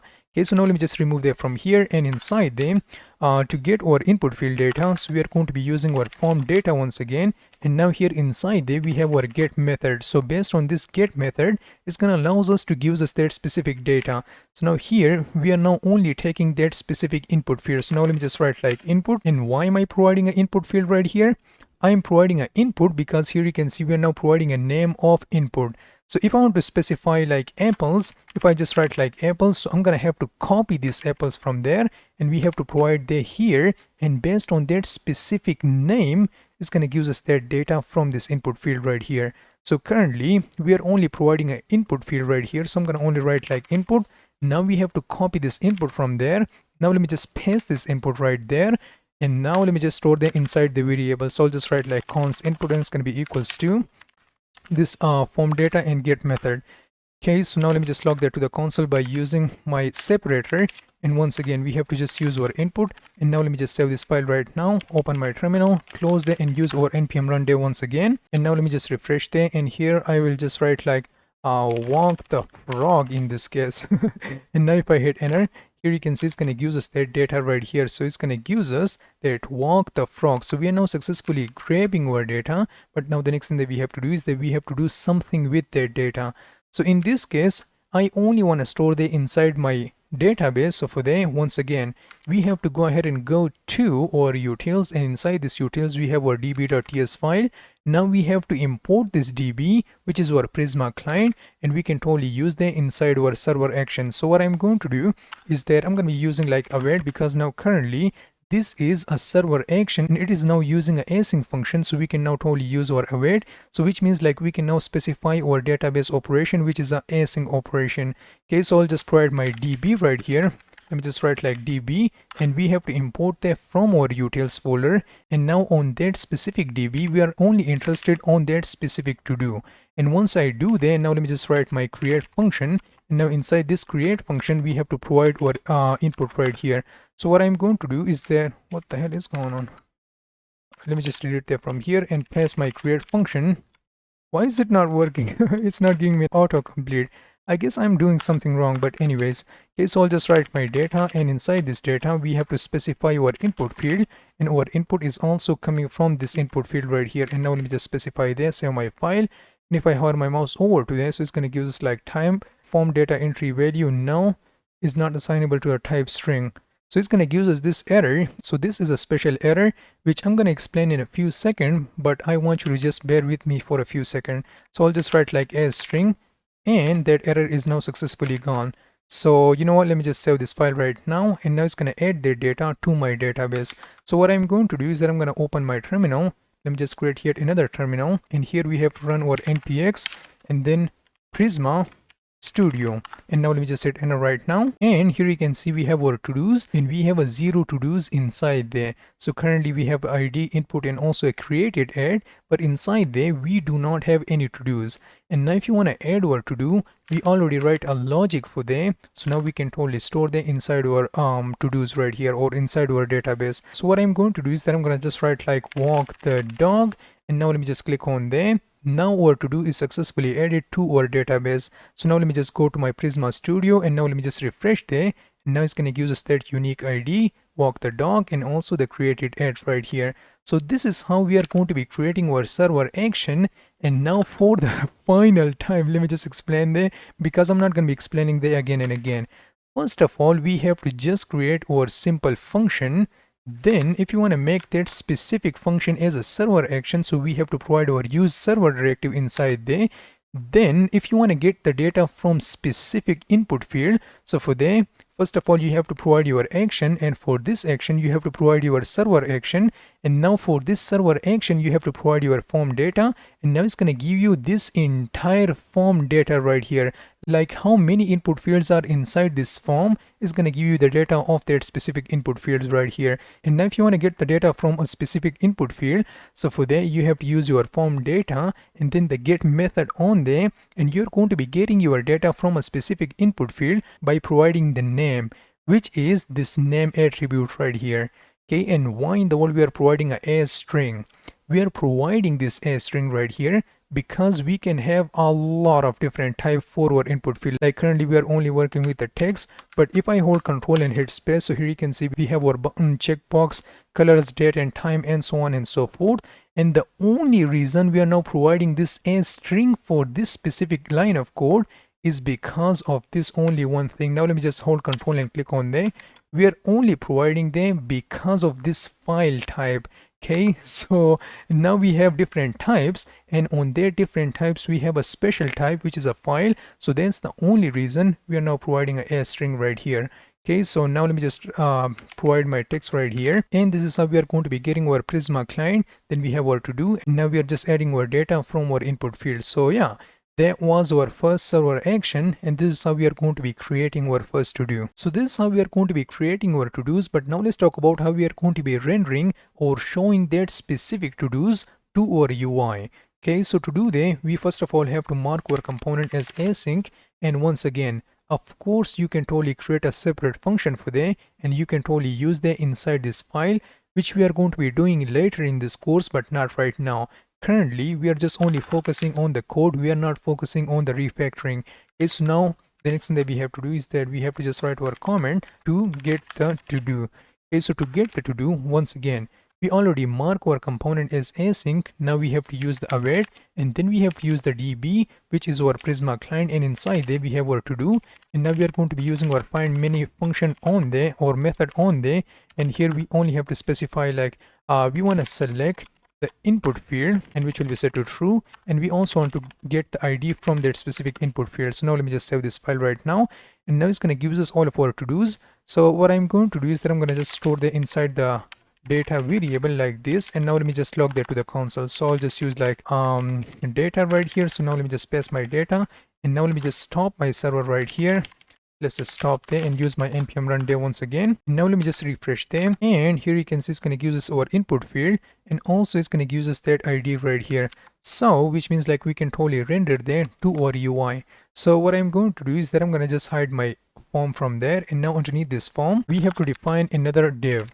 Okay, so I will just provide the class name of margin for the top will be set to 8, and also spacing on the y-axis will be set to totally 4, and inside this div we have to just iterate over through that data, as you can see there right here. So we are now currently working with the array, so which means like we can totally render there by using their data map method. So I'll just use like data.map method, and here we have to provide our to do inside there. And now let me just render there to the UI. So we are going to be using our form. We are not going to be providing any action today, not right now. And here is going to take the key, and for the key we have to specify the to-do.id. And also inside this form, let me just save them. Inside this form we have to provide our input field, and currently we are going to make that totally hidden, and I'm going to show you why I am doing there. Next up, we have to provide our name, because based on this specific name we are going to be fetching or getting our data. So I'll just use like input ID. You can basically provide anything that you prefer, but in my case I will only provide the input ID right here. Next up, we also have to provide the value, which will be coming from the to-do.id right here. And the next thing that we have to do is that we have to just create our input field, and I'm going to provide the type of text, and also the name will be set to input right here in this case. And we are going to be also providing a default value today. So default value will be coming from the to-do.input field right here. If we have the data, so it's going to totally fill them by using that specific to-do.input field right here. Let me just save this file right now, and now underneath this input field we have to define yet another div with the class of flex, and also we have to provide spacing on the x-axis will be set to 2, and inside this div we have to create our button, and which will have the type of totally submit, and inside this label we have to provide a save right here. Now underneath that we have to create yet another button which will say like delete. Okay, so now let me just save this file right now, but now let me also provide different classes for the UI. So for the form we have to provide these classes. Let me just save them. We have to provide these classes for the form. For this first input we have to provide these classes. So now let me just provide them right here. Save this file right now. We have to provide these classes for the first input field, or you know what, we're not going to be providing any classes for the first input field. So now let me just cut that from here, and we have to specify there for the second input field right here. For the first input field we are not going to be providing any classes, nothing to there, because we are now making that totally hidden. So these classes will be for the second input field. Now for this save button we have to provide these classes. Let me just show you there. We have to provide these classes, and now for this delete button we have to provide these classes. Okay, so you just have to provide these classes. And now let me just save this file right now. And here you can see we are now getting our walk the dog, which is our input field. And also we can totally save there and we can totally delete there. Currently, we did not create any server action for both of them, which we are going to be doing in a few seconds. But now let me just add a few more. Okay, so I'll just write like walk the fish, baby. And now if I click on this, it's going to add there right here. I will add like, I don't know, watch some, come on, Netflix or something like that, and watch the hub or something like that. I want to delete that. Oh, I cannot because I did not specify a server action for that. God damn it. So you know, let me just go there and we have to delete that last one, not this one, but we have to delete this one from our database. This was inappropriate, HuXn. You shouldn't have done that. So this is how we are going to be rendering our to-dos by using this data.map method. Okay, so now let me just hide there from here. So now that we know how we are going to be creating our to-do and how we are going to be rendering there, the next thing that we have to do is that we have to update our specific to-do. So to do that, I'm going to be defining yet another server action for that, so which will be for updating updating updating the to do. There we go. And here we just have to create our function, which will be just a function. I'll give it the name of like edit to do, and here is going to take the form data, and we also have to annotate it as a form data like this. So that's totally fine. And now if you want to make that as a server action, so for that we have to use our use server, and now it's going to make that totally a server action. So the first thing that we have to do is that we have to get our input and also our input ID. Let me just show you there. So we have to get our input and also we have to get our input ID, which is this input ID right here. So to do that, we already know how we are going to be doing that. We're going to be using our form data, and inside there we have our get method, and here we just have to specify our input as a string. Okay, so now we have to store that inside the input variable like this. So I'll just use like input. Now let me just save this file right now. Once again, we are going to be also getting our input ID. So now we have to use our form data once again. Then the dot get method, we have to provide our input ID, and we want to get that as a string. Okay, so this is how we are going to be getting there. The next thing that we have to do, or you know, let me just log that to the console because I want to make sure like are we one getting there or not. So the first one will be for the input. So let's just type the input right here, and the second one is the input ID. I'm going to also provide the input ID right here. Save this file right now. We have to stop every single thing inside there and use our npm run there once again. And now let me just refresh there. And once I do that, now it's going to give us that input right here. Oh, that's because we have to use this function. So I'm going to have to copy that from there. Then we have to go into this second form where we are now rendering our data. So we have to specify our action, and for this action we have to provide our edit to do. Let's just save this file right now, stop there and use our npm run dev. Let me just refresh there, and now if I go there, now it's going to give us our input and also our input. Oh, so we have to click on there. Now it's going to give us all of their data. So we are now getting like input walk the dog, and also we are getting a different ID from that specific input field right here. Okay, so now we are successfully getting the data, but now the next thing that we have to do is that we have to update their data. So I will just remove this console.logs from here, and now we have to use our await and then use our db.todo and then update method on this. So I'll just use like update, and here we have to provide first of all which kind of input you want to update. So I'll just provide like the ID, which will be coming from the input ID right here. So we want to update that specific input field which will have that unique ID. Okay, so that's totally done. The next thing that we have to do is that we have to provide our updated data. So I'll just write like data, and that's going to be equals to our input, and we are going to be providing a new input value for there. So here you can see currently we have our old data, but now if I change that to like something else, okay, so it's going to just change that to something else. So it used to have like walk the dog, but now we are changing that to the something else right here. Okay, so now we have to provide our input right here. Save this file right now, and now if I click on this save, here you can see it's going to change there from walk the dog to something else. And now let me just refresh there. Now it's going to give us there something else. If I go to my Prisma Studio, here you can see we have our walk the dog, and watch what happens. So if I just refresh there, it's going to change there to something else. So this is how we are going to be updating our to do by using this server action right here. So now that we know how we are going to be creating our to do, how we are going to be rendering there, how we are going to be updating there, but now let's talk about the final piece of the puzzle, which is how we are going to be deleting or destroying their to do. Okay, so I'll just write like 4 and then delete to do. There we go. And the first thing that we have to do is that we have to define our function. You can give it any name that you prefer, but in my case, I'll just give it the name of like delete to do. It's going to require the form data, and we also have to annotate that with the form data like this. And now we have to make that as a server action, so I'm going to be using like use server. And now let's just save this file right now. Okay, so the next thing that we have to do is that we have to get our input ID, which is this input ID. So I'm going to have to copy that from there, and now we have to use our form data dot get method, and we have to provide our input ID, and now we have to provide our a string, and also we have to store that inside the variable like this. Let's just save this file right now. Now we have to copy them. Now we have to go to the bottom, and here you can see we have our delete button, and now here we are going to be passing our form action. Okay, so you can first of all totally wrap that inside the form if you wanted to. So you can just totally wrap that, and you can provide your delete function right here, or delete server action to be precise, and you can totally wrap that inside the form, but you don't have to do that. If you want to do that, you can totally do that, and there are a lot of people who use this convention, but you don't have to do that. So now let me just save this file right now, and now here we have to provide only the form action right here, and now we can totally specify our server action for that. We don't have to define another form and wrap our component inside their form. We only have to specify the form action and then delete to do. Let me go to the top right now. Now let's just delete our to do. So what I'm going to do is that I'm going to be using like await and then db, then to do, and then delete method on there. And here we have to specify which kind of to do we want to delete or remove. Okay, so I'll just write like where the ID is coming from the input ID. And now let me just save this file right now. Now let me just refresh there. And let's suppose if I want to delete this to do right here. So if I click on there, bang, it's going to delete there. If I want to delete this one, click on there, bang, that's totally remove. That's totally remove. Let me just check out my database, and now let me just refresh there. Here you can see we only have this one walk the fish to do right here. If we also want to delete there, now let me just click on there, so it's going to totally remove there. Let me just refresh there and totally remove. I'll just write like, I don't know, 1, then 2, 3, 4, 5 or something like that.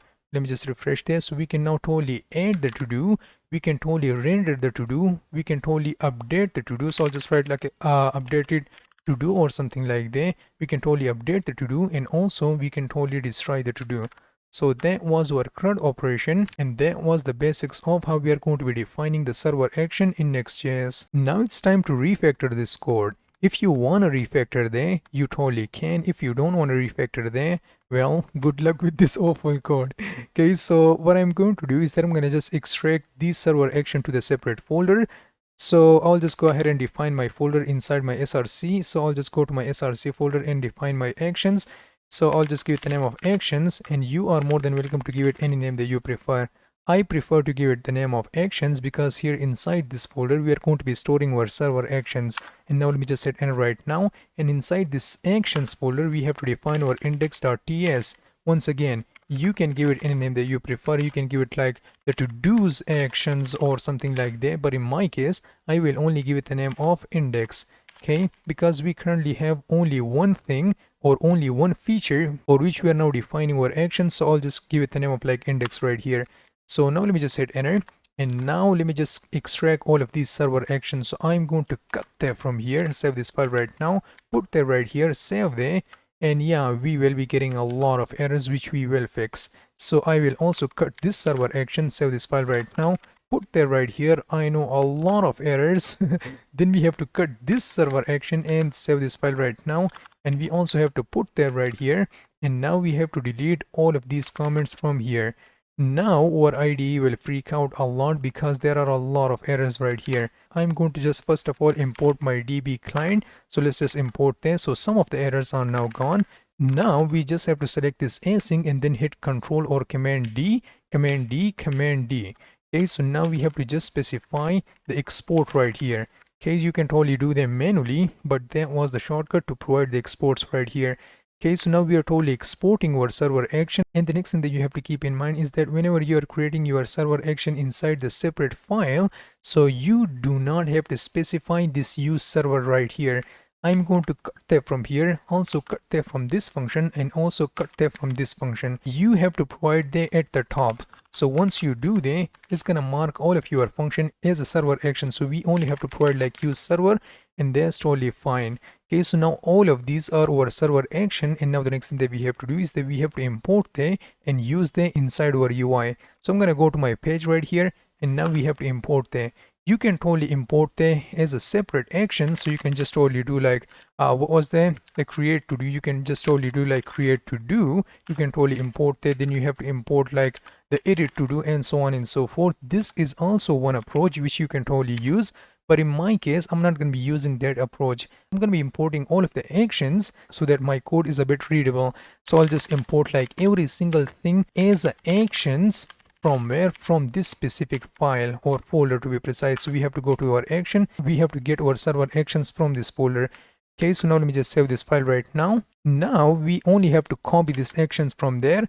Let me just provide there right here, and then hit dot. So now it's going to give us that create action or create to do. We also have to provide there right here. So I'm going to have to copy these actions and dot. Let me just provide there right here. So also we have to provide there right here. And once I save my file, and that was it about for our first refactor. Let me just stop my server right here, and let me just rerun there once again. I'm going to also hide there a bit. Okay, so it's going to totally work. Now I can totally delete all of my to-dos right here. So let's just delete that, delete this one, and also delete this one. Let me just check this out. Yep, our server actions are totally working.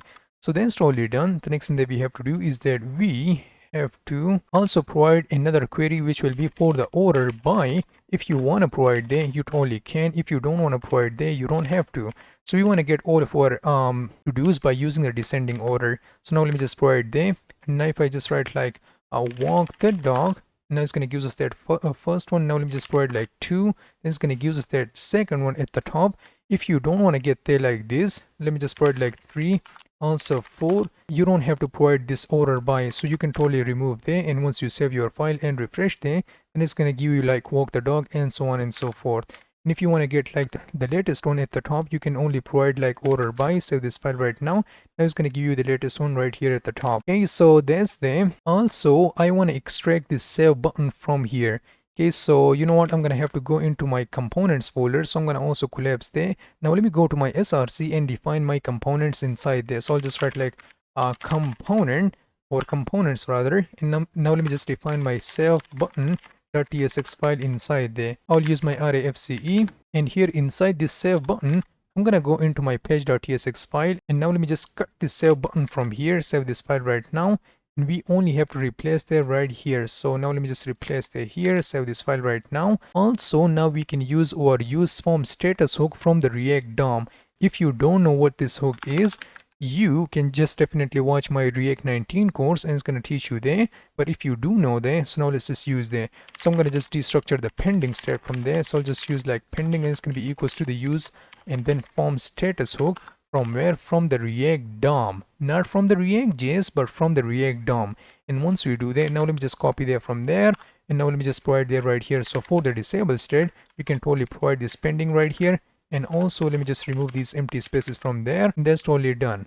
Here for this save, I'm going to also provide my pending state. So if it's pending, so we are going to be providing like saving ... And if that's not the case, we will only provide this save right here. And once we save this file right now, we have to go to our page.tsx file, and here we have to just render our save button right here. Okay, so let's just import that and put that right here. Save this file, and now let me just refresh there, and we are now getting an error. So we have to mark our component as a use client because currently we are now using a hook. So that's why we have to mark our component as a use client. So now in this case, I'll just write like I don't know what I'm doing in life. So now let me just click on this add to do, and then it's gonna totally add there right here inside there.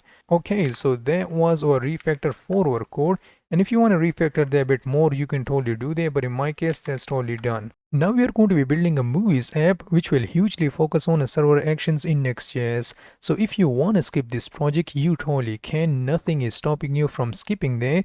This is 1000% totally optional. If you want to build this project with me, let's go. So now let me just right click on there and open my terminal. First of all, we have to even make a setup, and then we are going to be writing a lot of server action. So let's just zoom in a bit, and the first thing that I want to do is that I want to just write like npx and then create next app at latest, Now I'll give the name of like movies, simple app or something like that. TypeScript, yes. ESNet, yes. Terminal CSS, yes. SRC, yes. App router, yes. Turbo pack, no. Import alias, no. Now it's going to take a bit of time to install all of their dependencies, and I'm going to see you in a few seconds. Now they're installed done, so I'm going to use the code and then movies app. Now it's going to open there in my VS Code. And this is how it looks like. So I have to delete this public folder, then go to the src folder and delete the fav icon, go to the globals.css file, and here we have to just cut there and replace there with the rest of them. Then we have to go to the page.tsx file and remove there and change there to the home. Okay, so just change there to the home like this. Now let's just save this file right now. Now let's make a Prisma setup. So first of all, I'm going to be using npx and then install Prisma as a dev dependency. It shouldn't be npx, it should be the npm. Okay, so now we have to use npm install Prisma and then -d. Now that's successfully done. Now we have to initialize our Prisma. So I'm going to be using like npx and then Prisma init, then --data source. Come on, data source, and we want to use the provider provider like this, provider. There we go. We have to use the SQLite or SQLite, whatever you want to call that. Now it's going to generate. I'm going to have to go into the get ignore file, and we have to ignore there by using the Prisma and then app.db. Let's just save this file, and that's totally done. The next thing that we have to do is that we have to go into our schema file, and inside the schema file we have to define our model, like how our movie should look like. So I'll just use like model, and here we have to provide our movie, and inside there our movie will have the id, which will be totally a string, and we also have to make that as the id, and also we have to provide the default value for that, which will be coming from the UUID. Underneath it we also have to provide the title of the movie, which will be a string, and also we have to provide the description for our movie. So description, in the description will be totally a string. We also have to provide the image, which will be also a string. We also have to provide the created ad, which will be the date, time, and also default value for that will be now, like right now. Also we have to provide the updated ad, and that's going to be taking the date and time, and also provide the updated ad. Now let's just save this file right now. And finally we have to just migrate there. So I'm going to be using like npx and then Prisma migrate, and we have to provide dev -- name and then init. Now let me just hit enter. So it's going to migrate there with our database schema. So now then successfully done. Now let me go ahead and go to my src folder, and let's just collapse there, go to the src folder, and inside there we have to define our utils. So I'll use like utils, and inside there we have to define our Prisma prisma.ts file, and inside there we have to first of all import the Prisma client prisma, and then client from where, from the Prisma client. Also we have to export this. So I'll use like db, you can give it any name that you prefer. And now we have to provide the Prisma client right here. Come on, Prisma client. Now we have to execute this, save this file right now, and our Prisma setup is now successfully done. You know what, let me just try this out by using npx and then Prisma and then studio. And now it's going to give us our movies. If I click on there, so here inside there we have our id, title, description, and so on and so forth. So which means like now our Prisma is working the way we expect them to work. The next thing that we have to do is that we have to go to the HuXn UI, shared cn, and then UI. Here inside there we just have to install this. So I'm going to go to the getting started, then I'm going to choose Next.Js, and now we have to just choose npm, copy this command. Now let me just stop my terminal right here, and now here we just have to place that command, which is npx and then HuXn UI and then at latest init. Let's just provide y right here. Yep, you want to use neutral. If you want to choose gray or zinc, you can totally do that, but in my case neutral will be fine. Yep, we have to force there, and that's totally done. The next thing that we have to do is that we have to install a few components. So I'm going to copy there. Let me just place that right here. It's going to automatically install the button component, and yep, we have to force that once again. So it's going to install the button component, and now we have to install a few more components. So let's just run this command once again. Now we are going to be installing the card and also the dialog, dialog, and also the input and the label. Once we hit enter, so it's going to install there, and it's going to add that to our UI. Let's just hit enter right now, and that's totally done. Now let me just show you there. If I go to the lib, here you can see we have our cn right here, and now let me just close there. And if I go to the components, and inside there we have our button, card, dialog, input field, and also our label components, which we are going to be using throughout this project. So that's totally done. Now we have to add our pages. So I'm going to go ahead and go to my page.tsx file, and inside there, first of all we have to just go into this div and remove that from there. and inside there I will just provide like h1 of movie app. I'm gonna also provide this icon right here, and now underneath this h1 we have to provide our paragraph. Let's just provide our paragraph, and it's gonna say like add and manage your favorite movies with what, with ease. And now let's just save this file right now. Underneath this paragraph we are going to be defining yet another div, and inside this div we have to define our link component, which will redirect us to this specific link. Okay, so we are going to be going into our add movies, and first of all we want to have to import that link from the next link, and now let's just import that right here. And inside this link we are going to be creating our button, in which will say like add movie. And now let's just save this file right now. Underneath this add movie, and also underneath this link we have to define yet another link, and let's just use our link right here and close them. And now in this case it's gonna redirect us to the all and then movies. Okay, so now inside this link we have to define our button once again.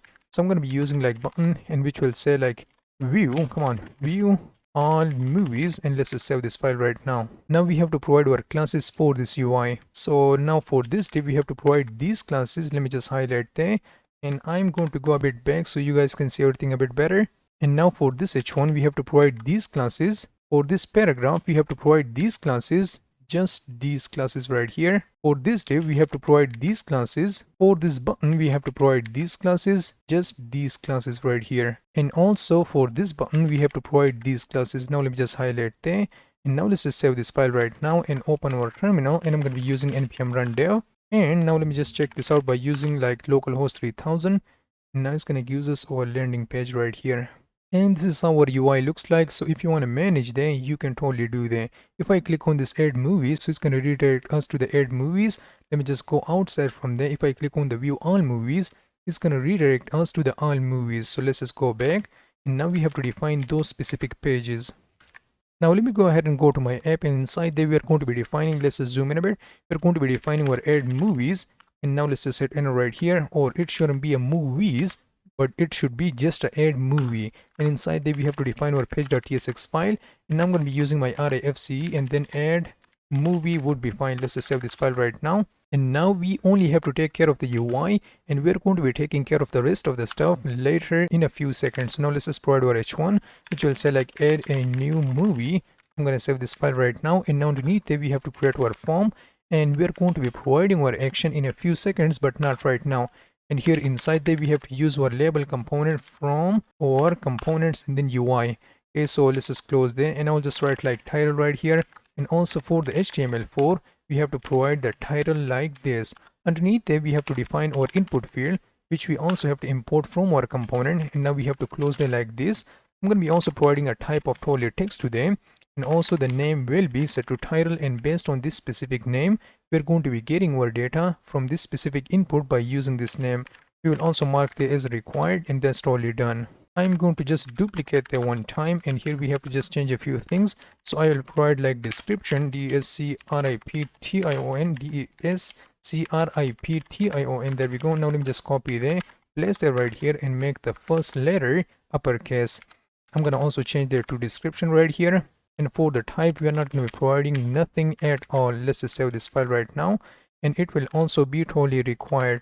I'm going to also duplicate them and change that to the image URL. So let's just use our image URL like this, and it should be the image URL like this. We also have to provide the image URL, and I'm going to be also providing a type in this case, which will be set to totally a text. I'm going to save this file right now, and finally we have to define our button, which will be coming from the shades and UI. And now we have to use like add movie, and now we will also provide the type of totally submit to them. Once I save this file right now, it will totally work, but I want to style that a bit. So for this first div we have to provide these classes. For this h1 we have to provide these classes, and for this input field, you know what, let me just change that to the text area. Okay, so let's just change that to the text area, and I will just provide these classes right here, just these classes. And I guess that's going to be totally done. And now if I just refresh there and go into the add movies, once I click on there, so it should be movies with S. I forgot to include S. I thought it is just a add movie, but you know, let me just change that to inside the page.tsx file. So instead of providing a movies, I will only provide the movie. Let's just save this file right now. Let me go back, and I also have to rerun there by using npm run dev. Now let me just click on this add movie, Now it's going to give us our title, also a description, and also the URL right here. You know what, for this form, I'm going to also provide a flex, and flex will be set to totally column and gap will be set to 4. I'm going to save this file right now, and this is our title, description, and also our image URL right here. And finally, this is our button right here. Now let me go back from there, and now we are going to be also taking care of this view all movies. I'm going to click on there, but we cannot take care of that, not right now, because we need to have at least one movie to show there. So you know what, I'm going to just stop my server right here. We will take care of that in a few seconds, but now let me just at least define that specific route. So I will just write like create a folder with the name of all movies, and inside there define our page.tsx file. And here I'm going to be using my RAFC and then all movies. I'm going to save this file right now. Check this out. So let me just refresh there, but first of all we have to use our npm run dev. And now let me just refresh there, and now it's going to give us all of the movies right here. Currently we don't have any movies, so now we are seeing like all movies. So now the UI is totally done. Now we have to just take care of the logic. So now let's talk about how we are going to be creating our movies. So now let me just click on this add movies. So here we have to specify the movie title, then the description, then the image URL, and then we have to click on this add movie. So it's going to first of all add that movie to our database, and it's going to also redirect us to all movies. Okay, so that's what we have to do right now. And how in the world we are going to be doing there? Let's just do that, baby. So I'm going to just close all of these files. Now we have to go into this add movie, or yeah, movie would be fine. So now let me just click on there, and here we have to create our server action for this form. So like whenever we submit this form, like this form, we want to access all of their data, and we want to store all of their data inside our database. So how in the world we are going to be doing there? We can of course define our server action right here inside this component, but I'm not going to.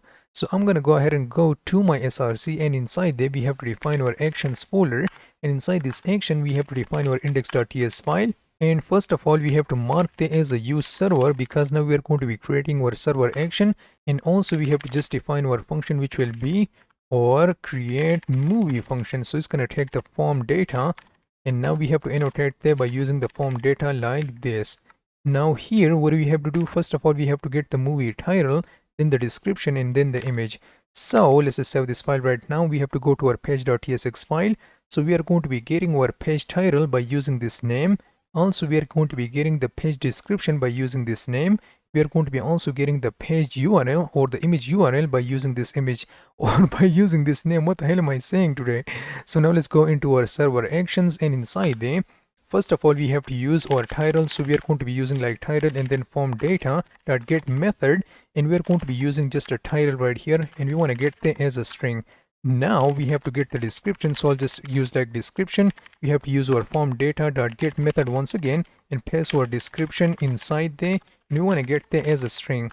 Now we also have to get the image. So now let me just provide that image right here, and now we have to use our form data dot get right here, and we have to pass our image URL, and now we want to get there as a string. Let's just save this file right now, and that's totally done. Now we have to export this so we can use that in other files. So I'll just use like export, and now we have to use that inside this form action. So first of all we want to have to import there. So this will be for our UI, and now we are going to be importing our actions. So let's just save this file. I'm going to import there like everything as action from where? From our actions folder. So let's just get there from there, and now we are going to be calling that specific action on this form. So I'll just pass like action, and here we have to use our actions dot. So if I just use like actions and then dot, let me just use that dot, it should be actions. And now let me just paste this actions right here, and now if I just use dot, here you can see it's going to give us that create movie action. So now let me just save this file right now. Now it will totally work. So here what I'm going to do is that I'm going to just paste like console.log first of all for the title. I want to just make sure like I'm connecting both the server action with the form. So I'll just paste like title. We also have to define our description, copy there and place that right here, and also we have to paste the image. So we have to provide the image right here, save this file, and now we have to stop there and use our npm run dev. I'm going to refresh there. Now I will just paste a random movie. So I'll just write like random movie, some random description, and also blah blah blah for the image. And now if I click on this add movie, Here you can see it's going to give us the title, which will be a random movie. Then it's going to give us a description, which is some random description. Then it's going to give us the image, which is a blah blah blah. Okay, so now we are accessing all of their data, and now we have to remove that from there. Now the next thing that we have to do is that we have to use our await and then db. We have to import that from the Prisma client. Now you want to access our movie, and from there we are going to be just creating our movie. So first of all, we have to define our data, and for this data we are going to be providing a title as a title, and also for the description we are going to be passing a description. Come on, it should be a description like this, and also for the image we have to pass our image inside there. Now that's going to be totally fine, but now you want to use our ES6, so we have to just save a byte to one of them. Okay, so let's just delete one of the title, one of the description, and also one of the image. So now let me just save this file right now. I already prepared a lot of data, so I'm going to be just using that. If you want to use something else, like something random data for your movies, you can totally do this. So I'm going to copy this Mission Impossible. Let me just place that right here. I'm going to also copy some of the description from there. So you know, let me just cut there and copy this description from there. Let me just place that right here. And the next thing that we have to do is that we have to just copy this URL from there. And now let me just place it right here. And once I click on this add movie, oh, but before I do that, we also want to redirect to that specific movie. Okay, so let's just save this file. And here we are now successfully creating our movie, but now we also have to redirect our user to that specific movie. So I'll just use like redirect from the next navigation, and here we have to pass our all movies, and all movies like this, and it is, yep, all movies. And now let me just save this file right now. And now once I click on this add movie, it's gonna first of all create our movie, and it's gonna store the inside the database, and then it's gonna redirect us to the all movies. We can verify whether we create our movie or not by just opening a new terminal, and we have to just type like npx and then Prisma Studio. And now let me just hit enter right now, and here you can see we have our movies, and inside this movie we only have one movie because we only add one movie. So we have the ID, title, description, image, created ad, and also the updated ad right here. So now that we successfully add a movie, but now the next thing that we have to do is that we have to render that movie, and we have to show that to the UI. So let's just collapse that right here. Now we have to go into our all movies route, which is this all movies route right here. And inside there, first of all, we have to get all of the movies. So I'll just use like const movies, and we also have to mark our component as async. Now we can use like await and then db.movies. First of all, we want to have to import our db, then we can use like movie and then find many. And as soon as I do that, and now let me just save this file right now. If I just use like console.log and then all movies, and now let me just pass my movies inside there, save this file. And here you can see we are now getting all of our movies information right here. Like we have the ID, title, description, image, and so on and so forth. Which means like we are now successfully able to get the data, but now the next thing that we have to do is that we have to render that data. So we have our div, and inside there we are going to be just writing like h1 and then all movies, and now underneath there we have to just use a div, and inside that div now we are going to be iterating over through our movies. But first of all, we have to check like if our movie length is greater than 0. So in this situation we are going to be showing one UI, but if that's not the case, we are going to be showing another UI. So if our movie's length is equal to 0, so we are going to be providing a paragraph, and let's just write like no movies, come on, movies added yet. And I'm gonna also close my paragraph like this, save this file right now. And here if we have the movie, like if the movie start length is greater than 1, so in this situation we are going to be just writing like movies dot, let's just map over through them, and I'm going to be passing my m inside there. And now we are going to be creating a different component, which we will create in a few seconds, which will be a show movie. Come on, show movie. And now let me just close it like this. It's going to also require the key, and for the key we are going to be passing the movie.id, not movies but just a movie.id. And also we have to pass our data, which will be the entire movie collection or just a movie. Now let me just save this file right now. And the next thing that we have to do is that we have to define our show movie component outside from this page. So now let me go ahead and go to my components folder right here, and inside there we're going to be defining another folder for the custom components. And inside there let's just define our show movie or movies, or I guess movie would be fine.tsx. I'm going to be using my RAFC, and now let's just save this file right now. Also we have to import that show movie component right here inside this page. And once I save this file, so it's going to freak out like we have to specify this data, and we have to destructure and use they inside this component. Now let me just save my file right now, and it is now giving us like all of the movies and then the show movie component right here. So everything is working the way we expect them to work. Now the next thing that we have to do is that we have to destructure all of their data right here. So I will just use like data, and now we are going to be also annotating there. So first of all, we have to define an interface for our data by using the movie props, and inside there, let's just provide the ID, and there's going to be a string. We also have to provide the title, there's going to be totally a string, and we also have to provide the description. So description, that's going to be also a string, and we also have to provide the image, and the image will also be a string. Now that we successfully define our interface, but now we have to annotate our component by using this data and then movie props. And now let's just save this file right now, and now that error is successfully gone. Now we are going to be opening our model, and now we are going to be closing there. So for that, we have to mark our component as a use client, and let's just save this file right now. And inside there, we have to just make our state. Okay, so I'll just use like open dialog, and also set open dialog. It's going to be coming from the use state, and here for the initial value, I'm going to be passing a false to there. The next thing that we have to do is that we have to also provide the updated movie, because we are going to be also updating our movie, and then set updated movie, and it's going to be equals to the use state, and the initial value will be this object, and we have to spread out all of the entire data first of all. That's totally done. Now for this UI, I will just totally remove there, and now we have to use our card component from the HuXn UI. So we have to import there. I'm going to also use that card component right here, and inside there, you know what, I'm going to be also providing a class name of width will be set to 300 pixel. Now let me just close there, and inside there we have to provide the card header from the HuXn UI. So now let's just use there and close there like this, and inside there we also have to provide the card title, and now let me just close there, and here we have to just render the movie title. So I'm going to be using like the data.title right here, and now let me just save this file right now, and here you can see we're now getting our movies title right here, which is looking cool. Provide the movie content, so I'm going to just use like, you know, let's just remove there. God damn it, we have to remove there and provide our card content from the HuXn UI, and inside there we are going to be rendering our image. And now let me just close there like this. We're going to be providing a source of the image, which will be coming from the data.image, and also for the alternative text we are going to be passing our data.title right here. And now let me just provide a bit of class names to there. So width will be set to totally full, height will be set to 40, and object will be totally cover and totally rounded. Let's just make that totally rounded like this. Save this file right now, and we are now getting our Tom Cruise. Okay, so that's totally done. Underneath this image we have to provide our paragraph, and we have to render our data.description right here. And here we have to pass our class names. Margin for the top will be set to 2. Underneath there we have to pass our delete, and we're going to be also creating actions for there, but not right now.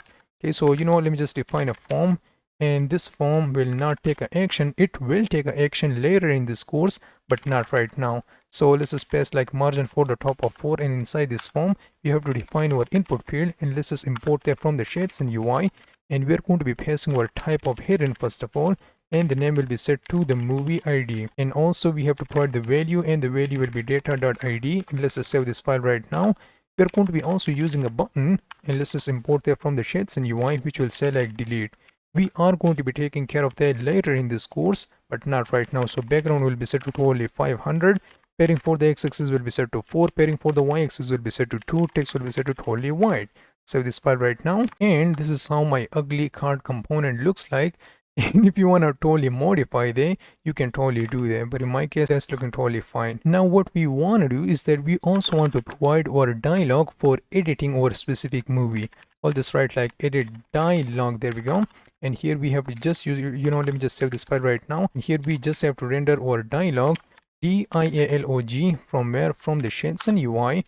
And now let me just close that right here. Let's just close there, and it's going to take the open stage, and here for that open we have to provide our open dialog, which is the state which we already defined up above. And on the open change, whenever somebody try to change there, in this situation we are going to be using set open dialog, and here we have to specify not open dialog. Yes, we just want to make the falsy. Let's just save this file right now, and here inside this dialog we are going to be providing our content right here. So I'm going to be using like dialog trigger from where, from the HuXn UI. So dialog trigger from the HuXn UI like this. And now let me just close there, and here it's going to also take like as a child, and inside there we have to use our button, which will allows us to edit. Okay, so here for this button, I'll just pass like edit. I'm going to be also passing a variant today, and the variant will be set to outline button. For the class names, I'm going to be passing like margin for the top of 2. Save this file right now. And this is how our edit button looks like. So if I click on that, nothing will happen, not right now. So we will take care of that later, not right now. Next thing that we have to do is that we have to go underneath this dialog trigger, and we have to pass our dialog, what do we call it, content from where? From the HuXn UI, and close there. And here inside there, first of all, we have to pass our dialog header. Let me just type that D-I-L-O-G. I can't even spell the dialog. Okay, so we have to provide our dialog header, and then we have to pass our dialog content, or dialog title. Okay, so if I just type that, we have to also import that from the HuXn UI. And for the title, I will say like edit movie. I'm going to save this file right now, and it should be just a movie. Underneath this title, we are going to be passing our form, and here it will take action, but not right now. So pass our class names, and spacing on the y-axis will be set to 4. And inside this form, we have to define our div, and inside this div, we have to pass our label from the HuXn UI. And now let's just close that and pass our title. I'm going to be also importing our input component from the HuXn UI, so let's just close there. And here we have to pass the title, which will be set to totally a text. The name will be set to totally a title. And here we also have to provide the value, which will be the updated movie dot title. And I'm going to be also passing like when somebody try to change there. So we are going to be using our handle update movie function, which we are going to be creating in a few seconds. Now let me just pass our title right here, and I'm going to comment this line out because we are going to be taking care of that in a few seconds. Now underneath this div, we have to define yet another div, and inside that div, we have to define yet another label and close there. And let's just pass our description. And underneath there, we have to provide our text area, and we're not going to be providing, we are going to be providing our description for that. And for the ID, we are not going to be passing nothing. I'm going to also provide the value, and the value will be coming from the updated movie dot description. And also when somebody try to change this, we are going to be firing this function, which we will create in a few seconds. Okay, so let's just pass our event object and then the description right here. And by the way, I'm going to explain this code in a few seconds, but not right now. We also have to provide the class names, like width will be set to totally full, padding all around will be set to 2, border and totally rounded. Save this file right now. And we have to just remove that empty space from there. And inside this text area, we will just close there like this. Now underneath this div, we have to define yet another div. And inside that div, we have to pass our label, which will say like image URL, like URL like this. Underneath there, we have to define our input field. And I'm going to have to close there like this and pass my type, which will be set to only text. And also name will be set to image URL. And we have to provide the value, which will be coming from the updated movie dot image right here. And we also have to specify the on change event handler when somebody try to change something inside there. So we are going to be firing this handle update movie function, pass our event object and pass our image inside there, comment this line out. Underneath this div, we have to define our input field. And now we have to close there like this. I'm going to be passing a type of totally hidden today, and also the name will be coming from the movie ID. Okay, so let's just pass our value and data.id right here. Save this file right now.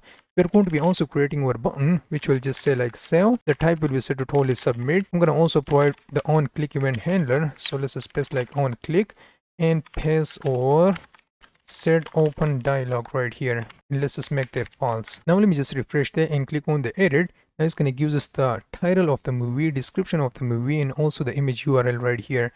This is how our dialog looks like. But now we have to take care of this save button. Okay, so let's just refresh there. What the hell was there? Input. We are taking care of that, baby. We have to just take care of that right now. So you know what? Let me just unhide there. So I'm going to uncomment this line out. I'm going to also uncomment this line out. And I guess that's going to be fine. So I'm going to have to copy this name. And now let's just define that function right here. So I'm going to go ahead and define like const and then handle update movie. So I'm going to define const and then handle update movie. And it's going to take the event object. We will annotate there in a few seconds. But now inside there, we have to use our set updated movie, provide our previous state. And here is going to take like, first of all, spread out the previous state. And then we're going to be adding a new field to the field, and that field will be coming from the event.target.value. And now let me just save this file right now. And now we have to annotate that specific event object. So we are going to be using like change event, and on that change event we are going to be passing our HTML input element, because we are going to be either using the on the HTML input element, or we are going to be using the on the HTML text area element right here. And now let me just close there right here. I'm gonna also provide a comma. It's gonna take the field, and now we have to pass our key of. That's gonna be coming from the movie. It should be a key of. That's gonna be coming from the movie props, which we are defining right here, these movie props. Okay, so now that's totally done. Let me try out there once again. If I click on the edit, still we are getting one error. So let's just test this out. If I click on there, oh, that's because we also have to uncomment this line out. And now let me just click on this edit, and now it's not going to give us any error. So yeah, this is how our form looks like. And the next thing that we have to do is that we have to take care of this updating state right here, or updating action to be precise. Now the final thing that we have to do is that we have to delete this specific movie. So to do that, we're gonna have to go ahead and go to our actions once again, and here we have to just define our another action, which will be delete a movie. So I'll just define my action with the name of delete movie, and here we have to pass our form data and also our form data right here. Inside there, we are going to be first of all getting the movie, then we would be able to delete the. So I'll just use like movie ID, and based on that specific ID, we're going to be deleting our movie. So I'll just use like form data.get method, and here we have to pass our movie ID, and which is uppercase, and we want to get there as a string. And now we have to use our await and then db.movie_delete method, and we have to pass like which movie we want to update or delete. So we want to delete this movie where the ID is coming from the movie ID. That's already done. This is provide our movie ID. The next thing that we have to do is that we have to export there so that we can use there in other files. So now let me just copy there, go into our all movies, go to the show movie, and here we have our delete button right here, or a delete movie, and here we have to pass our actions and then dot. And once I do that, I'm gonna only choose this delete movie, and once I do that, let's just save this file right now. Now let me just refresh there. If I click on this delete movie, it's gonna give us like no movies added yet. So yeah, this is how we are going to be deleting or destroying the movie. And now let me just add a few movies right here inside this form. As you can see, I already prepared a lot of movies, so I am going to just copy them and place them right here very quickly. So the first movie is one of my favorite movie, which is coming very soon. By the time you are watching this course, this movie will already be released. Okay, so now let me just go back, and here we also have to add another movie which will take a lot of time to release, but also I guess by the time you are watching this video, this movie will also be out. So now let me just also place there and click on there. So now we are also getting this movie, and you can totally style this UI if you wanted to, but in my case that's gonna be totally fine. So the next thing that we have to do is that we have to add our Jurassic Park, the final part, which is a rebirth. Okay, so let's just copy there. I'm going to maybe fast forward, but I don't think so. Let me just add there, and now let me just click on this. So it's gonna also add this Jurassic Park right here. We can totally update there. You know, let me just even take care of this all movies route right here. I'm gonna go into my all movies, and now let me just provide a bit of UI today. So for this div, I'm gonna pass these classes. For this h1, now let me just paste these classes. For this div, now let me just place these classes. So now let's just save this file right now. And check this out. Still it is looking awful, but yeah, we are getting more movies. And now let's suppose if I want to just delete a movie, maybe this movie will come out or will not. I'm not quite sure. It looks kind of like an AI movie, so I'm gonna have to delete this. So we can totally delete a movie, and also we can totally edit the movie. Let's suppose if I want to just edit the movie, so I'm going to just paste like something else. Okay, so I'm going to go to the top or bottom, and now let me just choose this title, which is a Megan 2.0.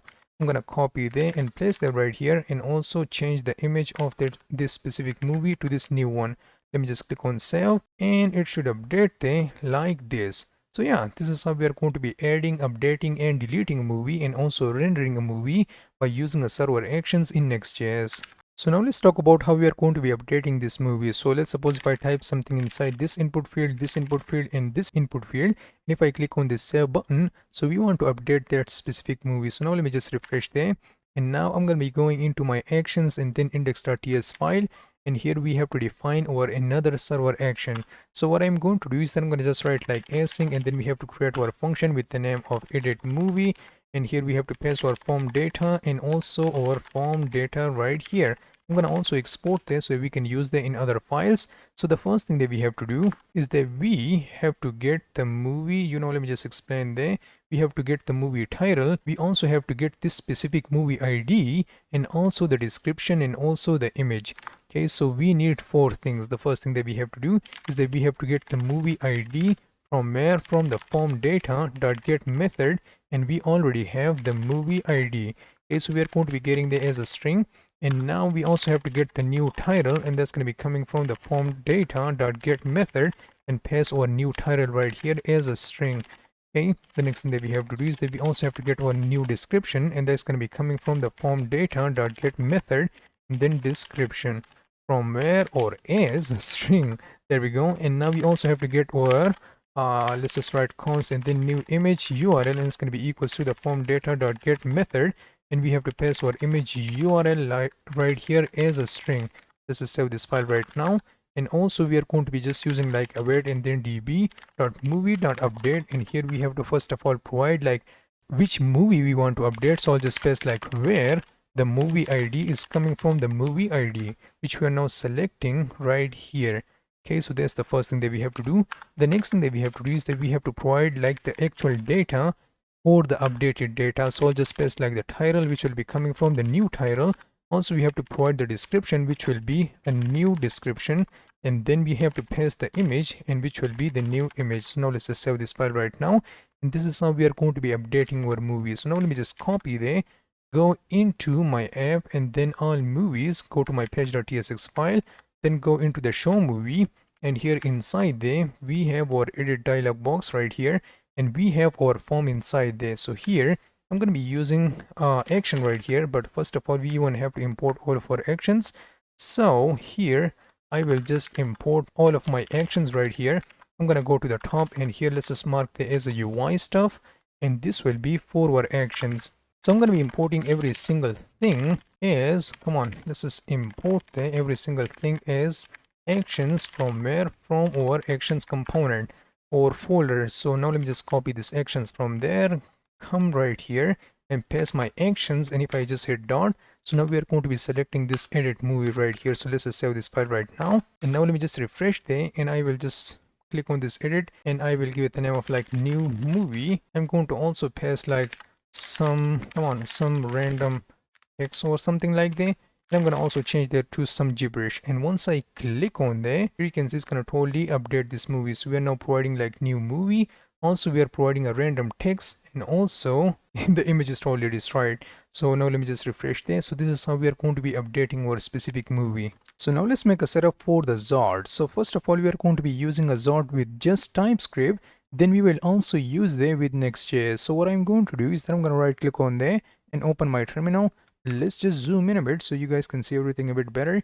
And here I'm going to be using npm and then create read at latest, and I'll just give it the name of like ZOD demos or something like that. I will choose vanilla JavaScript, not JavaScript but vanilla TypeScript. There we go. And now we have to open that folder inside our VS Code. So I'm going to be using like ZOD demos, and now let me just hit enter right now, and this is how it looks like. So I'm going to be deleting this public folder. Now let me go into this src, delete this counter folder, also the style typescript.svg, go to the main.tsx file or ts file, remove every single thing from there, and now we are going to be installing a ZOD. So if you want to install the ZOD, we just have to use npm I and then ZOD, or you can use like install if you wanted to, but in my case I'll just use like npm I and then ZOD. So it's going to install ZOD inside my machine. So now then successfully done. Here I'm going to first of all import our ZOD. So that's going to be the first thing, importing ZOD. We first of all use import, and then we just specifically import Z from the ZOD library. Okay, so if I hold control and click on the Z, it's going to redirect us to these errors and helpers and so on and so forth, by which our ZOD is depends on.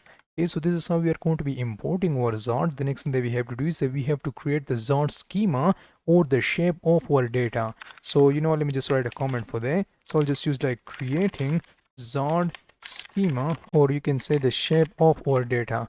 So this is how I want my data to look like. So I'm going to be using that Z, and now if I hit dot, so here you can see it's going to give us a lot of things right here.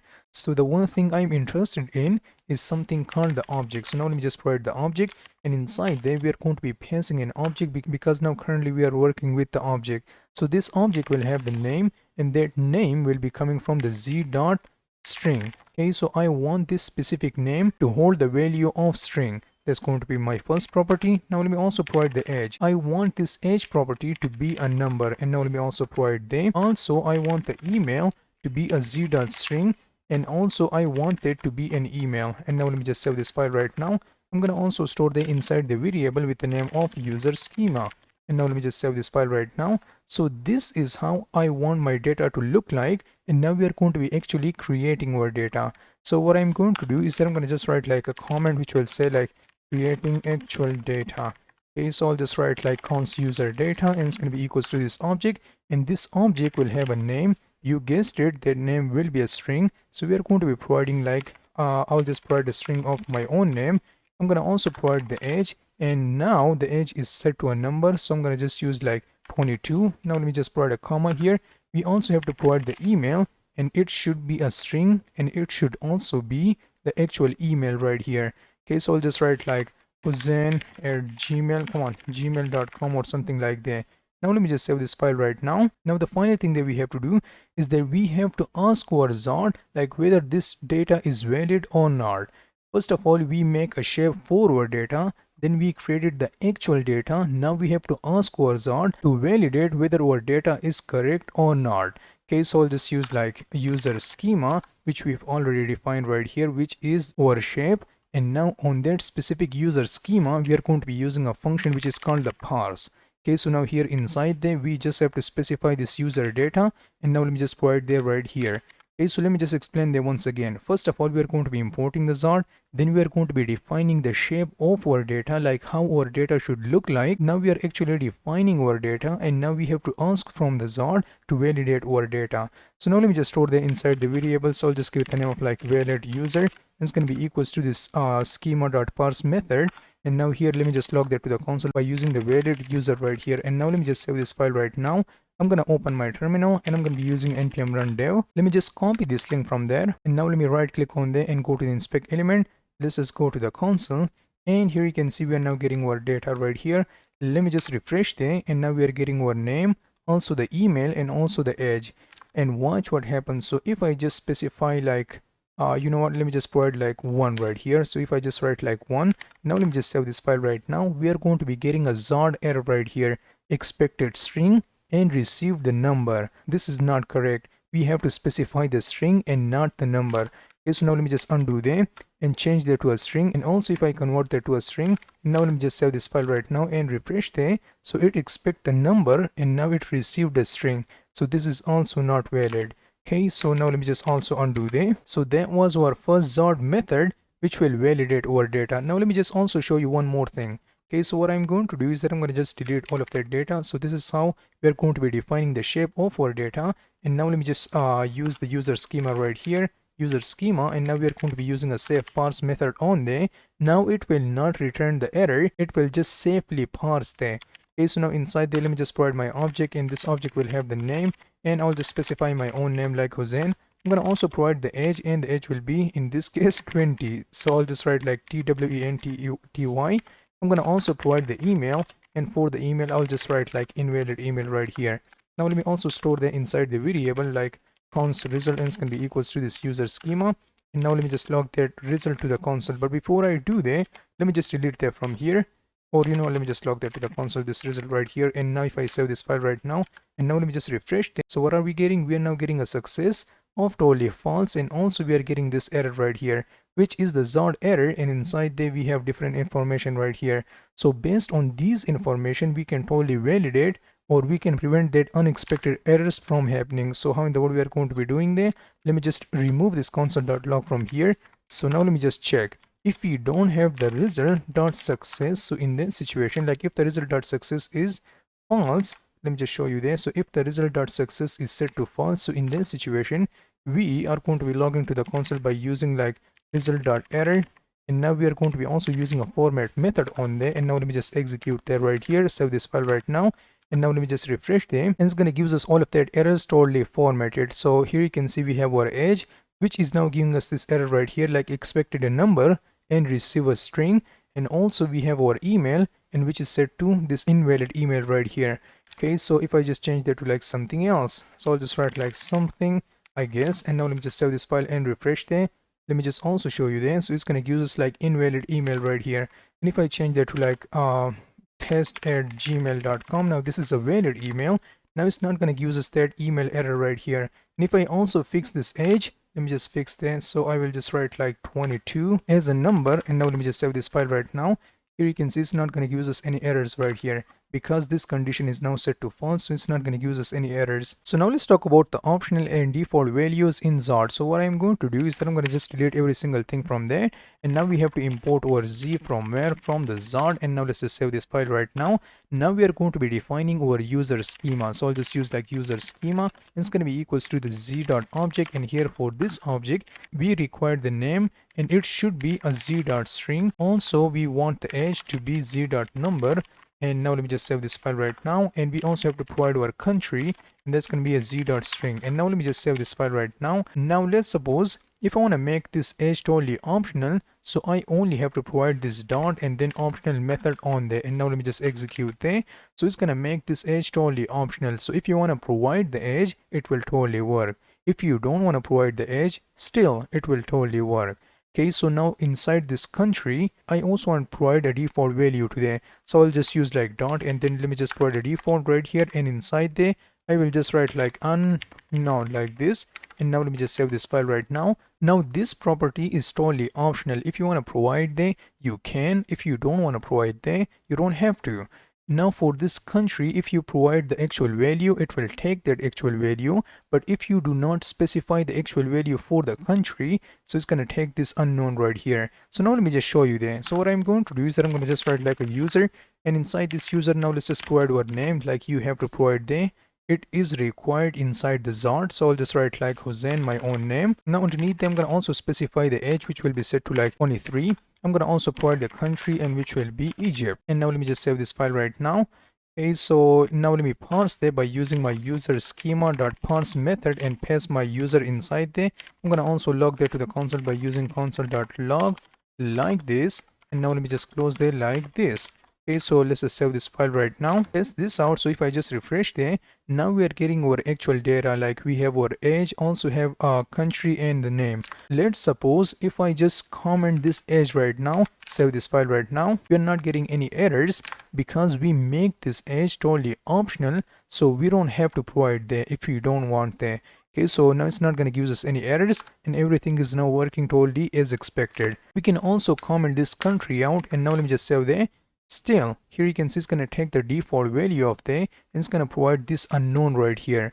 Why is that? That's because we are also providing a default value. If we specify our own actual value, so it's going to take that actual value. But if we did not specify this actual value today, so it's going to take a default value of unknown. Okay, so if I uncomment there, and let's just save this file right now, so it's going to make the country as a Egypt. But now if I comment this line out, here you can see it's going to take there as unknown. So this is how we are going to be working with the optional and also default values with the ZOD. We are also not limited to just provide only one object. We can also provide a nested object inside there. So how that's going to look like, let me just delete that from here. Now I'll just write like user schema, and that's going to be equals to the z.object, and here inside there we are going to be providing a name which will be a z.string. And now let me just execute there. We are going to be also providing the address address, and now that's going to be a nested object. So how that's going to look like, so I'll just use like z.object, and inside there let's just pass our object. We have an object inside another object, so now this object is called a nested object. So now inside for this nested object, I'm going to pass my city, and that city will be a z.string. And now let me just execute there. I'm going to also provide the zip code, and that zip code will be z.string. And now let me just also execute there. So this is how we are going to be providing a validation, or this is how we are going to be creating a nested shape for the nested object. And now let me just also parse that. But before I do that, I'm going to have to create my actual data. So I'll just use like const user, and inside this user, I'm going to have to first of all provide the name, and the name will be set to HuXn. I also have to provide the address, so I'll just use like address like this, and inside there we have to provide the city, and the city will be a random city. You can specify anything that you prefer inside there. I'm going to also provide the zip code, and the zip code will be like I don't know, maybe 1 2 3 and so on and so forth. And now let me just parse them by using my user schema dot parse method and pass my user inside there. Okay, so I'll just use like console.log, and now let's just save this file right now. And once I do that, here you can see everything is now working the way we expect them to work. So we are now getting our address, city, zip code, and also our name. So what I'm going to do is that I'm going to just change that to like maybe 1. Okay, so I'll just write like 1 right here, save this file right now. So it's going to give us like expected string and received a number. Okay, so if I just undo them, now let me just provide like, I don't know, maybe array inside there. So let me just pass array, and now here you can see expected string and received array. So this is not allowed. Why? That's because we already define our shape or schema for our data. So you cannot provide that. This is a big no-no in ZOD. So now let me just save this file right now. So this is how you're going to be providing a nested object inside a ZOD. Now let's talk about how we are going to be defining arrays in ZOD. So now let me just delete all of that code from here, and I'll just create a hobbies array. So I'll just write like hobbies schema, and it's going to be equals to the z dot array, and inside this array we are going to be only providing a z dot string. If you specify the number or undefined or some object or a nested array, it will give you an error, because we are now defining like we want our array, and inside that array we only want to specify a strings, nothing else than that. Okay, so now let me just define our array. So I'll just use like reading. I'm gonna also provide like cooking like this, and I'm gonna also provide like coding, and now let me just store the inside the variable with the name of user hobbies. And now let's just store the inside the variable like this.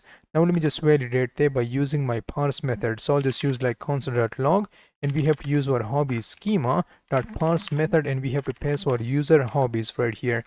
I'm gonna save this file right now, and now let me just refresh this. So here you can see it's gonna give us like all of our data right here, and no errors, nothing right here. But if I specify maybe like 1 right here, save this file. So now it's gonna give us like expected a string and received a number. This is not valid. If I specify like, I don't know, maybe a nested array inside there, and now let's just save this file. It's gonna expect a string, and now it is receiving the array, so this is also not valid. If I provide like this object, so it's gonna also gives us an error. So I'll just write like x, and now let me just provide the value of cooking inside there.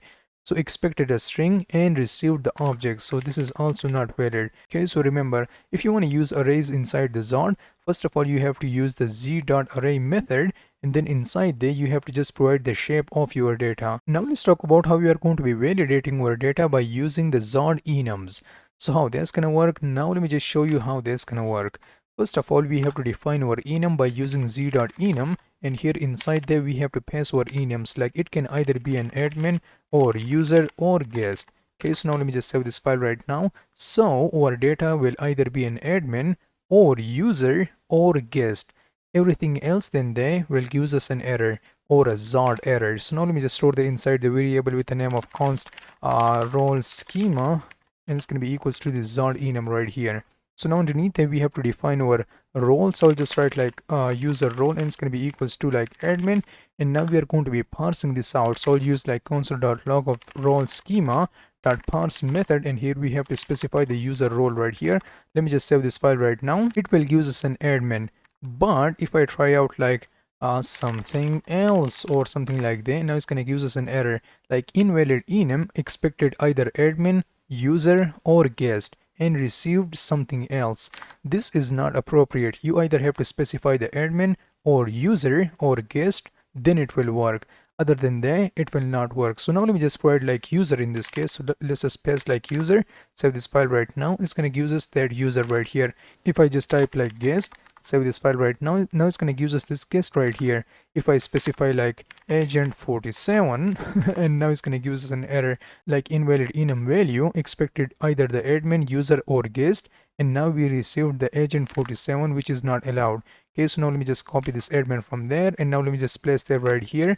And this is how we are going to be validating our data by using the enums. Now let's talk about how we can also infer the TypeScript type from the ZOD. So what do I mean by that? Let me just delete this code from here, and now we're going to be creating our user schema. So I'll just write like const user schema, and it's going to be equals to the z.object, and inside there we have to specify our name, which will be a z.string. We also have to provide our age, and which will be a z.number, and also we have to provide the email, which will be a z.string, and we also have to make that only as an email. And now let me just save this file right now. So this is how we are going to be successfully defining our user schema. Now we are going to be creating a different type based on this schema. So what do I mean by that? Now let me just write like type, which will be a TypeScript type. So you cannot use that inside the JavaScript, you have to use that inside the TypeScript. So now we are going to be using like type. I will just create a type for the user. Now that's going to be equals to the ZOD Infer method, and here for this infer we have to provide the type of user schema. And now let me just close that. So basically this line of code means like we want all of these types from the user schema to be inside this user. Okay, so if I hover my mouse over to this, now it's going to give us like this user will have the name, which will be set to a string. This user will also have the age, which will be set to a number. It's going to also have the email, which will be also set to a number, and it should also be an email. So this is how we are going to be inferring our TypeScript type by using our ZOD schema. So now let me just test this out. So first of all, we are going to be writing a valid test for that, and then the invalid test. So I'll just write like const and then valid user, and here it's going to just take the name, and which will have the name of HuXn. I'm going to also provide the age of 22, and I'm going to also provide the email of HuXn at example.com or something like that. Now we have to use this type, and we have to annotate our object with this specific type. And once I do that, everything will work the way we expect them to work. So if I hover my mouse over to them, here you can see it's going to require the name, age, and email. But now let's suppose if I just change this HuXn to a number by just providing a 1, now it's going to give us an error. If I hover my mouse over to there, type number is not assignable to a type string. It already know the type from my user schema. And why is that? That's because we are now inferring there by providing this z.infer and then type of user schema right here. Okay, so it already knows that, and it's going to totally help you inside the development. So now let me just undo that. What if I just make this 22 as a string? Now it's going to also give us an error. If I hover my mouse over to there, it's going to say like TypeScript type string is not assignable to a type number. So now that it already know, and it already infer all of that values from our user schema. Let me just test this out right here. So I'm going to be using like try and catch block. Let's just use our try and catch. So for the catch, we have to specify our console. Come on, console.error, and we have to provide like some sort of an error right here. And now we are going to be also rendering our specific error which we've got. I'm going to also provide this icon right here. And now here for the try, we have to first of all use our user schema.parse method, and we have to pass our valid user. So now let me just copy that and place that right here and store that inside the variable with the name of parsed user, and it's going to be equals to this data.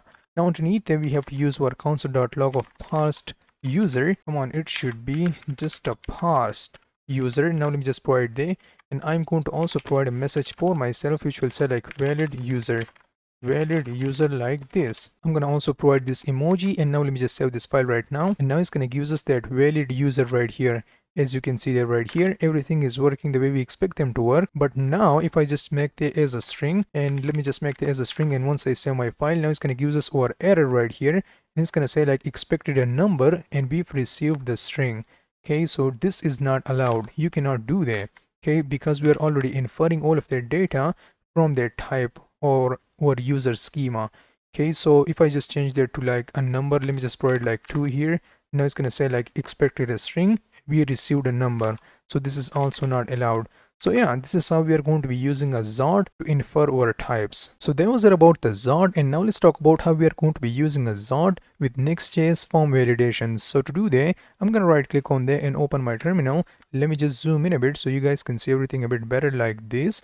And now here, let's just make a basic setup. So I'm going to be using npx and then create next app at latest, and I'll just give it the name of like forms. And I'll just choose like TypeScript, yes, yes, yes, yes, yes, yes, no, no. Okay, so now it's going to take a bit of time to install all of their dependencies, and I'm going to catch you in a few seconds. So now the install is done. Now let me use code and then form. So it's going to open that specific folder inside my VS Code. And this is how it looks like. So I have to delete this public folder, then go to the src and remove this fav icon, go to the globals and just keep this one and remove the rest of them. Now let me go into my page.tsx file, and I'll just use my rafc and home. Let's just save this file right now, and that's totally done. The next thing that we have to do is that we have to make a HuXn UI setup. So I'll just use like npx, and come on, it should be a npx and then HuXn at latest and then init. And once I do that, it's going to ask us a series of questions. First of all, let's just proceed there. Yep, you want to use the neutral. And yeah, it's going to install there right here. Use the force for the React 19 version. And that's totally done. The next thing that we have to do is that we have to install the ZOD. So I'm going to be using like npm I and then ZOD. So it's going to install ZOD in our project. So that's totally done. I'm going to also install my components. I'm going to use like npx and then shared cn at latest.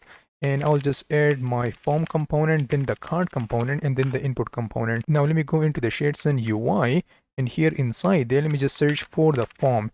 And once I do that, and once we install the form, so it will automatically install the React hook form, and it's gonna also gives us a few more things for the validation. So we can provide the controls, we can also provide the name, and we can also render our UI based on this specific render function. So I'm gonna also show you that in a few seconds. And this is a newer feature added in the HuXn UI, I guess, yeah, the latest version of the HuXn UI. So once we install the React hook form, it's gonna install the React hook form. It's gonna also install ZOD with itself. So that's totally done. Now let me just hit enter right now. So it's gonna install the in our machine, and that's totally done. The next thing that I want to do is that I want to go into my app, and inside there let me just define my folder with the name of sign up. And inside there, let's just provide our page.tsx file inside there. And the first thing that I want to do is that I want to just use my RAFCE inside there. Now I'll give it the name of like sign up. And let's just save there as a sign up like this. Okay, so that's totally done. First of all, let me just delete that from here. And I'm going to be providing a bit of classes to there. So I will just leave there right now. Then we have to render our card component. Let's just grab that from our HuXn UI. And inside there, we have to provide our card header. So I'll just use like card header. And now let me just close that like this. And inside this card header, we have to specify our card title. So I'll just use like card title. Let's just import that from the HuXn UI. And I'll use like sign up. And now let me just save this file right now. For this div, I'm going to provide these classes. Let me just highlight there. I'm going to provide these classes. For the card, I'll just provide these classes. Let's just highlight there. For the card title, I'm going to provide these classes. And now let me just save this file right now, go back and check this out by running npm run dev. And now let me just use my localhost 3000. It's gonna run dev right here. Okay, so now we are getting our home. Now let me go into my sign up component, or page to be precise. Now it's gonna use us this sign up right here, which is looking cool. So the next thing that I want to do is that I want to just provide my card content. Okay, so underneath this header, I'm going to be providing my card content. So I'll just use like card content right here. And now let me just hit enter right now. And inside this card content, we are going to be calling our form component, which we are going to be importing from the HuXn UI. Let's just close that right here. And inside there, we have to specify our form. Yeah, it will give us our error. So inside there, let's just provide our form. We are not going to be providing any action today. And here inside this form, let me just provide a class names. So it's going to take the spaces on the y-axis of 4. And inside this form, we're going to be providing our div, and inside there let's just provide our form field, which we also need to import there from the HuXn UI. And we're not going to be calling there like this, we have to call there like this. Now for this form field, we have to provide the name, which will be a name in this case. We also have to render our component, so I'll just provide my field inside there. That's totally done. Now outside from there, we have to specify our UI. So here we are going to be rendering our form item. So let's just provide our form item right here. Come on. I'm gonna have to import that from the HuXn UI. And inside this form item, we have to provide our form label. I'm gonna provide that right here. And inside this form label, I'll just provide like name. Here we also have to provide the form control and close there like this. Inside there, let's just render our input field right here. And I'm gonna close there like this. Now we also have to provide the placeholder, which will say like enter your name like this. And now here, let's just save this file right now. So now if I refresh this, now it's going to give us an error. And I know why it is giving us this error. That's because here we have to specify our form data right here, which will be coming from the use form hook. Okay, so let's just take care of that. So what I'm going to do is that here, I'm going to use my use form hook from the React hook form. And if you guys don't know what a React hook form is, well, you should definitely check out my React.js course on there. So now let me just provide my default values. And here inside there, let me provide my name, which will be set to empty string. I'm going to also provide the email, which will be set to empty string. I'm going to also provide the password, which will be also set to totally empty string. Okay, so now here, let's just store the inside the variable with the name of form. So I'll use like const and then form, and it's going to be equals to this use form. I'm going to copy there from here. And now here we have to spread this out by using ... and then form. Now that error is successfully gone. If I check this out right now, so it's going to give us this error like you are using a use form and you have to mark your component as a use client component. And once I do that, here you can see it's going to give us this name right here, and everything is working the way we expect them to work. So that was our first form field right here. Now I want to duplicate this, so I will only select this div, and now we have to duplicate the 1 time and then 2 time. Okay, so here inside this div, what we have to do, and also I forgot to do this right here, but we also have to spread this out and provide our dot dot dot, and now we also have to provide this field right here, which we are taking as a parameter for this render function. So now let me just save this file right now. I'm gonna also copy that from here, and now let me just render there right here by using dot dot dot, and now let me just render there right here like this. I'm gonna also change this name to the email, so I'm gonna provide my email right here. And also we have to change this email to the password, so I'm going to be using like password right here. Now let me just copy this field from there, and here we are going to be using a dot dot dot and then field. Let's just save this file right now, preview there, and now we are getting our name, email, and also our password right here, and it should have the type of password. So now let me just change that to type of password, and this one should have the type of email. So I'll just write like type of email right here, save this file right now. And now it's going to have the type of email, and this one will have the type of password, and this one will have the type of text right here. So that's totally done. Now underneath this div, we have to create our button. So let's just use like button, which we are going to be importing from the HuXn UI. So let's just use a button, import that from the HuXn UI, and I'll just say like sign up. Here we also have to provide the class name, like the width will be set to totally full, and also the type will be set to totally submit. And this is how my basic form looks like. So here you can see we just made a setup. We also define our sign up page, and inside there we only provide this UI right here, and also we just provide this default state for our form. Now that's totally done. The next thing that we have to do is that we have to create our schema. So we already installed ZOD. So now let me go into my src folder, and inside there we are going to be defining our schemas folder. So I'll just write like schemas, and inside there let's just define our index.ts file. And now here, first of all, let's just start by defining our sign up.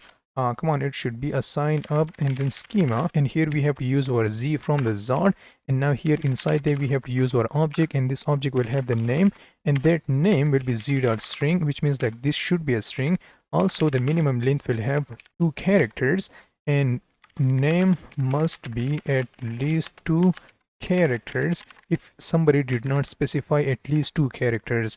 Okay, so now underneath there we also have to provide the email, and that's going to be a z.string. And also there should be an email. Let's just call there, and here for this email we are going to be also passing this message like invalid email address if somebody did not specify there. So now let me just take care of that. I'm going to also provide the password, and password will be set to z.string, and also the minimum length will be 6 characters, and if somebody did not specify this, we are going to be providing like password must be at least 6 characters right here. And now let's just save this file right now. We can totally export that, and we can totally use that in our UI, but this is going to be the very basic validation. So I'll just write like basic validation. We can also do something better than that.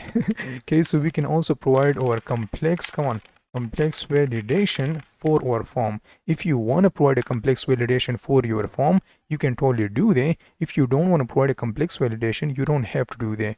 Okay, so that was about the basic validation, and now let me provide a complex validation. So I'll just use like const and then sign up. Come on, it should be a sign up schema. It's going to be a z.object, and here inside there we first of all have to provide our name, and name will be coming from the z.string. And also we have to provide the minimum length, and it should have at least 2 characters, and name must be at least 2 characters right here. And also the maximum length will look something like this. So now let me just provide a maximum length, and maximum length will be 50 characters, and name must not exceed 50 characters like this. Let's just save this file right now. And now underneath there we are going to be also providing our regex right here. If you guys don't know what this regex mean, trust me, I also don't know that. I just copied that from the Google. So yeah, it is also another layer of validation for this name. Okay, so now we are currently working with complex validation. If you want to do that, cool. If you don't want to do that, you don't even have to do that. Okay, but now we are currently learning about the form validation, so I want to just make that a bit complex. That's the only reason I'm providing a minimum length, maximum, and also this regex right here. Okay, so that's totally done. Now we also have to take care of the email. So I'll just write like email, and email will be z.string. First of all, it should also be an email, and here it's gonna say like invalid, come on, invalid email address if somebody did not specify there. Now we are going to be also attaching a refine method on there. Let me just save this file right now. And this is how it looks like right here. So this function is a callback function which is taking a value, and we are now providing that value, and this value should either end with either the @gmail.com or @yahoo.com. Okay, so if that's not the case, we are going to be providing like only Gmail and Yahoo emails are allowed. Other than that, it's going to give us an error. Okay, so that's totally done. Now let me also take care of the password. So I'm going to use like password, and it's going to be coming from a z.string. And also we have to provide the minimum length, and it's going to be 8 characters. And I'm going to say like password must be at least 8 characters.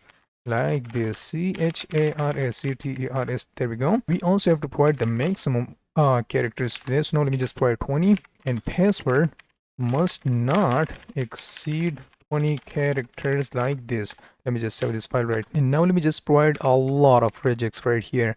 Okay, so first of all, we are taking care of the uppercase and lowercase, and also we are checking for the numbers starting from the 0 and 9, and also this gibberish right here. Trust me, I also don't even know this regex, but yeah, I found this code on the internet, and that's why I'm using that. If you want to use that, cool. If you don't want to use that, you don't have to. And now let me just export that, and we have to use that in our file. So I'll just use like export, and this is how we are going to be exporting that. And that was our complex ZOD sign up validation. Now let me go ahead and go into my page component, which is the sign up page. And here inside there, first of all, we are going to be making there so that we can infer all of our types which we defined right here inside this file. And now we have to infer our use form by using those types. Okay, so how in the world we are going to be doing there? I will just write like a less than symbol, and now we have to first of all import z from the ZOD. And now we are going to be using this infer method which I already show you. And now here we have to provide the type of sign up, and we also have to import there from the schema, and we have to close there like this. Okay, so what am I getting? Getting our user schema. You know, let me just provide my resolver, and I guess it's gonna work totally fine. So let's just provide our resolver, and here it's gonna be coming from the ZOD resolver. And now here we have to provide our sign up. Come on, sign up schema inside there like this. I'm gonna provide my comma right here. Still, we are now getting this error. I don't know why, but we are getting this error. So now let me just empty this out. Oh, we have to provide the closing tag once again right here.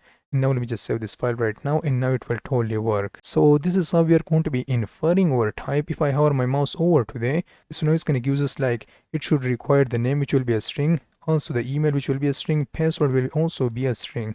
Okay, so that's totally working the way we expect them to work.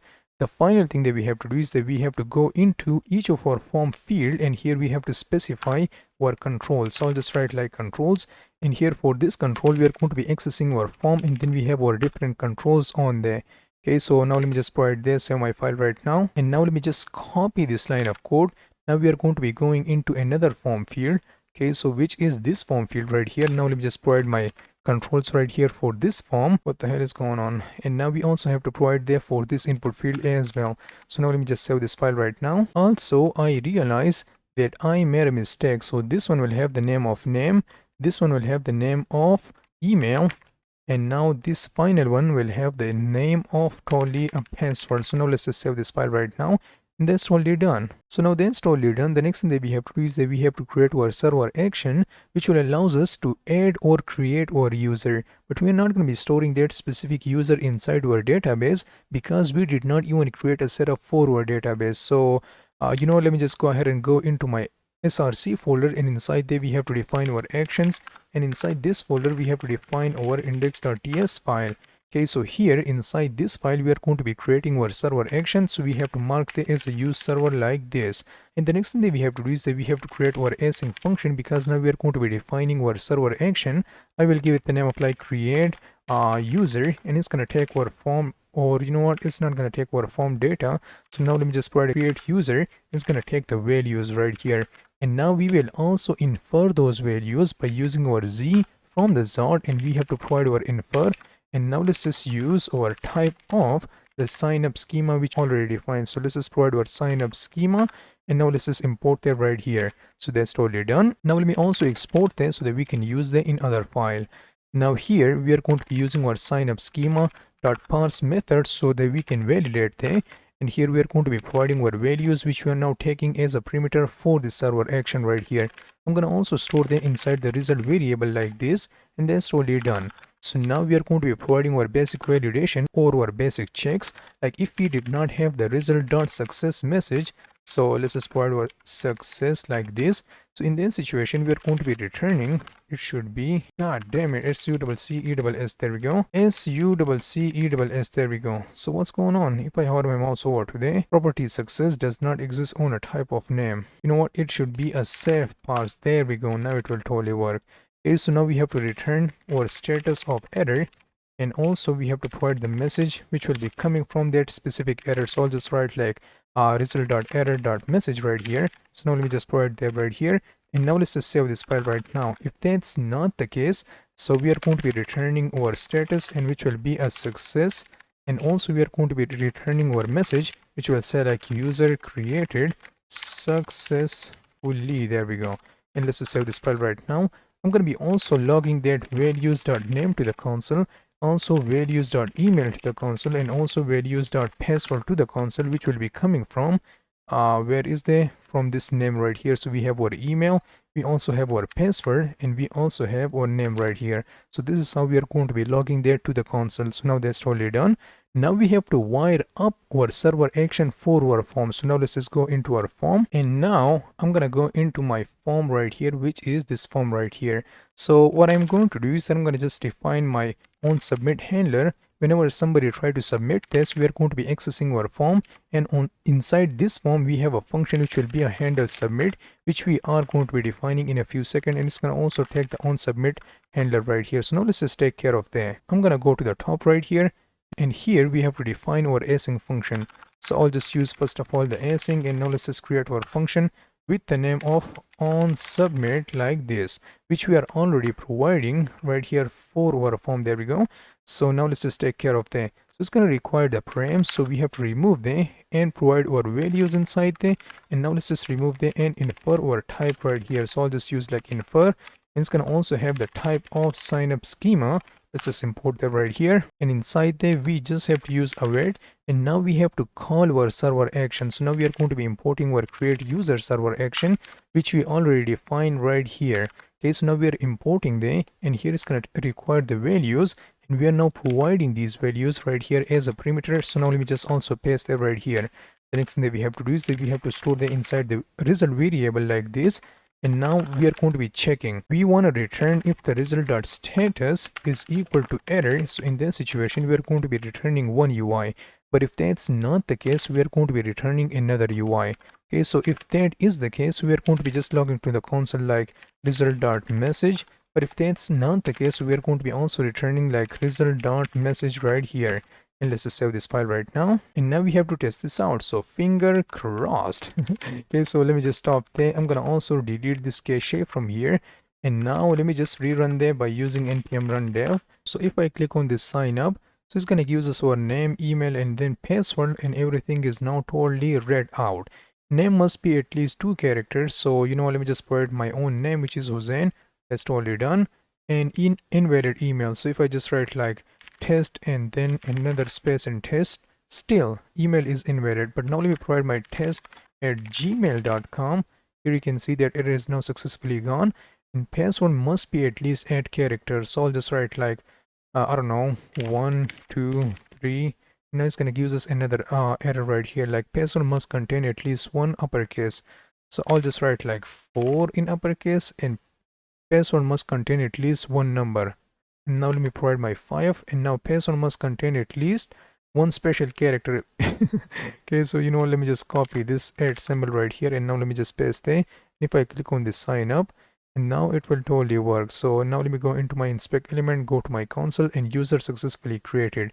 You can totally store your user inside your database if you prefer there, but in my case that's totally done.